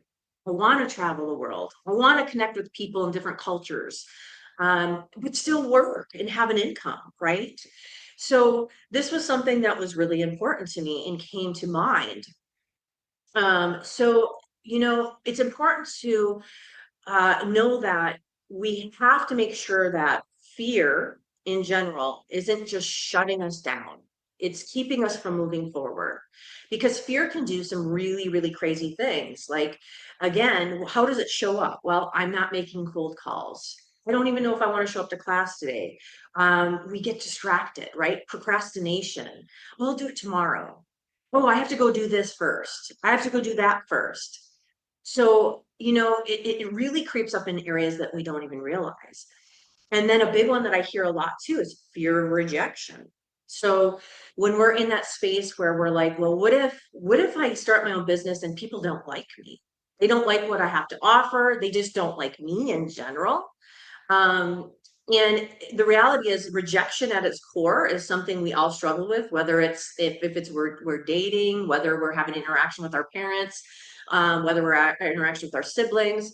No one likes the feeling of rejection. It's a very strong core wound. It's going to play into our business too, right? So I'm not saying you're not going to have those feelings, but how do we navigate them? Right? How do we navigate when these things come up, when the fear of rejection comes up, the fear of money scarcity, the fear of, I just don't know enough, I'm going to look silly, the fear of being seen, right? All of these things are very clear when you come into this space. And the thing is, there's the great part about this program is I will go through these things step by step with you. I go through our belief systems, right? So interesting enough, if we just stay on the belief system part, and again, this is a part of a class that you'll be part of, but I talk about belief systems. So what are belief systems? So belief systems are things that we believe about ourselves and about our abilities, okay? Where do they come from? So belief systems actually start from age 0 to 7.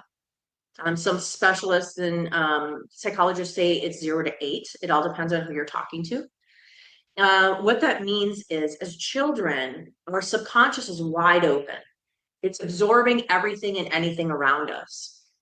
So when we're sitting there from that age 0 to 7, and we're observing our parents, right, or whoever your caretaker was during that period of time, children are very amazing at observing. They observed emotions, the emotions that you're having as a parent.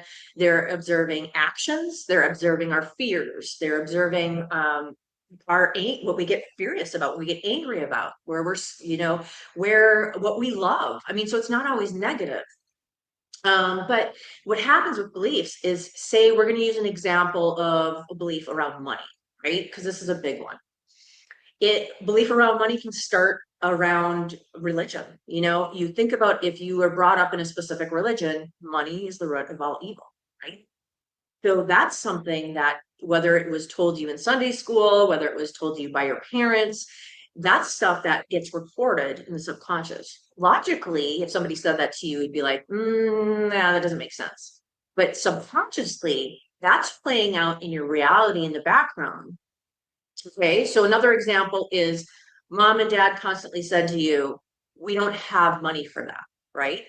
So how does that play out in the future? You might always feel like you don't have the money.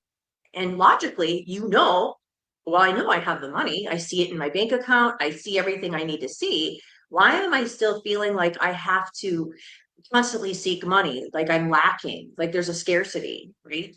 So a lot of that comes with hearing that around that age, mom or dad. Like, maybe you heard them arguing about money. Maybe they had said to you, no, we can't afford that, right? We don't have the money for that. These are all programmings that start very, very young. And I love about this mindset class is I bring in all of those different aspects, and I always say to everybody, I bring what I can to your awareness, because once we have an awareness of our process and how we're moving through our reality, we can change them. But if we're just mindlessly walking through life and not even realizing what we're doing wrong, or even how we're thinking in a way that isn't really even true, we don't know that. We just go through the motions, right? So these type of classes are so important, because we want to know what's going on internally. What is the psychological aspect of why we're doing what we're doing? Why are we fearing? Why are we in imposter syndrome? Why are we so stuck in perfectionism, right? So it's really, it's an important aspect and part, and I find this, and I hear this from students over and over. And I've even had students take the class over for the mindset part, because they said, I had a great core from all the coaches and the business aspect and the outline. And they said, I had everything right. But then when I got to the other end of it and I started my business, I was like, I don't know if I did, the mindset part wasn't there right away. Like, I wasn't feeling like I was going to own my own business. I wasn't feeling like an owner of my business. Right. And we'll just go back to that in the sense of like being an employee and becoming a business owner. There is a total psychological shift that happens there. And I will say, I could go through step by step by step with you. Do this, do that, do this, do that. I could go through all of that with you, and you still won't fully grasp it. And an example I like to use, and some of you do or don't have children, but when somebody comes to you and says, this is what it's like to be a parent, this is what it's like to be an entrepreneur, you don't know until you're physically feeling it. You're going and you're using all your 5 senses: taste, smell, experience, hearing. You're in it. You're engulfed in that experience. You don't know, right? So how we do it is we have to go into that experience. We have to experience it and do it in little steps. right? So we're taking our time, we're in this class, we're learning how the outlines of how do I even start my business? Where do I start? How does this even work, right? And this is what the program's for. This is the beauty of the program. You're not out there by yourself trying to piece everything together and make sure it all works out, right? And it gets confusing and overwhelming when we shut down. And so what you want to do is we want to take this step by step, you know, focus in front of you in the class. You have this class in front of you. This is what's in front of you. You want to start working with the coaches. You want to start working with the outline. You're doing the research calls. This program is going to walk you through all of it, right? So some of that in itself eliminates that scarcity or that fear in the brain, because we always want to create safety in the brain. So those little steps, those outlines, a little bit of that hand holding in this program. And then when you start to step out into like, okay, I'm ready to put my website out. I'm ready to start marketing. I'm ready to start doing the sales. All of that will go in and you're going to experience it as you go. And while you're experiencing as you go, you're building confidence. And I would say for myself, when I went through that process of like, I was teetering on that employee part. And should I leave my job? But what if this? But what if this happens? Well, I'm not going to have paid time off, right? All of that stuff came up and it was going over my head over and over and over. And what I was finding is I was creating this sense of you create your own hell in that space where you're constantly in that monkey mind. And I was like, okay, I still have to make the decision to make the jump. But I created safety with creating a bridge by working the job and my new business. And I felt, okay, that's a little step. I feel a little safer. And once I created that bridge, then I was like, okay, so I'm starting to bring in clients, right? I'm bringing in clients and I'm feeling comfortable because I'm still doing it in my 9-to-5 job. I'm doing that. I'm working with patients and clients in my 9-to-5 job, in my corporate setting. So I'm just kind of like letting it flow into that other field of my own business. So again, there's times where you're going to feel overwhelmed, right? Like, oh my God, it's so much. I have my personal life. I'm now a student learning this business, learning how to build my own business. I now have to think about building my business. Now I have to keep my corporate job. And now I have my business I have started on the side. Breathe, okay? Because the reality is, if we're trying to look at it from too big of a scope and we're out here, we're going to cause overwhelm. When we come and we bring that scope of focus in a little smaller, we start looking at things a little bit more logistically, and we're not in the emotional brain going, oh my gosh, this is too much. We're putting it in that scope. So what does that mean? That means you're going to focus on your step by step. You're going to focus on the program. You're a student now. Yes, this other stuff's coming, right? But you need to focus on what's in front of you. This is the stuff that's important. Okay. So when we start going too big in the focus of the scope, we're going to panic and we're going to overwhelm. And we're going to have all these fears and unknown. The emotional brain turns on and goes alert, alert, alert, right? So you need to stay focused on every little step. And even in the program, if you're doing your discovery calls, you're doing your cold calls, focus just there. You don't want to be focused on, well, I know eventually I'm going to have to market. I know eventually I'm going to have to do sales. Okay. Don't worry about that. That's all coming. We have that all set up for you in this program. Okay. Stay singular focused. That is going to release any of that overwhelm. It's going to release any of that,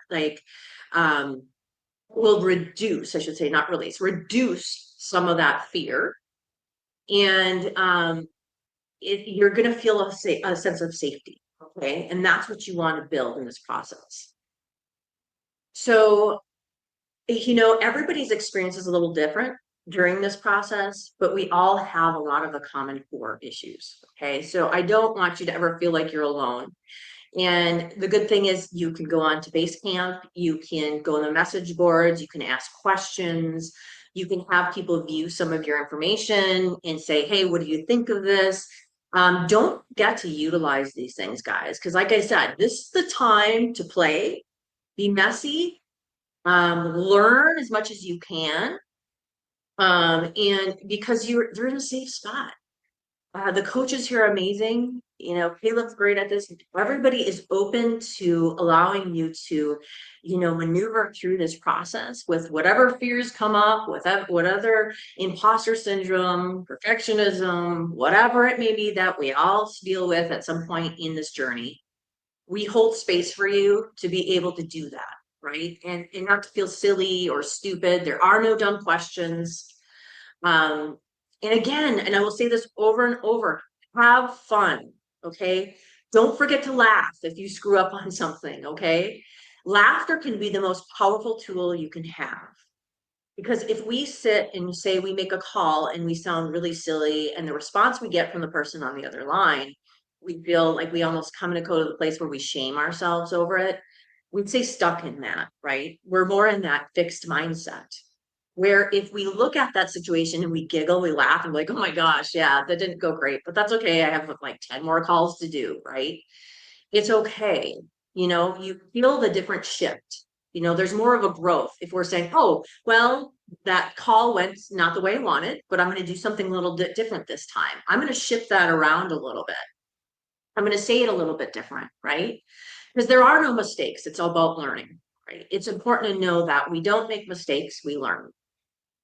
One of the other things that I think comes up is that fear of failure, right? That fear of, well, what if I do all this? I put money into it and then I fail. The reality is, as an entrepreneur, just like uncertainty, failure is something that will happen too. You talk to the most successful entrepreneurs and they will tell you they have failed multiple times, but they learned from all of those aspects of those failures. Okay. So you have to understand that it's like when we fail, well, we're done. I'm done and failed. I'm going to go back to my corporate job. You can. And there's not saying you can't, right? But entrepreneurs will take those things and they'll say, okay, well, I know what to do differently this time. I need to do this and not that, right? We start to shift our mindset. We start to navigate. We see problems before most people see them. We think back in where you're at now in your corporate jobs. Think about where you were able to pivot or, see problems or issues before other people have seen them. Entrepreneurs have a different way of thinking. We think differently. Our brains work differently, right? And there was a study that I read about like ADD, right? A lot of entrepreneurs have ADD. They are just all over their place with ideas, but this is a strength. This isn't a weakness. This is what puts us in that spot, that hot seat for being an entrepreneur, because we're always looking for opportunity. We're always looking for a pathway. We're looking for a way to solve a problem, which is what you guys are doing with finding a niche. We are serving a larger purpose. I have something I can offer to you as a client that will help you solve your issues, right? I'm going to help you make your work life easier, where you can make more money, right? We're coming with it of like, we're providing a service with the businesses that we're offering. So it's all about how we think about everything and how we navigate everything, right? So it's the whole process in the beginning seems to be a lot, right? And what I'm going to go back to again is that jump off point, right? Even just taking this class and saying, oh, I'm thinking of being an entrepreneur. That enough for some people can really trigger them. Because then it's like all this worthiness stuff comes up, all this core worthiness. Am I good enough? Well, I know some people that are entrepreneurs, but they deserve to be an entrepreneur because they've been successful, they've done great. And then we question self, do I deserve to be an entrepreneur, right? So these are the things that I go through in the classes to talk about this with you guys, to say, okay, what's showing up for you? Where do you feel that you're being blocked right now, right? So I'll go through many different types of classes to kind of unravel and unfold some of these things that might be not even conscious to you. You might not even have the awareness this is showing up until you're here. But then you can ask the questions, be like, hey, Christy, this is what's coming up for me. How do I work through this, right? And from doing this class for as many years as I have, and then even experiencing this myself at a personal level, I've learned tools. And the great part is I'm so excited to share these with you because there are ways to navigate all these things that will show up. And this is all very much human nature. You're not alone. It's not you just having the experience of perfectionism. It's not you just having the experience of money belief systems or even belief systems that don't serve you, right? And we could go, and the whole class I do on belief systems, I go through all the different types of belief systems that you might encounter starting your own business, right? So I'm going to be with you step by step of the way. And again, not just me, we have a group of amazing coaches that are, again, business owners themselves or have gone through this process and are, we're all vulnerable in the space of sharing. Hey, this was hard for me. I struggled with this too, right? Because we all want to make this as real as it can be for you all so that you really truly create a sense of safety in the brain and the safety in self, right? Another thing that I'll be working on with everyone is like that trust, that self-trust. If we've always been used to reaching out and asking other people of like, I need to have a second opinion. I have to know something really, really well. Like again, I always say you have to have your PhD level on everything you're doing, including your niche. No. These are all things that we're going to work on because these are things that show up. So this is an exciting part of your life. Okay, guys. The entrepreneurs that are here now that you are taking this class and you're starting out, we are going to be the forefront of what's coming in the future. To be able to migrate and locate wherever we want in the world because of maybe economic issues or earth changes or whatever, we don't know, right? We're in the unknown as entrepreneurs. We're in the unknown, but we are as a human species right now, right? There's a lot of unknowns. But to be able to create a business that is location independent, where you could be anywhere in the world and we can relocate and still have income, that's amazing, right? And I want to give you something too where you'll be excited about. Because I know I'm talking about the more scary, negative stuff and things like that, because I want you to know that these are all things that we can overcome as obstacles, so I'll leave that in that group, because we're going to go through that in this class, and I'm going to help you navigate that smoothly. But if you look at the other end, why are you taking this class, right? Why are you wanting to be an entrepreneur? I want you to ask these questions, right? And again, if you weren't meant to be here, this would have never came to mind to you, wouldn't even be in your consciousness of awareness, right? The beauty of doing this and deciding to do this is we can create our own reality. When you're in a corporate 9-to-5 job, you are stuck within that concrete outline of what it is your boss wants, what it is your company needs, which is fine, right? That's great. But we know we get to the point where like, I feel suffocated. I want to have that freedom. I want to be let out of that cage. And that's where we step into the beauty of it. We decide that day to make that jump. I'm no longer going to sit at the same desk and look out the same window and stare at the same computer. I am seeking that freedom to live anywhere in the world, to make income, to immerse myself in some amazing cultures, meet amazing human beings, and I get to create. I get to do what I want, right? So creativity is one of the things that is very special to us as a human being. Is you have AI, right? AI has a base of knowledge that we can't even comprehend, right? It collects data. It has a crazy amount of data and knowledge that it keeps up. Our physical brain could never do. But where we are a step ahead of AI is we are creative beings. We can create out of nothing. We can create our own reality. And this is why you guys are all here. So let's even use an example. A lot of times I hear, a lot of people are like, well, I want to chase my passion, right? Okay. And you can do that at some point. But we want to create a foundational system where you're getting income. But the beauty of it is you're not stuck just creating that one mundane niche and system. You can take the outline, the bones of the niche per se, and you can take those bones and you can mold it So meaning, yes, you have the niche, whatever business that you create, that maybe that we have given, say, these are examples of different niches you can use, but put your own twist on it, right? You have the basics, you got the basics down, you're doing it good, you're making some income, put a little twist on it. How do you step outside the box with the twist? Maybe you offer something a little bit different. As far as, you say you have a niche that you're offering, say, computer program for a medical office, right? And you decide that you want to add in some different out of the box systems within that computer system. And you can kind of make these things your own. It doesn't have to be, this is what's the cool part. And that's where the passion starts to come, is when we're taking that income making basic niche, and it's doing what it needs to do. But now we're getting to make some fun stuff with it. We're going to create from it, like we're offering different offers. I mean, you guys, the sky is the limit to what you can do to expand from that little core niche, right? And maybe you build your business and then you sell it and you start your passion project, right? This is the beauty. You now are on a path for exploration of self, exploration of the world around you. Literally, you'll be getting on a plane.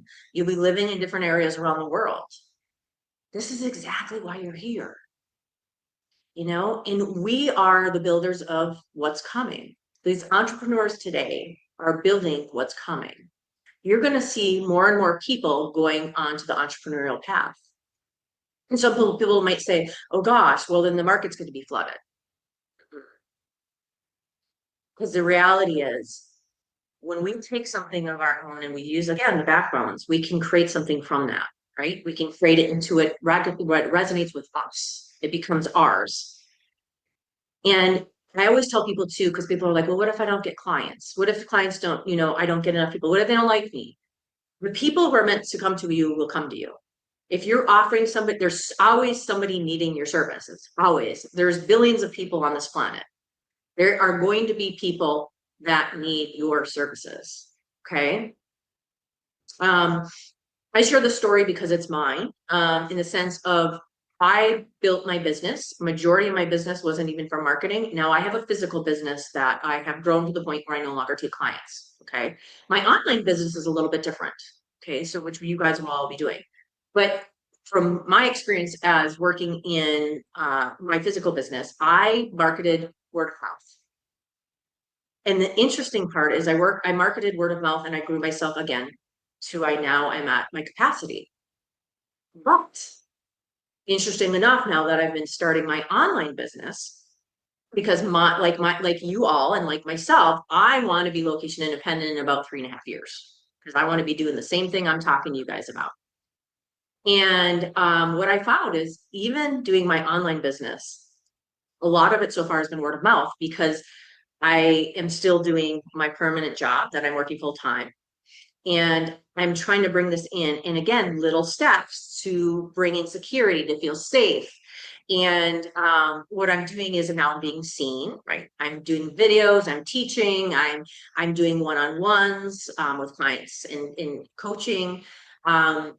And I'm building safety, right? But I still have my core income. And this is so important, that there's different avenues for different things, right? Because you might be in the space where you're going to go out and you're going to market and do all the different things to draw attention to your business, which isn't uncommon for online businesses, right? But I'm telling you this only because it doesn't always have to be that way. Because what happens with my online clients is what I've been having happen right now is the clients that I'm doing coaching with are now referring family and friends. So they're bringing in people. So that can happen even in your businesses that you have currently, right? Or that you will have currently, where you'll have these internal referrals. So don't discount that, is why I brought that up. And I think that's important to bring up and to specify. So yeah, today was kind of all over the place, because I'm super excited, because I love to see you all come into this program and watch you go through the steps. Again, there'll be times where you're going to be like, oh my gosh, I'm overwhelmed. I'm struggling with this belief system I have about myself that I didn't even know I had about myself. I am here to guide you through it. Okay, I am here. You can reach out through a ping. You can reach out through whatever avenue you can. You can message me. I can help you through this process. But I also wanted to go through, you know, the pictures because it is hard. I think so many times we feel overwhelmed and even threatened to even think about taking a class and even thinking about being an entrepreneur, right? Those are the things that start off in the beginning. Just know too, we all started off in that space. None of us stepped into this reality knowing everything, right? We are all that scared person of like, do I know how to run a business? Should I run a business? We've all been there. Am I good enough to do it? Right? We've all been there. And I now can say 14 years later, I'm living an amazing life. And I can't imagine ever going back to that corporate environment. You know, and again, I can say this to you over and over and over, but until you experience yourself and look back years after you're in the process, you will say, I don't know why I didn't leave sooner. I don't know why I didn't make this jump sooner. You know, I reflect on that all the time, you know, and now I'm just in the space of like, I could never go back. Like, this is too damn amazing to not just run with and keep exploring. Because now I'm even expanding, right? Because I'm slowly building that confidence to be able to expand and to see different things and do different things and create different things and be curious about what's all there. You know, so I'm excited for you guys, for all of you, men and women that are taking this course. I have been blessed to be able to be part of this process, to see many different types of students come through this process from all different walks of life, from PhDs to teachers to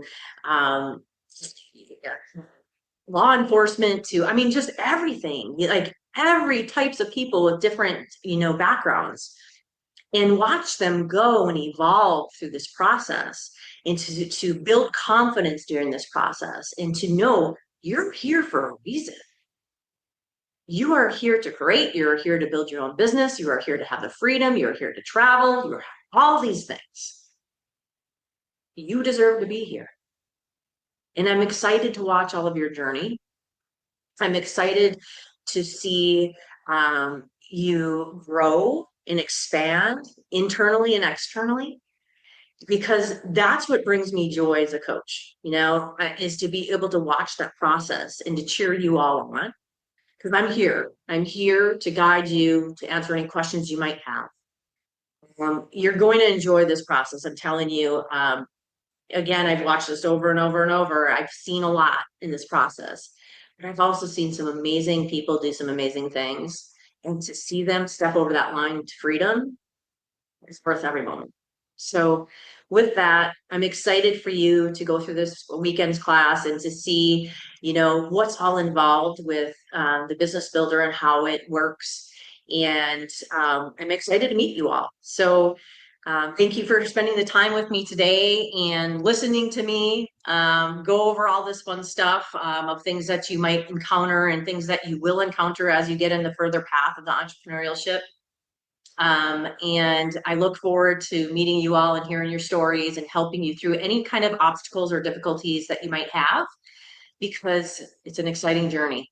So with that, I will see you soon. I'm looking forward to meeting you all, and enjoy this weekend and enjoy these teachings. Thanks.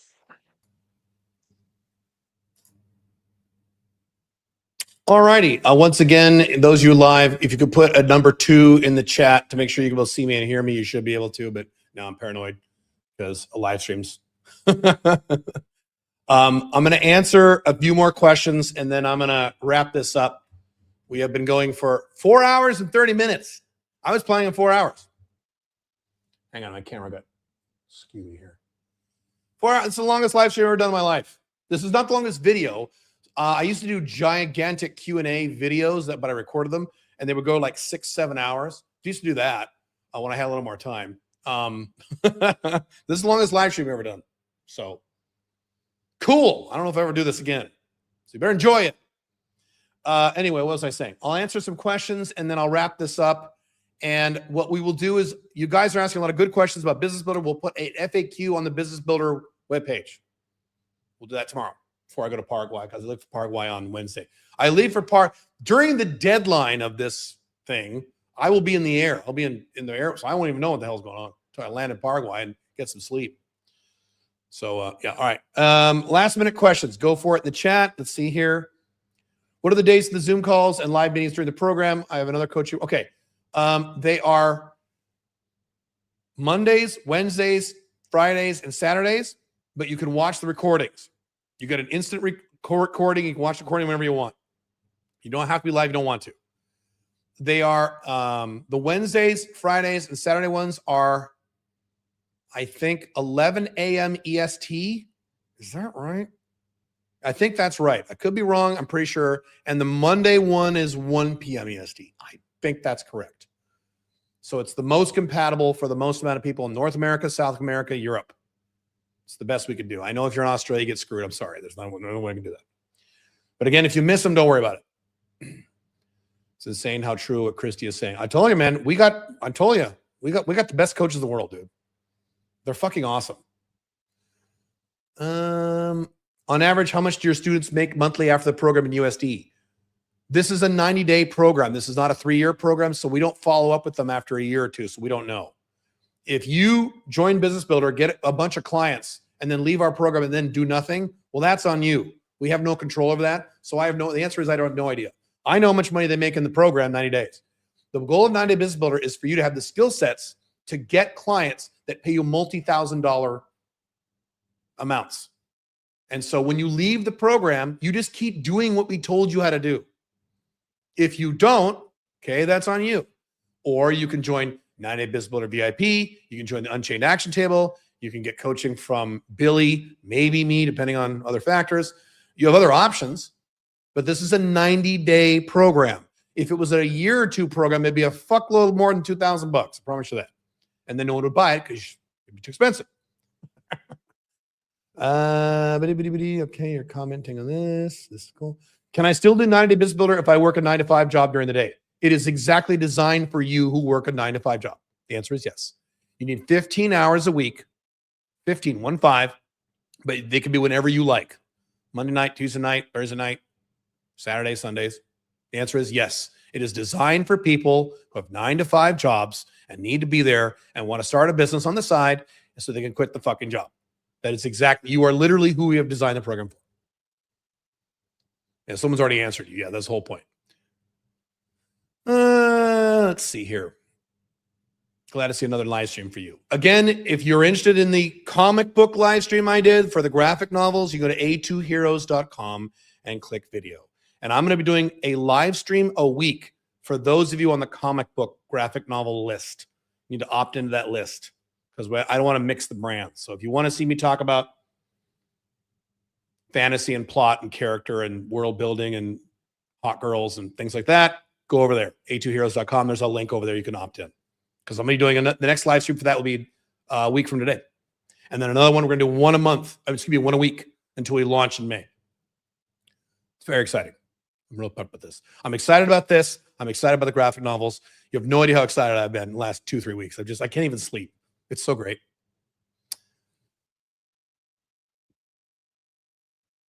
Oh, okay. You have good memory. Yeah, cool. What is the schedule 90 Business Builder? How many hours will I need a day? 15 hours per week whenever you want. That's the answer.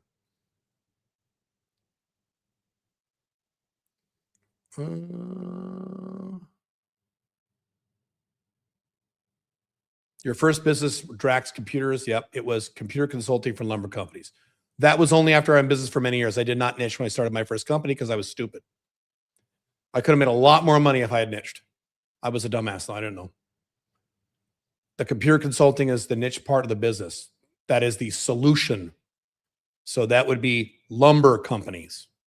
Is that a niche? Yes, if it's regional. If you say just lumber companies with a period, then that's not a niche, too broad. Think of it like the hero's journey. Yeah. Thanks for running this. You're very welcome. Be great to hear update on staying young with Metformin. Go to my Substack. I talk about stuff over there. CalebJonesBlog.com. I'm from Brazil. Should I aim for business in USA, Southeast Asia, or can stick with my country first? I feel like more foreign markets are better because I get paid in dollars. You are right. So here's my default answer. That is correct.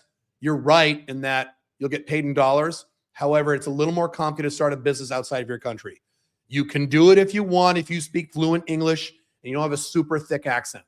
That's fine if you'd like to, but it is more complicated. But we have people do that, and that's fine, as long as you speak the language. So that's okay. So in Brazil or America, Europe, that's perfectly fine. We had one guy. Did he make money? I think he did. We had one guy a while ago who was in Europe and serviced Brazilian companies. Or inverse what you're doing. Other than reading glasses, it does look like you've aged. No, I age backwards. Even with my health problems, great.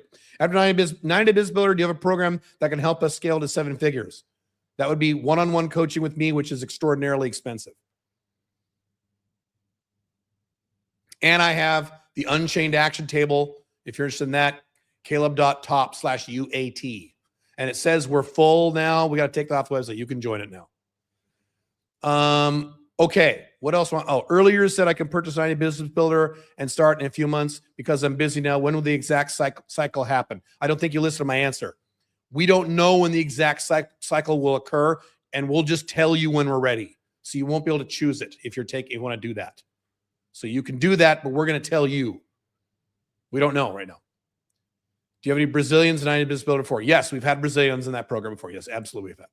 You bet. At least two that I can remember. Yeah. Okay. I'm going to let you guys go. 90 Day Business Builder was $6,000. Now it's under 2 or 3 payments of less than $800, but we guarantee you make $5,000. Do the math on that. We guarantee you'll make $5,000 or more in 90 days, and it costs less than 2. You getting this? There is no other program at this price point, at this level of quality, what you get for the program anywhere. Let me say this, anywhere in the world. Go look. Try to find a program that's 90 days with multiple sessions per week with coaches who help you, 9-10 different coaches helping you with a message board and all that other stuff with a guarantee of $5,000, and it's $2,000, less than $2,000. Go find it. Let me know. You won't. The cheapest one out there now is I know because I know my competitors. They're not really my competitors, but $8,000. $8,000 is the cheapest one you can find, and most of them are $9,000, $10,000, $15,000, $20,000. I've taken your excuses away, unless you are literally dirt poor. Then I understand. But if you're not literally dirt poor, you need to get on this because you won't be able to do this after Wednesday. And I don't know when we'll do this again.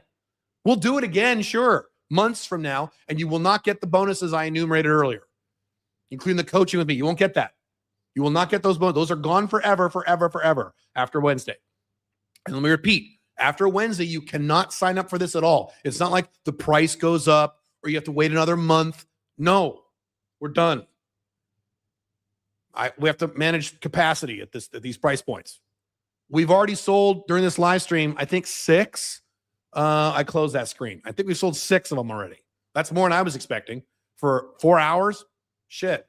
I mean, I'm not complaining. That's great. You know what, by the way, I was just thinking this while Christy was talking. I don't know if I'm thinking out loud. This is live, so I'm just going to give you my thoughts, and then I'll let you guys go. When we launch the comic book next month, we're going to do the Kickstarter thing where if we sell X number of units, we're going to give away to everybody stuff. We're going to give everyone something, everyone on the list, even people who didn't buy, and then people who buy, we're going to give something. If we hit X amount of units. Then if we have Y, we're going to give more. And then more, every tier, we're going to give away stuff. It just occurred to me, maybe we should do this right now. I don't know. If we sell X amount of business builders by Wednesday night, those of you who buy Business Builder, you get something else for free. I want to give you something awesome. And then those of you just in my audience, I give you something awesome. So you can help promote it. I don't know. We only have 3 days left. So I don't know if I could implement something this quickly, but I could. So if you guys have any ideas, if you're watching the replay of this, you can put it in the chat or the comments.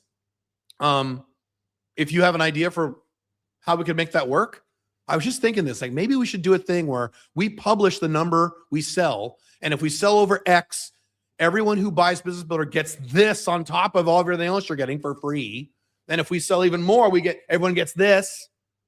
And then one or two of you are asking about affiliate links. We don't have any set up for this, but we could whip up pretty quick. If you want to like refer a bunch of people to this program or do this with a friend, we'll make it worth your while. I'll give you commission. We'll give you a few $100. No problem. A few $100 a sale, or if you want to do business, we'll give you a discount. Or if you don't want to sign up yourself, you've already done it, and you want to help promote this. Again, there's only so much you can do in 3 days, but I'm open to it because we're not going to do this for a long time. And this is also kind of a test. If this works well, then we know that we've hit the correct price point for this. If it doesn't work well, then maybe we don't do this anymore. I don't know. We'll see. So I'm just thinking out loud about this because I'm definitely going to do this for the comic book. That's already in place. That's already all set up. But maybe I should do it for this. Or if we sell, I don't know what would the number even be? I don't know. If we sell 40 of them, and then if we sell 40 business builders, then everybody gets a da-da-da-da. I don't know. I'm thinking out loud. I'm open to trying it. But we gotta jump on this next 24 hours because it's already Saturday, right? It's almost 2 a.m. here in Dubai. So I don't know what time is it there. What time is it there in EST? Let's see here. Almost 6 p.m. Yeah, cool. Right.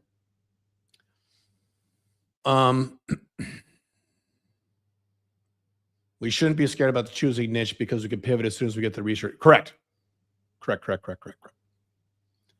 Does the coaching telegram include A2 questions too? Yes.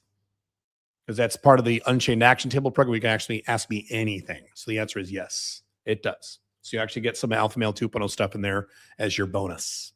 Yeah. Yep. And if you like it, I mean, this is not an official thing, but I'll just say this.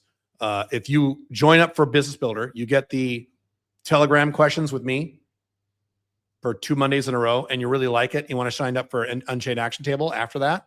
I'll give you a deal on it. I'll give you a discount. It's cool because you're already a Business Builder guy. I like to give discounts for people who buy our main programs like Business Builder and things like that. Yeah, published number only looks to help everyone. The added bonus is good too. Yeah, okay. You like the idea. I wanted to promote this to some friends at Affiliate Links. You did? Okay. All right. Well, let me think about it tomorrow. I'm going to go to bed now, but yeah, okay. All right. I'm tempted to do it. I got to come up with what I could give you guys you really like. That's not one-on-one coaching. I can't give 50 people one-on-one coaching. Sorry, that's not how it works. Because I know one-on-one coaching. Sorry, I can't do that. That's one thing I can't give en masse. But yeah, all right. Great. You guys learned a lot in live stream. I'm very happy to have done this. I was looking forward to doing this for many weeks. I don't do live streams anymore, and it's weird because I just did one for the first time in a long time. I did one for Christmas, right? That was months ago. I did one for the comic book 2 days ago. I did this today. I'm doing the next one for the comic book next Saturday. A2heroes.com if you're interested in that. And I'm doing a bunch more for the comic book, and then we'll do, I guess, the comic book again. So we're not going to do another Business Builder live stream because this is it. Yeah, because the deadline's Wednesday. So there you go. So if you want to cross-promote the comics, throw in something from A2 Heroes. No, only a percentage of my audience is interested in the comics. Some of you don't care about that, which is fine. I don't want to throw that in there. Some of you are very interested, and you guys are going to be involved in making the comic books. Go over to A2 Heroes. I talked about that if you want to do that. Top 3 topics for a webinar that isn't directly a 90 business idea for the free thing. Oh, okay. That's a good idea. Okay. All right. I wish you got back doing live streams. I enjoyed watching them. Well, if you wanted to see me talk about fantasy and sci-fi and sex, you can watch the A2 Heroes graphic novels live stream, Black Dragon, Pink Firefly. I'm going to be doing those once a week for the next 3 weeks till we launch for that. Then I'll do a big public one. So we'll do, if you want to, it won't be business stuff, but go to A2 Heroes. All right. Thank you guys very much. I hope this has helped. If you don't join Business Builder, please take action on this stuff. I just gave you fucking almost 5 hours of training for free. Don't waste my time by not doing anything. You guys need to do this. You need to get free from your 9-to-5 job. You're living in the collapsing USA or cuckoo Canada or suicidal Europe or authoritarian Australia or breakdown Britain or fucked up France or junkyard Germany. You're living in these rapidly collapsing countries. And that accelerates every 6 months with people like Biden and Trump. Don't get me started. Okay. You need to get out of these countries or at least have the option to leave. International backup plan. You can't do that without location dependent income. Everything I talk about, including some of the non-monogamy stuff, starts with location dependent income. All this 5 flag stuff is useless if you're stuck with a 9-to-5 job and you're collapsing in Boston, Massachusetts, where the fuck you live. You've got to get on this. And I have done what I promised I would do. I have removed as many barriers as I possibly can. I've made this as easy for you to do as I possibly can. I gave you this for free. You should join Business Builder. I've made it as inexpensive as possible. The least expensive program of this quality in the world, literally, in the whole world. That's a literal statement. That's not marketing. In the entire world, you'll not find anything else like this. Caleb.top/90day. Work with us. And you can get free. And it's not an option anymore. In the 80s, it was an option. Today, you have to do it. You have to be location dependent. AI is coming for your ass. The collapse of your Western country is going to affect you. It already is affecting many of you. I get your emails. Oof. Okay, I'm so glad I don't live in America anymore. God damn it. Dubai and Paraguay over America, the 2026 version, any day, including with this Iranian stuff. Any day. No question. If you don't like Dubai or Paraguay, there's another place you'll like. I'm sure you'll find it. But you can't do that if you don't have location independent income. That's step 0 is to get location independent fucking income. So you can quit your job and have international mobility. And but I like where I live, Caleb. Great. You have the option as an insurance policy to be able to leave whenever you want. You don't have that option right now. If you have a job, you're fucked. You're fucked. Unless you do this. And I don't know much easier. I can't make it any easier than this. And again, I'm going to say this one more time. I started this training with this.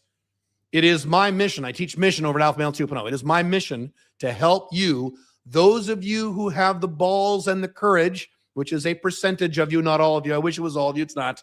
Those of you who have the balls and the courage to take some steps that are a little uncomfortable to help you become free, to live a more free life and a more happy life. That is why I exist on this earth and to create fantasy fiction.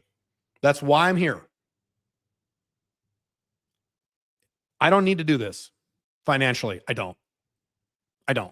I'm in a place of life now where I'm self-actualized and I really don't need to do this. I was musing the other day. I work a 4-day work week now. On my 3 days off, I'm like, you know what I could do? I could just shut all this down and I could write novels and comic books and all day long on the beach.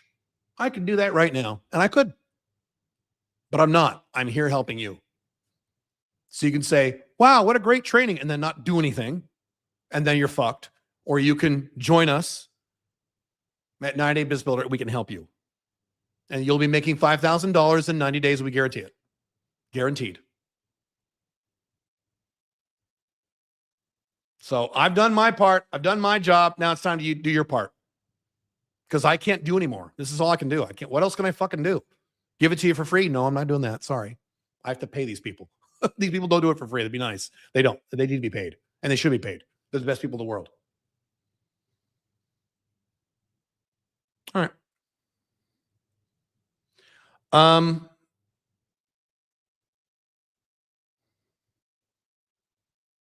Cool. I'm going to let you guys go. I hope this was helpful. I'll see you soon. Have fun. Bye.